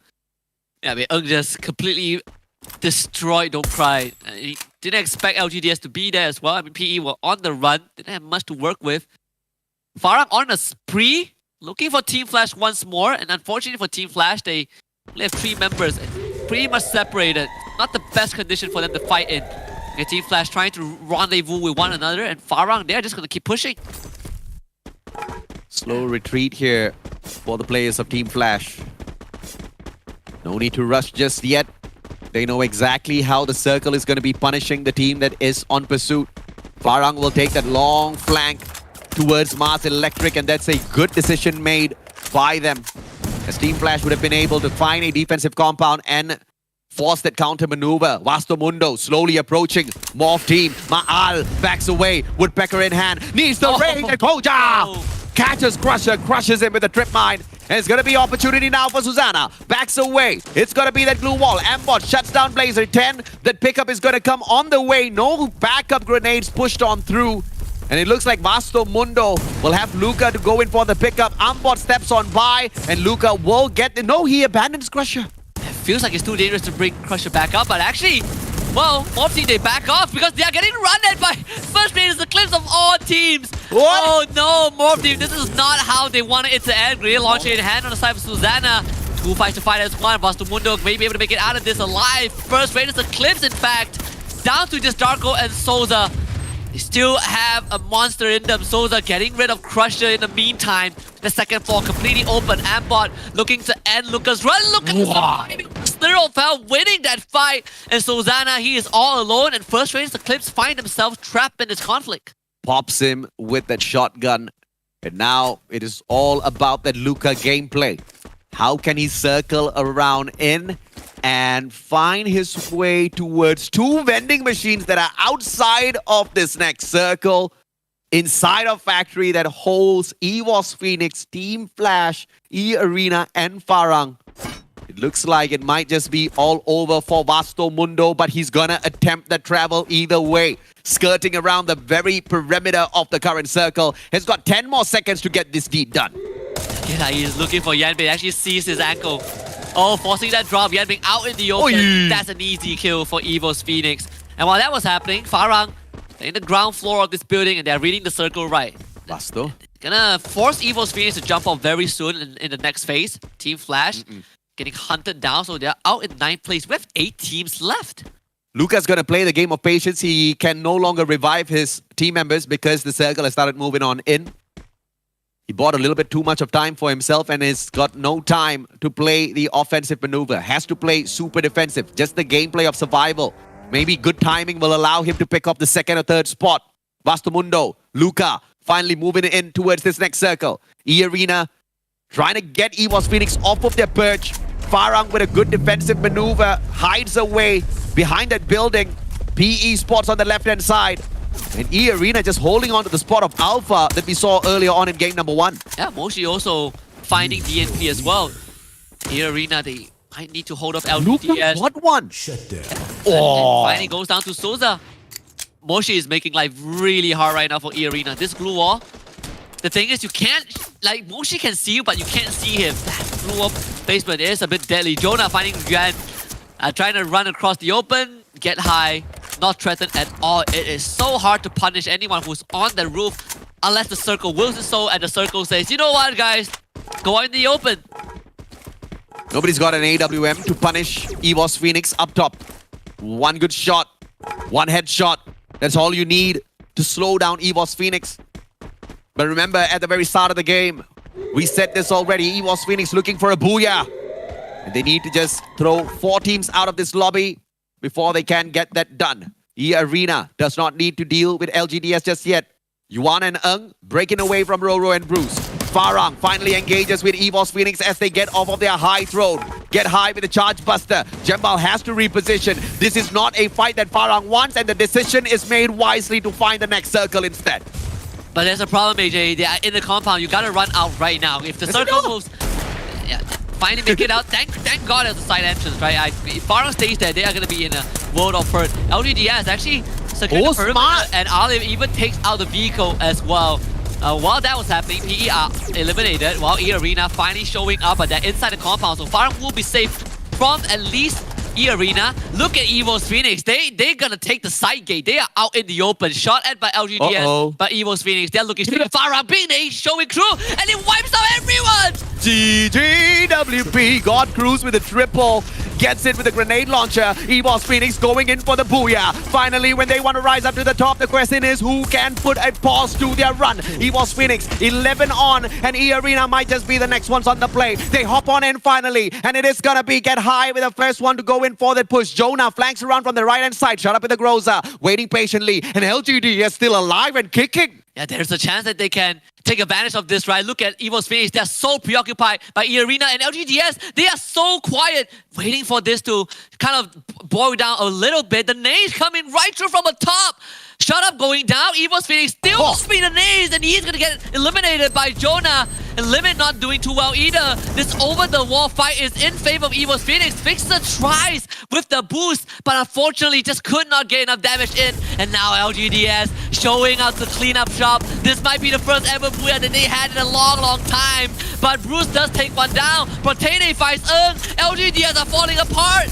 Here comes EVOS Phoenix now. E-Arena busted on through. One more team left, and that is EVOS Phoenix. From the start of the game, all the way to the end. When they want the booyah, nobody can stop them. We've always said that if you clump together, one nade can end it all. And I think Farang experienced it firsthand. thanks to God Cruz with that grenade launcher, just absolutely wiped them out. We even got a beautiful drone shot of that. And I mean, this is exactly what I was talking about, right? EVOS Phoenix, slow start. They don't want the booyah. It's not like they can't have the booyah. It's not like luck just follows them like the bad side of things and just forces them to lose. They just don't want to hustle because they know they can wake up at the end of the day and still rise back up to the top. These are the world champs. In fact, the double world champs. 2 titles in the bag, and they look like they want to go for the SEA Invitational title as well. But it is still a long way to go in the group stages.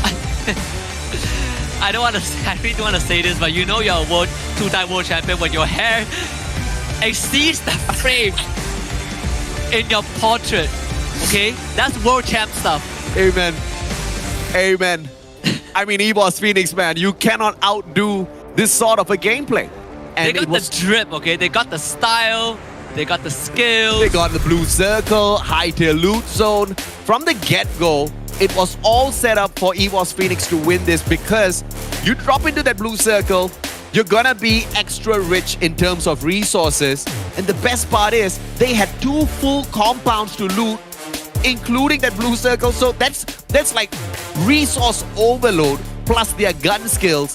How do you even stop a team like that? And they finally got control of factory also, right? On the roof. And guess what? That fight just happened once again against PE. But this time the timing was more accurate. PE just came out of a gunfight. They could not punish EVOS Phoenix. But PE was there first, but just not the right timing for them. Yeah, and you know, I would say EVOS Phoenix caught PE off guard at the right time, took control of factory roof. Circle forces them out. I mean, LGDS had a good chance. I don't want to say LGDS was impatient towards the end, but they got completely outgunned by E-Arena, which was very unfortunate, right? Because E-Arena were pressured by EVOS Phoenix. They were taking a lot of damage. They even lost one of their members prior to LGDS pushing them, and they still held on.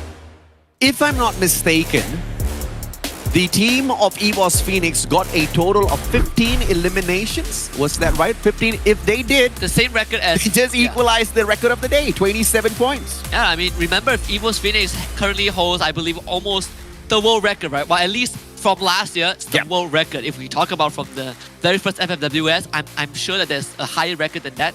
I don't remember the amount, but, you know, EVOS Phoenix, they are in the world record book. And nothing can stop them once they start to rise back up. And it's not even towards the bitter end of the group stage. This is just the end of day number 1 of the group stage. They're the night owls, you know. These guys, they love the nightlife. I know. I mean, they always rise up towards the very end. But it's always all about baiting in their opponents, getting them overconfident, and then slapping the confidence right out of them. And right, overconfidence is a slow and insidious killer. I don't want to say any team is overconfident yet, but EVOS Phoenix, they definitely made a statement with that win. I mean, at the end of the day, if you are not making statements as the world champs, I don't even know what you're doing here at this stage, right? They talk the talk. They've proven that they can walk the walk when they want to walk the walk. And it's... they choose to walk. They choose to walk. And if Moshi had just made a little bit of a difference in that previous 1v4, we would have a double highlight reel for EVOS Phoenix even without them being in the #1 spot. Yeah, I mean, we had a full grenade wipe already. I mean, that's good enough for EVOS Phoenix. They're giving it away. I mean, look at Moshi. Like how high is that hair? That's what I want to know by the end of today. That's a world record for sure. I would love his hairstyle if he shaved the sides. I think it would just bring the whole look together, but I think he's waiting for the extra bit of pocket money from the 100,000 USD to go to the hair salon. Yeah, sure. As if winning $1 million isn't enough, right, AJ? Nah. I mean, dude, you gotta prioritize, man. You gotta prioritize. You gotta put some aside for your family, for studies, you know, for the future. The haircut comes last. I know. This is pocket money to go in for the complete haircut. Absolutely. I know the reasoning behind that, but you know, I just want to quickly say that God Cruz is the MVP just based off of that crazy grenade kill. But just to wrap up the point about Moshi's hair, that actually is the trophy. Fun fact. He styled the trophy before the tournament started. Fun fact, if God Cruz goes for the Mohawk, his mohawk is going to be higher than even Moshi's. Okay? That's all I want to say. And look at this beautiful composition. And I think by now, you guys have managed to figure out exactly what the meta is in terms of a team comp when it comes to the active skills. You got the Riptide Rhythm out of Skylar. You have got the A124 in the house as well, bringing in the skill called the Thrill of Battle, which makes the biggest of difference in that final circle. And you've got Steffi that just boosts up all of your defensive skills. And that just makes you an absolute monster, does it not? Oh yeah, it definitely does. And again, right, we are seeing lesser Riptide Rhythms than usual, but today one of the trends has been double Steffi. But I just want to say, all of them ran beeps. You have 4 J beeps on the team. And you got to respect that, because when you've got J beeps, and this was just something that we were discussing a little bit earlier on, when J beeps has got the attack put on him, you minus off your EP first before you minus off your HP. So that's like extra bit of armor, but it also puts you in a little bit of a fix because your HP recovery is not as proficient, which they very quickly equalize out by good repositioning. They take that damage, reposition behind the walls. You saw that in Factory, and those walls just keep the damage from coming in on through. So you don't need the EP. We call it the shield battery, right? Yeah. They are just charging each other up. For the MVP for this round, God Cruz with the A124. Overall, just a fantastic player, right? We're having the J Beeps, having the Alvaro, and this is a character that has shown up multiple times, Moko. And bringing in Beaston, bringing in his golden grenade, you saw exactly how he wiped out Farang. Oh yes. He was so far away from the team, but he just lobbed that grenade in. And Farang was so confident that they grouped up together because they thought, okay, no one's going to be able to hit me from this distance. When they get close enough, we'll break up. But that was just a terrible call from Farang. They did not expect a Beaston in the hands of God Cruz of all people. And he had a grenade launcher above everything else. Yeah. You know, you had made the grenade kill of the tournament when on the MVP screen, your weapon is a grenade. That's how you know you've done it. Once again, the popular weapons G36, 12 times picked up and equipped. MP5, 3 times. M1887, a little bit more popular than the MP5, 7 times. And that's one of the better shotguns out there. Unless, of course, you get to have the Charge Buster in your hand or the Mag 7. All 3 shotguns, great, but great in different circumstances, right? The M1887 does super well in the slightly longer ranges than the short-range combat. And remember, just now we talked about Moko, right? And I want to quickly kind of sum it up. When you run Skylar and Moko, it becomes incredibly deadly. What happens is, if you tag someone when you have running Moko, you reveal them for a few seconds. Yes. Well, if you are awakened Moko, it lasts longer if the enemy moves. You're discouraging them from moving. Yep. And if you have a Skylar with you, that is the worst possible combination to go up against if you are playing out in the open. I mean, you tag them up, you know their position, you bring down the glue wall with the Riptide Rhythm, you allow the rest of your team members to just put on the hurt. I mean, meta-wise, team composition-wise, this is exactly what you want to be running if you want to dominate out there. I think First Raiders showed us that. EVOS Phoenix is showing us exactly that as well. But look at LGDS. Can we praise this team that has struggled on the international stage for so long, but they're finally waking up? Good on you, Taiwan. Well, from the region of Taiwan, for a day one performance, I am very, very impressed. I'm loving what we're seeing from LGDS. Obviously, there are a couple of situations where you clearly see LGDS getting outclassed by other teams. The macro not as clean. But there are improvements, right? Slow and steady wins the race. I think these incremental growths across the year is finally showing on the world stage.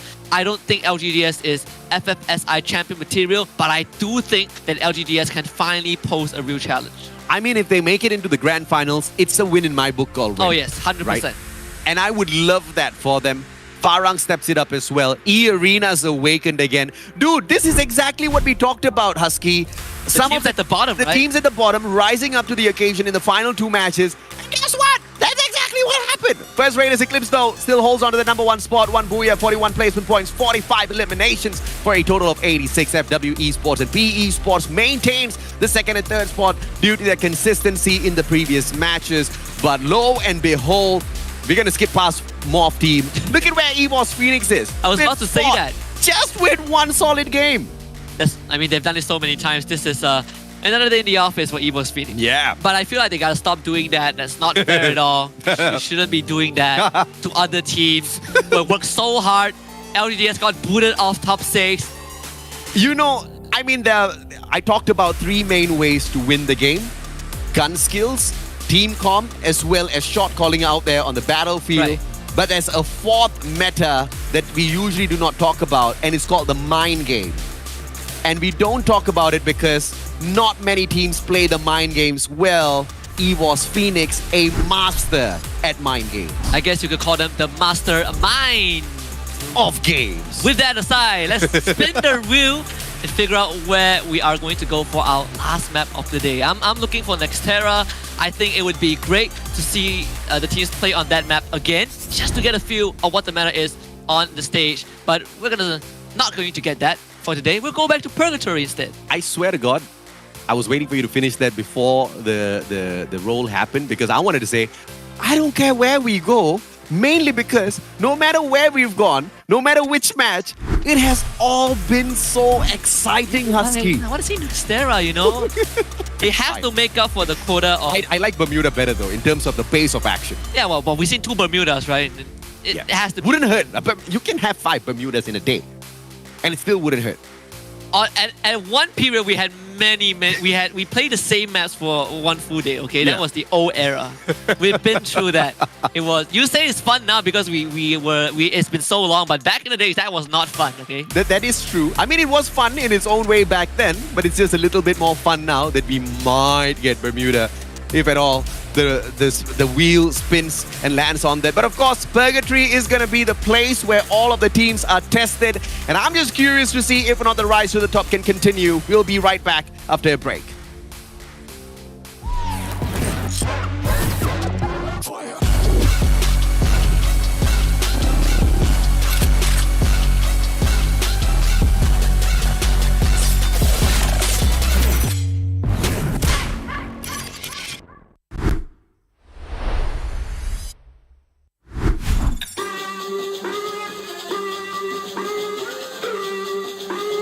Là đại diện mạnh nhất của Việt Nam tại FFSI, Team Flash không sợ bất kỳ một đối thủ nào.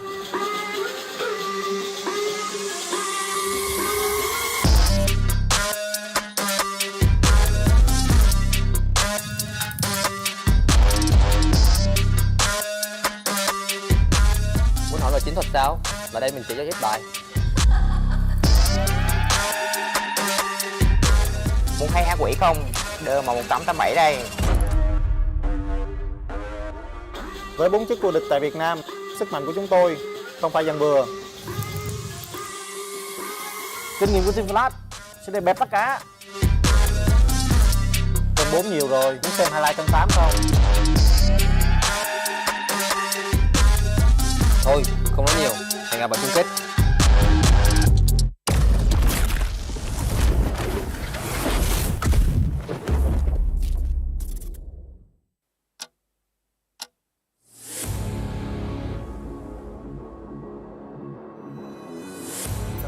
ผม FW อลงกรณ์กัปตันทีม FW Esport อยู่ตำแหน่งสไนเปอร์ผมเป็นคนคิดแผนการเล่นเก่งและแก้ปัญหาเฉพาะหน้ารับรองว่าวันนี้ผมวางแผนมาอย่างดีเพื่อเดินเกมให้ชนะทุกคนส่วนนี้คือ FW ชาย 4ตำแหน่งหลักคือ Support งานอดิเรกแน่นอนว่าสบายนอนดูหนัง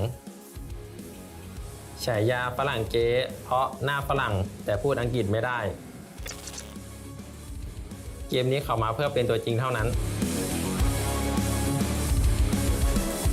ส่วนนี้คือ FW บุญเจมตำแหน่งคือ Attacker มีงานอดิเรกคือการเป็นช่างไฟเขาจะมาเติมเต็มไฟให้สนามนี้ร้อนแรงแล้วพา FW Esport แซงชนะทุกทีมและส่วนคนนี้ก็คือ Gmelo 07 ควบ 2 ตำแหน่งสุดปังอย่าง Attacker และ Charger ไม่ว่าจะตำแหน่งไหนก็พาทีมคว้าชัยได้แน่นอนงานอดิเรกชอบศึกษาทางที่จะไปเอาชนะการแข่งขันครั้งนี้ พวกเราเลยเรียกเขาว่า G มีเหลืองส่วนนี้คือ FW นายพันตำแหน่งซัพพอร์ตงานอดิเรกชอบเล่นเกมเล่นลูกเดียวเล่นจนเอามาเป็นงานหลักและวันนี้จะมาเป็นตัวหลักที่จะพาทีมเอาชนะไปด้วยฉายาท็อกซิก 100% แน่นอนว่าคู่แข่งต้องท็อกซิกไม่ใช่เพราะนิสัยแต่เป็นเพราะความเก่งของเขาพวกเราแข็งแกร่งมาแรงไม่แพ้ใครเพราะพวกเราจะใส่สุดแล้วหยุดที่บัฟเจอกันนะครับ FW Esport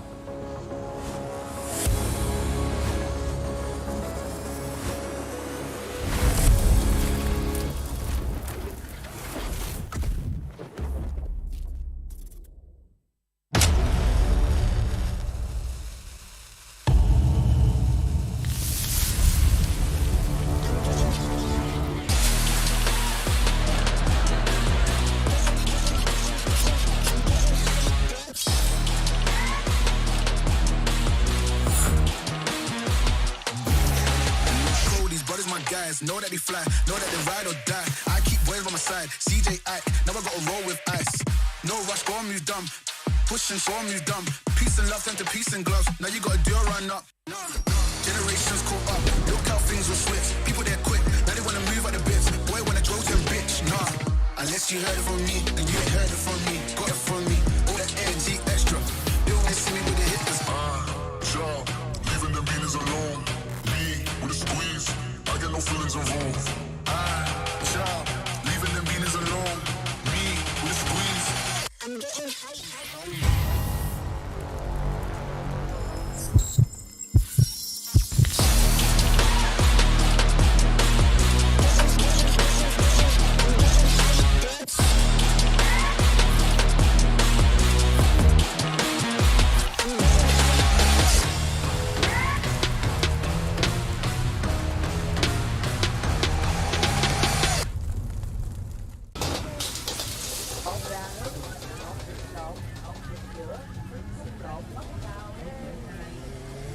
cho một lẩu Thái anh ơi.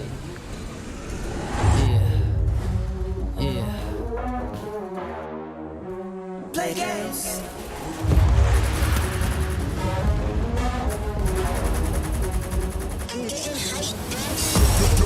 Yo, crank that volume, turn it way up. Get your weapon, get your blade out. Damage, then you gon' pay up.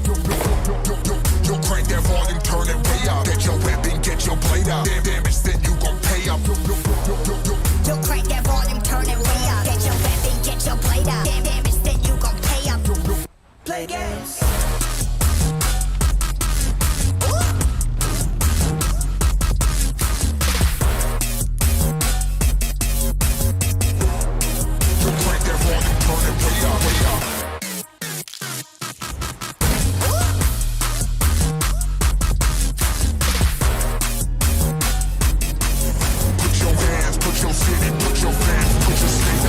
Play games.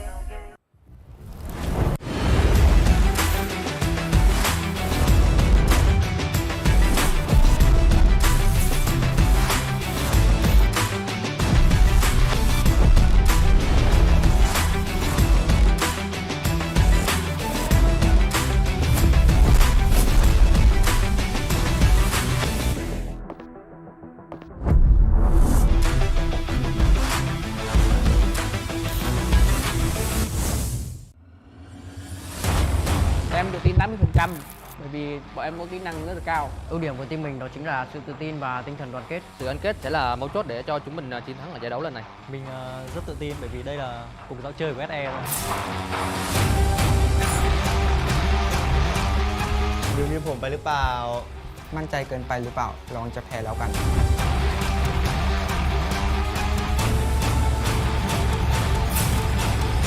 Thích của bọn mình là biến nhà vô địch thành cựu vương. 100% team mình sẽ chiến thắng. Giải đấu lần này thì mình thấy Evos Thái Lan khá là tự tin, nhưng mà các bạn quên rằng là những đội cho dù không vô địch nhưng mình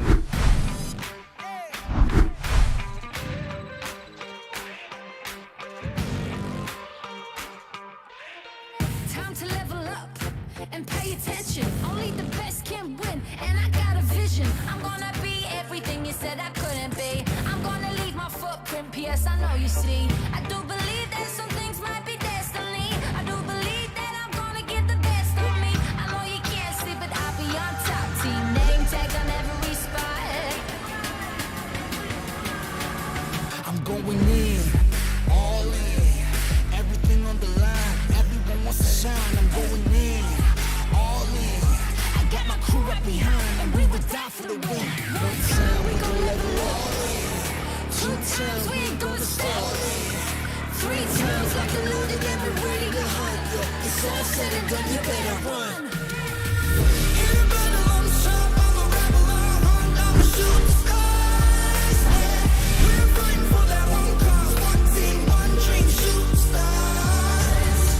In a battle, I'm sharp, I'm a rebel, I'm hunt, I'm a shoot the stars. Are you ready for the battle? You know we won't stop. All eyes on me, I smell the danger. Can't turn back now, I can't erase ya. Did they tell ya? I'll be coming back. Stronger, faster, like a heart attack. I'm making known I'm the master. Think that boom boom need a blaster. What you looking at, huh? We coming for you in the masses. Front row passes, champions roll all access. All in, everything on the line, everyone wants to shine. I'm going in, all in. I got my crew up behind, and we would die for the win. One time we gon' level up, 2 times we ain't gonna stop. 3 times like a loaded and we're ready to hunt. It's all said and done, you better run. in a battle, I'm sharp, I'm a rebel, I'm hunt, I'ma shoot the stars. We're fighting for that one cause, one team, one dream, shoot the stars. In a battle, I'm sharp, I'm a rebel, I'm hunt, I'ma shoot the stars. Are you ready for the battle? You know we won't stop.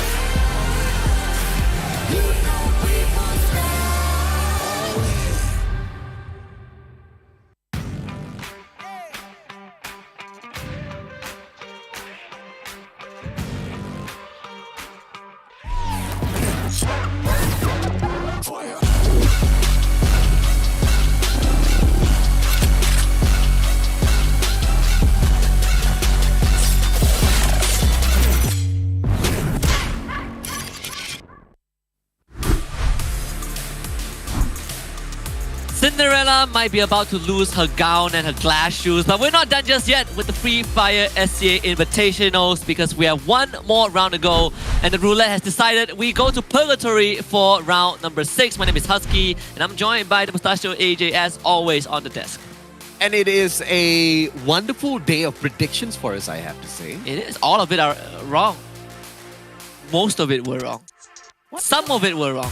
We got all of it right. Mine was all right, okay?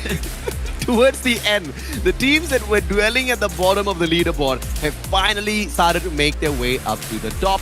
But is this just going to be a one-rounder kind of thing at Bermuda, or can we see this continue in Purgatory as well? We're talking about teams like E-Arena. We're talking about teams like EVOS Phoenix who've managed to find their stride. I mean, LGDS has also used that opportunity to propel themselves upwards. And I tell you, if they can do it, then it's a miracle already in play. If they can do it, anyone can do it. Anything. Don't say that. I don't want anybody else to do it because I want them to stay at the top. Anything is possible. Yes. That's the safest way to say it. Though what makes me happy so far is that all 5 rounds have had unique Booyah winners, right? Yeah. I came in expecting maybe EVOS Phoenix gonna get 4 of them, and the 5th one they just handed over to anyone who wants it, but they barely got their first one in the previous round. Yeah. I know all the major regions have had their share of Booyahs. The Thailand has EVOS Phoenix, FW. Indonesia, you have First Raiders Eclipse, Morph Team, and then you even had Vietnam showing up huge on the stage. EVOS Phoenix is like the best bird trapper. They feed it a little bit, bird comes closer, feed it a little bit more, bird comes closer, feed it a little bit more, and then boom! You got a bird as a pet. Farang. I say foie gras. Foie gras? Foie gras. Foie gras. Okay. I thought you said Farang because they did get Farang with a boom.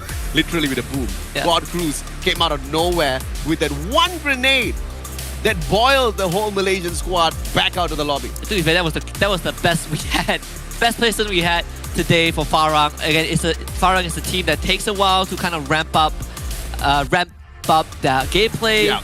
They haven't hit their stride yet. We've seen this plenty of times. And this is why this team has always had this so close yet so far scenario happen across multiple tournaments. Even the Challenger Series, that was a time where they could have won the Grand Finals, but they lost at the final round to GeekFab. But you know, I'm not too upset because as far as the MCPS region is concerned, we still do have another Titan coming up, and that's going to be tomorrow as Expand steps up onto the battlefield to check out exactly what this game is all about, what this level is all about at FFSI. But we're gearing up to head on into Purgatory. This is gonna be the final game of the day to see exactly how we wrap up the top of the leaderboard. At the moment, just a quick refresher, the #1 spot held on by First Raiders Eclipse with a total of 86 points. Second and third spot held on by FW and PE Sports. Whether they get replaced, it's all gonna be decided in this one game.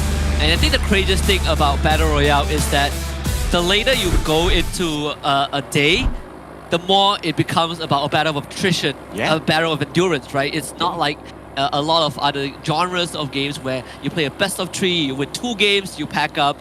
This one, you have to play all the rounds, and it can get taxing, especially when you go late into the night. And in this case, this is where you need to see if the teams can kind of keep it together for themselves. Can they still have a clear mind? Can they handle failures just like how they did at the start of the night? This is the very first, I guess, painful flight path of the day, skewed towards the left-hand side of the map. Ski Lodge, Forge, Campsite, Lumber Mill is going to be a little difficult to access, but I'm pretty sure teams are still going to be making their way there. Teams like E-Arena, as well as LGDS. But you can see Vastamundo alongside Team Flash. This is gonna be one hullabaloo at Central. Yeah, they actually decided to swap from Mode House to the Southern Island. So Alpha gets more up to themselves, but we get a triple stack near Fire Brigade. I wonder if anyone will head to Lumber Mill. E-Arena even sent a scout out to the fishing hut. This is gonna be pretty interesting. Blazer 10 should be able to get an easy first blood, as Ma'ao will fight New K. PE, don't cry. We'll be able to bring him back. The Homer drone sent out from DNP, but that one's a bit too far. No New K, no cry. No. New K got saved. They will not cry. Crusher doesn't save Lopez, but he still can make a big difference here. Luka! Very quickly put down and out of the equation, but a quick turnaround by Yuan from afar with a Bison. Dude, that's illegal. With a Bison from that sort of a distance. That is the second most illegal shot I've seen. The first one was double revolver. There always has to be double revolver. No one can change my mind because watching the Vietnam teams play, it has been ingrained in my brain that they love the double revolver. Vastamundo is not down and out just yet. They've still got Crusher and Blazer 10 to depend on. But they got to play this smart. They can't circle around to that vending machine. There's also a revival point there, but I'm very sure it is going to be gate kept. Koja down below, he's going to find a little bit of a boy he can fix up. Fixer. MP5 stands no chance against Koja. And E-Arena, they bomb out yet again in the day. Yeah, this is rough. I mean, if you're in E-Arena, you really have to do some reflection after today. Because out of 6 rounds, you had one good round. Yeah, you had one good round. I believe 2 of the rounds were first place finish. When I say first place finish, I mean first team to get knocked out. Yes, you are unfortunately right about that. They did get knocked out in 12th spot in the first as well as third game. The lowest number of points that they did pick up in the day was at Alpine, just a single point. That's a little painful, man. The single point came from that elimination. So normally we have 12 teams. If you finish in 11th, does that still count as last? Yeah, of course, it's 0 points. Comfort yourself a bit more. Well, Nero is down, and we have more teams trying to swarm PE Sports in this compound, both trading back and forth, but PE are losing this fight very quickly. And DNP, he is going to go down pretty soon. Ma'ao is taking his time with the Shigo. They know that they've got the man advantage. DNP making a last stand, and PE will join E-Arena in the lobby. Ma'al just had one good jump shot. DNP had multiple good opportunities, but just wild sprays all over. The owner of that house is not going to be too happy when he comes home. No, if there's structural disruption. Blazer 10 and Jempal just switch sides. I like how Jempal dropped down just to catch him. I mean, Blazer 10 is going to... Yeah, that's a GG for Blazer. And he funnels into the rest of the far round, right? This should be an easy kill for Jempal. Do not mess this up. You shouldn't even go down. There should not be a 1v1 trade. Homer drone come true. Jempal over the wall. Alright. Oh, this is way too close. Jembal finally gets it. But that took a tad bit too long. The Farang just one of those few situations. Again, this is a weird team, if I have to be honest. Aside from them having periods where they come online and periods where they don't, it's also a team that loves to fight. Yeah, I have to unfortunately. Which is crazy, right? Like, it's a team that isn't as consistent as a lot of their competitors, but they do it anyways. I would really prefer to see them play the strategy of First Raiders, where they don't show up in the first few circles. They just keep their heads down, respect everyone, get into that final circle, and then start screaming out loud, right? I think one of the best rounds for Team Farah was that previous round where they did pull that off. They did, but it was also a round where they got off to a good start, right? Where they were finally able to play the aggressive game that they wanted to, and they survived until the end. So it's kind of an anomaly out of the 5 rounds we've seen. First Raiders not going to bother even staying there. So Alpha, they get nothing out of it. Alpha's going to be in quite the fix here if they don't find a good position to play defensive in a little bit. The bunker's not the best spot, as when you leave the bunker, you're just wide open. They need to move on into another compound and find a little bit of a better defensive spot. Morph team, the leaders of elimination so far, 6-2 their name, and they're looking for FW. Boonjay, Malongkon, both taking a boulder each. Gamelo as well as 9fan, flanking from the left-hand side. And that hill, that elevation is going to give them the entrance to take a good attack against Morph team, but that's only if they get a little aggressive. And Morph sees it coming. They move on towards the left just to beef up their defenses. So FW has got no access right now unless a third party drops by to say hello at Brasilia. Interestingly enough, for FW, they're actually playing the entire day 1 without the team captain, which is Chai C, right? He's obviously hasn't been playing a single round. So I am fascinated by how this team is functioning. But normally you would have the team captain play with the team. And in this case, that's not the case for FW. FW decides to not go in and challenge Morph team. Good decision, because defensively they were really playing the long game by repositioning. So Morph team's going to be safe. FW is going to be safe. But for how long? I believe just across that river, I spotted the team of EVOS Phoenix. First Raiders not going to be tickled at the edge of this next circle. Nobody else in or around their area. And it's a slow game, finally. Throughout the whole day, this is the first slow-paced matchup.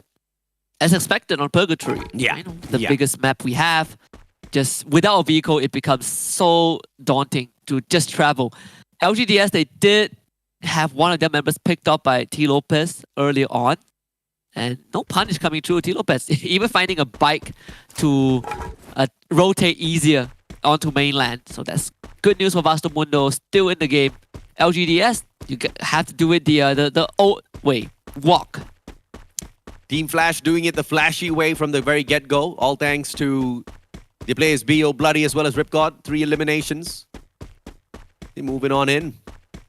The question is, they're going to be able to get in towards Lumber before that circle catches up with them. Answer is going to be yes, but they need to continue moving on in. That zipline is going to give them that opportunity to cross the body of water without having too much of time wasted traveling across. Actually, someone was at a revival point just now, but I can't see which team it was. I think he just got that rebirth title. Oh, there it is.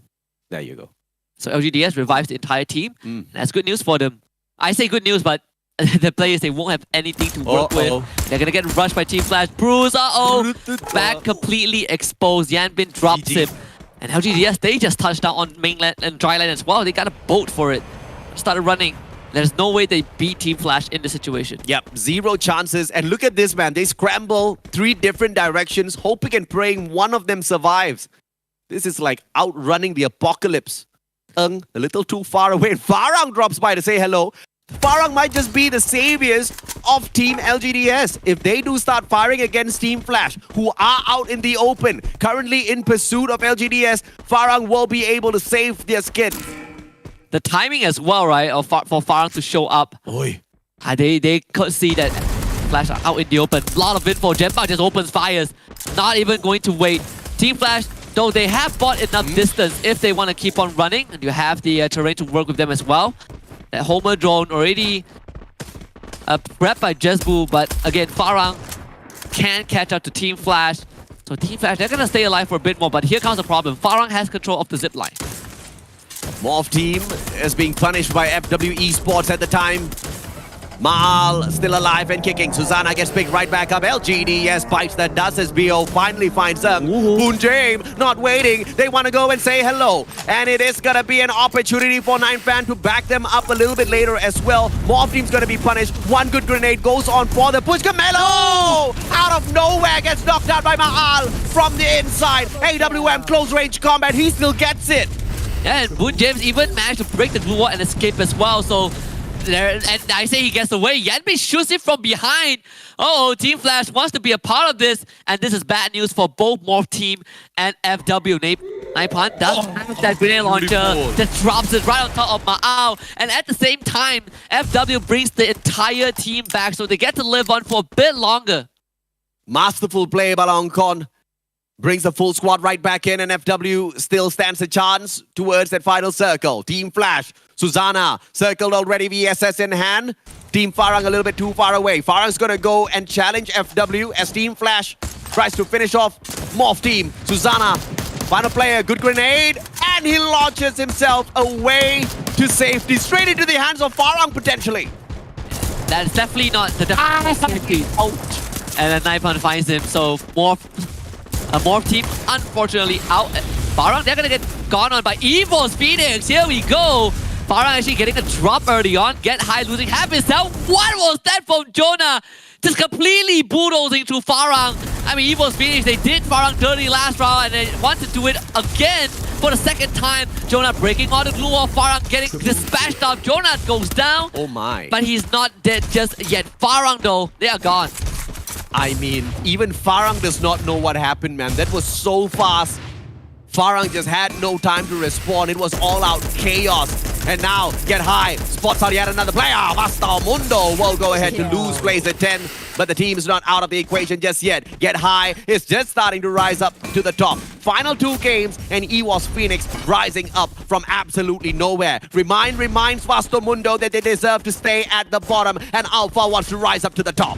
Yeah, the game is accelerating right now. We had a very slow and mellow start, but when you look at this circle, oh boy, First Raiders Eclipse have a really good chance of taking control. In fact, they're not in a rush. Normally, you would see teams beeline towards the safe zone at the stage of the game, but First Raiders Eclipse, they are very composed. Now they start to make a move, but it's Souza leading the charge first. Gonna get some intel. FW taking the launch pad into the circle, but that's gonna put them right in front of First Raiders. Oh, he's got the grenade launcher, Right but flat spot! Nightfan goes down! Grenade launcher absolutely wasted because of the positioning loss. He goes in for the knock, and it's First Raiders with the advantage here. Here comes FW Esports, glue wall taken down. Boon James still finds North. Jonah from afar takes Bloody out of the equation, and he have to deal with the Team Flash all on his own. EWOS Phoenix still with 3 guys now. As he circles around, it's gonna be just that grenade that just chooses to push Ripgod away. Moshi and Jonah flanks from the left, but Flash has got the advantage. Yeah, Team Flash, they have a numbers advantage. The Riptide Rhythm breaks the glue wall. Ripgod completely out in the open, and Get High just blasts in with the Charge Buster, and now it's an even fight. Ripgod can be taken care of very quickly by Get High. Evil's Phoenix continues this push into the compounds of Team Flash, and it feels like Team Flash have no way to do with this. They put up all the glue wall, but all the grenade launchers, they're starting to rain right through. Get High just taking his sweet time, healing back up. Meanwhile, on screen, Souza, what a nade off screen! We have to check in, and that is the little bit because Team Flash are in danger. The reigning world champions coming through. Yanbin is dropping low, doesn't have much health left, and Team Flash are out. And once again, EVOS Phoenix, nobody can stop their rise up to the top. They want yet another booyah. A back-to-back, very, very big in terms of potential. But first Raiders Eclipse still alive and kicking. They want to sort out FW first. And it looks like one player flies on straight towards the crosshairs. And Along Gone gets taken out of the equation. It's going to be a 3v3. EVOS Phoenix going up against First Raiders Eclipse. First Raiders, they want to maintain that #1 spot. Even if EVOS Phoenix does take them down, they cannot take away the #1 spot from the Indonesians. And one of this team will get a double booyah by the end of the day. Yeah. Can you believe it? This is just day #1. And both teams only have 3 members. The difference being FR have full control of the circle. This is where we see how EVOS Phoenix deals with playing from behind. It's a slow push. Circle's gonna force EVOS Phoenix towards them. Flank from the right-hand side. Get high, all geared up. Darkol's not taking him out of the equation just yet because of a fantastic glue wall. Ice grenades will force Darkol out of his own glue wall. Get high continues to move on forward. Jonah from the left-hand side flank. Lost the 1v2. Darkol goes down. Get high, still high. Moshi moving on through. Losty lost. Jonah still alive and kicking. 1v2 for Jonah. And EVOS Phoenix with a back-to-back booyah. We need to play that last part in slow-mo. Did you see that push onto Darko? Get high running towards Darko was one part of it. Yeah. Moshi handling 1v2. And also Moshi from 10 miles away. I was looking at Moshi's camp. He had Skylar. He shot a 10-mile Riptide Rhythm to break the glue wall of Darko for Get High to take him out on that left side. The team play from EVOS Phoenix unparalleled in this final fight. I'm sorry, ladies and gentlemen, boys and girls, but we already warned you about EVOS Phoenix. They'll sleep at the start of the day, but when they want to rise up, you cannot stop the undying Phoenix. Back-to-back booyah to wrap the day up, to show that they can talk and they sure as hell can walk. I thought they would at least give the other teams 1 day, but apparently they just gave them 4 rounds. I guess that's what generosity is to the 2-time world champion. Bro, this is just the first day of the FreeFire SEA Invitational, and I am losing my mind on the storyline build-up, on the fantastic back-to-back-to-back golden plays you're seeing out there on the battlefield, and the absolute resilience from some of these squads out there. But props to First Raiders from the start of the day all the way down to the end. They have maintained a supreme consistency. I think the worst placing was, what, 6th place, and everything else was... But even that round wasn't bad. Yeah, and everything else was second, third, booyah. I want to see if we can catch that last moment, because I cannot get enough of how accurate that play was from EVOS Phoenix. They had to take control of the circle, but Moshi and Get High, the cooperation was unreal. This was the one. Look at that retire. I mean, it's already over. But you know what? One of the beautiful things about this final play out of EVOS Phoenix was also the fact that First Raiders Eclipse had a better defensive compound. First Raiders did not need to move, and that was the first mistake made by the Indonesians. They left those containers because the circle started moving on in, and they were forced to pull out the glue walls. And you know exactly what EVOS Phoenix is known for. The absolute glue wall smashes. We saw that setup from them already. That Riptide Rhythm through that Skylar out of Moshi's hands, it was gonna always do damage. Oh yes. But can we give props to Jonah? 1v2. Matcha had no problems whatsoever. I'm telling you, man, that was the game-winning Riptide Rhythm, game-winning 1v2 by Jonah. We saw First Raiders Eclipse do that against Team Flash and FW the round before. Well, now they got a taste of how the Masters do it. And all these last final fights, so interesting. So many things to unpack. If you're First Raiders Eclipse, I don't think you would beat yourself up after this. It was such a great day. This is the most consistent performance we've seen out of a team off of 6 rounds. Yes, I absolutely agree. And at the end of the day, you just lost the final game to the world champions themselves. Yeah, it's like a 2-time world champion. I can take it. By the way, look at Jonah's stats. He dealt more damage than everyone else combined on the team. I mean, it does not get better than this, right? There is a reason why Jonah's the star player of Team EVOS Phoenix, but he's not the most flashiest one. He's just the most efficient one. The flashy guy, Moshi, didn't even need to do anything in this massive round. And look at this, man. 15 eliminations, and that is still gonna tie up the record of the day. And they are inching closer and closer towards absolutely smashing it. Yeah, FR did it once, they did it twice in a row. And also Jonah, the captain of the team, right? He is a man of little words. Yeah. You know why? Because if he talks too much, his throat will hurt. I'll allow my actions to do the talking for me, he says. Yeah, I'll do it myself. And at the very start, it just seems like, these guys, all talk, no walk. But it's the exact same setup coming on through. Skylar doubles Steffi, A124, God Cruz disables them towards those final moments. Steffi gives them that boost in terms of defense. Skylar absolutely wrecking all of those glue walls out there on the battlefield. I just do not know what better composition you can have in terms of an active skill setup for your squad. And this is the most valuable single Riptide Rhythm I have seen in the game of Free Fire. And and in that last moment as well, it's not easy to hit from that distance. Sure, Riptide Rhythm, you can it travels in a decent speed. If you hit the glue wall, it's guaranteed to break. But it is not easy to coordinate that kind of push from that distance. If there's one thing that EVOS Phoenix has shown is that these guys have played together for so long. Yeah. These synergies, they don't build up in a matter of a few weeks. They build up over time, over 3 world championships. I totally agree with your point, right? I mean, remember we talked about that highlight reel from Mochi from the World Series? Oh, yes. Close range combat, he didn't hit that Riptide Rhythm. Okay, and he nailed a 10-mile Riptide Rhythm this time around. That shows you that accuracy out there. It's not a guaranteed takedown of a glue wall out of there. You really needed to connect, and this time it just connected perfectly for him. 3,137 on the damage, and he brings in the Woodpecker to do a majority of that. Steffi on for that backup for the extra bit of durability out there on the battlefield. The perfect balance of defensive and offensive attempt by EVOS Phoenix made perfect. And I have to say, this is the meta team composition because Team First Raiders Eclipse runs the exact same thing. And you can see kind of the aggressive setup from Jonah as well, right? You have the Steffi, you have the Kelly, Awakened Kelly even, Awakened Hayato, and you have J-Beep. So really sets you up to kind of bomb rush your way. You can put yourself in a 1v2 situation. Awakened Hayato, you get the extra durability. At low health, you are still deadly. Let's take a look at the popular weapons of the game. AC-80 finally making it up to Mini Uzi. Spotted Mini Uzi on Purgatory of all maps. I mean, it's a huge map, bro. I would have never thought the Mini Uzi would be an abused gun. I want to see a P90 next. I love the P90. I think it'll make its rounds. If the Mini Uzi can, the P90 surely can. Oh yeah.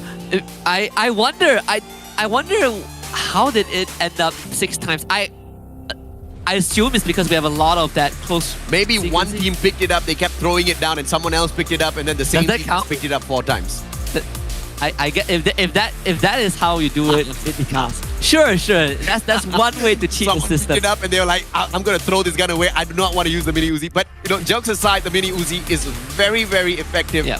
Close range combat, early game especially, when you're scrambling for some guns. You'd think that in a slow game like this, Mini Uzi wouldn't be kind of like in the spotlight, right? But the match standing, of course, EVOS Phoenix bagging another 27 points.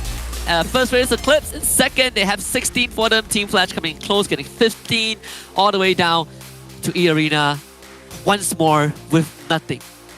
I mean, I want to feel bad for them, but I'm not gonna do that just yet. I do not want to insult the capability of E-Arena.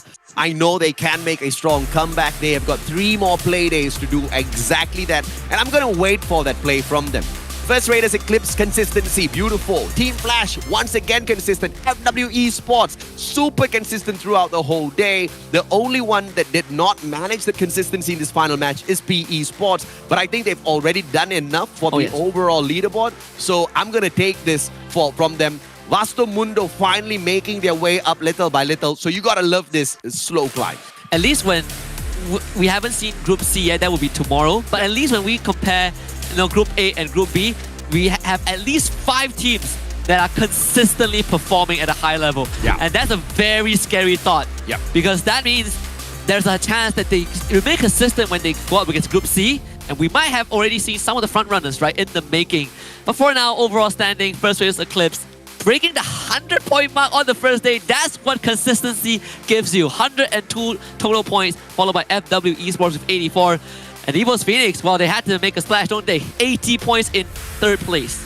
I mean, this was just the phenomenal effort out of 2 games out of 6 for EVOS Phoenix. They only played 2 games, right? Spot. Yeah, they only properly played 2 games. You can collect the rest of the match points from the first 4 and bundle it up into what they can earn within 1 game in itself. Oh, yeah. EVOS Phoenix, I am just mind blown with how they can pull this off effortlessly. But props to Team Flash.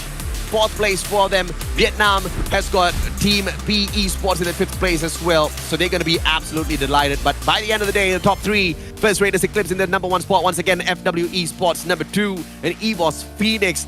The rise of the Phoenix continues towards the very, very end. Bitter end for some of these other teams who have been hustling the whole day. I think earlier you hit the nail on the head as well for EVOS, AJ. The first 4 rounds, they got 26 points in total. Yep. Round 5, they got 27. There you go. All in a day's work, huh? And I tell you, this was not unplanned. This was not by luck. EVOS Phoenix, they strategized this. They didn't throw the match. They just did not want to play the first 4 games. That's true. It's not that we aren't winning. We chose to not win. Yeah. Yet. No, they just chose to not get aggressive. They're like, let's just toy around. Let's just play around. Let's just see where they're taking their good drop spots. And then we'll try later. Because towards the end, we saw the aggression really coming out. I mean, the blue circle search in itself, that showed me EVOS Phoenix is ready to step it up. That is also one way to justify why EVOS Phoenix just ran straight into PE and got wiped, right? Now you can be like, yeah, EVOS Phoenix, they're just fooling around. Would be kind of boring if they just go all out from the first day and they finish group stage in first place with 1,000 points. The highest we had was about 700, I think. I don't think it's going to be impossible for a team like EVOS Phoenix, but I also want to give props to some of the teams that did take them on within the first 4 matches. Oh, yeah. Jokes aside, I think EVOS Phoenix was not going super aggressive, but they did put on a great performance within the first 4 matches, but they were outplayed in many of those circumstances. Yeah. Even Moshi in the 1v4, it was a great attempt from him, but FW, they retrieved it well. But we are going to retrieve the show back from you guys because it's already the end of the day. We will see you guys on day 2. That's going to be tomorrow. Mustachio and Husky signing off.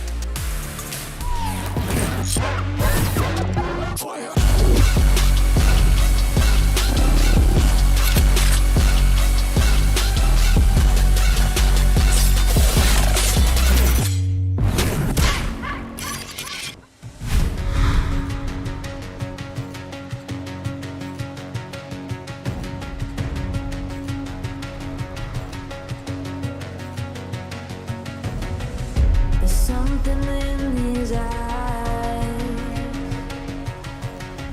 There's a storm within, but it's written in the sky. Let it break me till it's over. Won't let it shake me.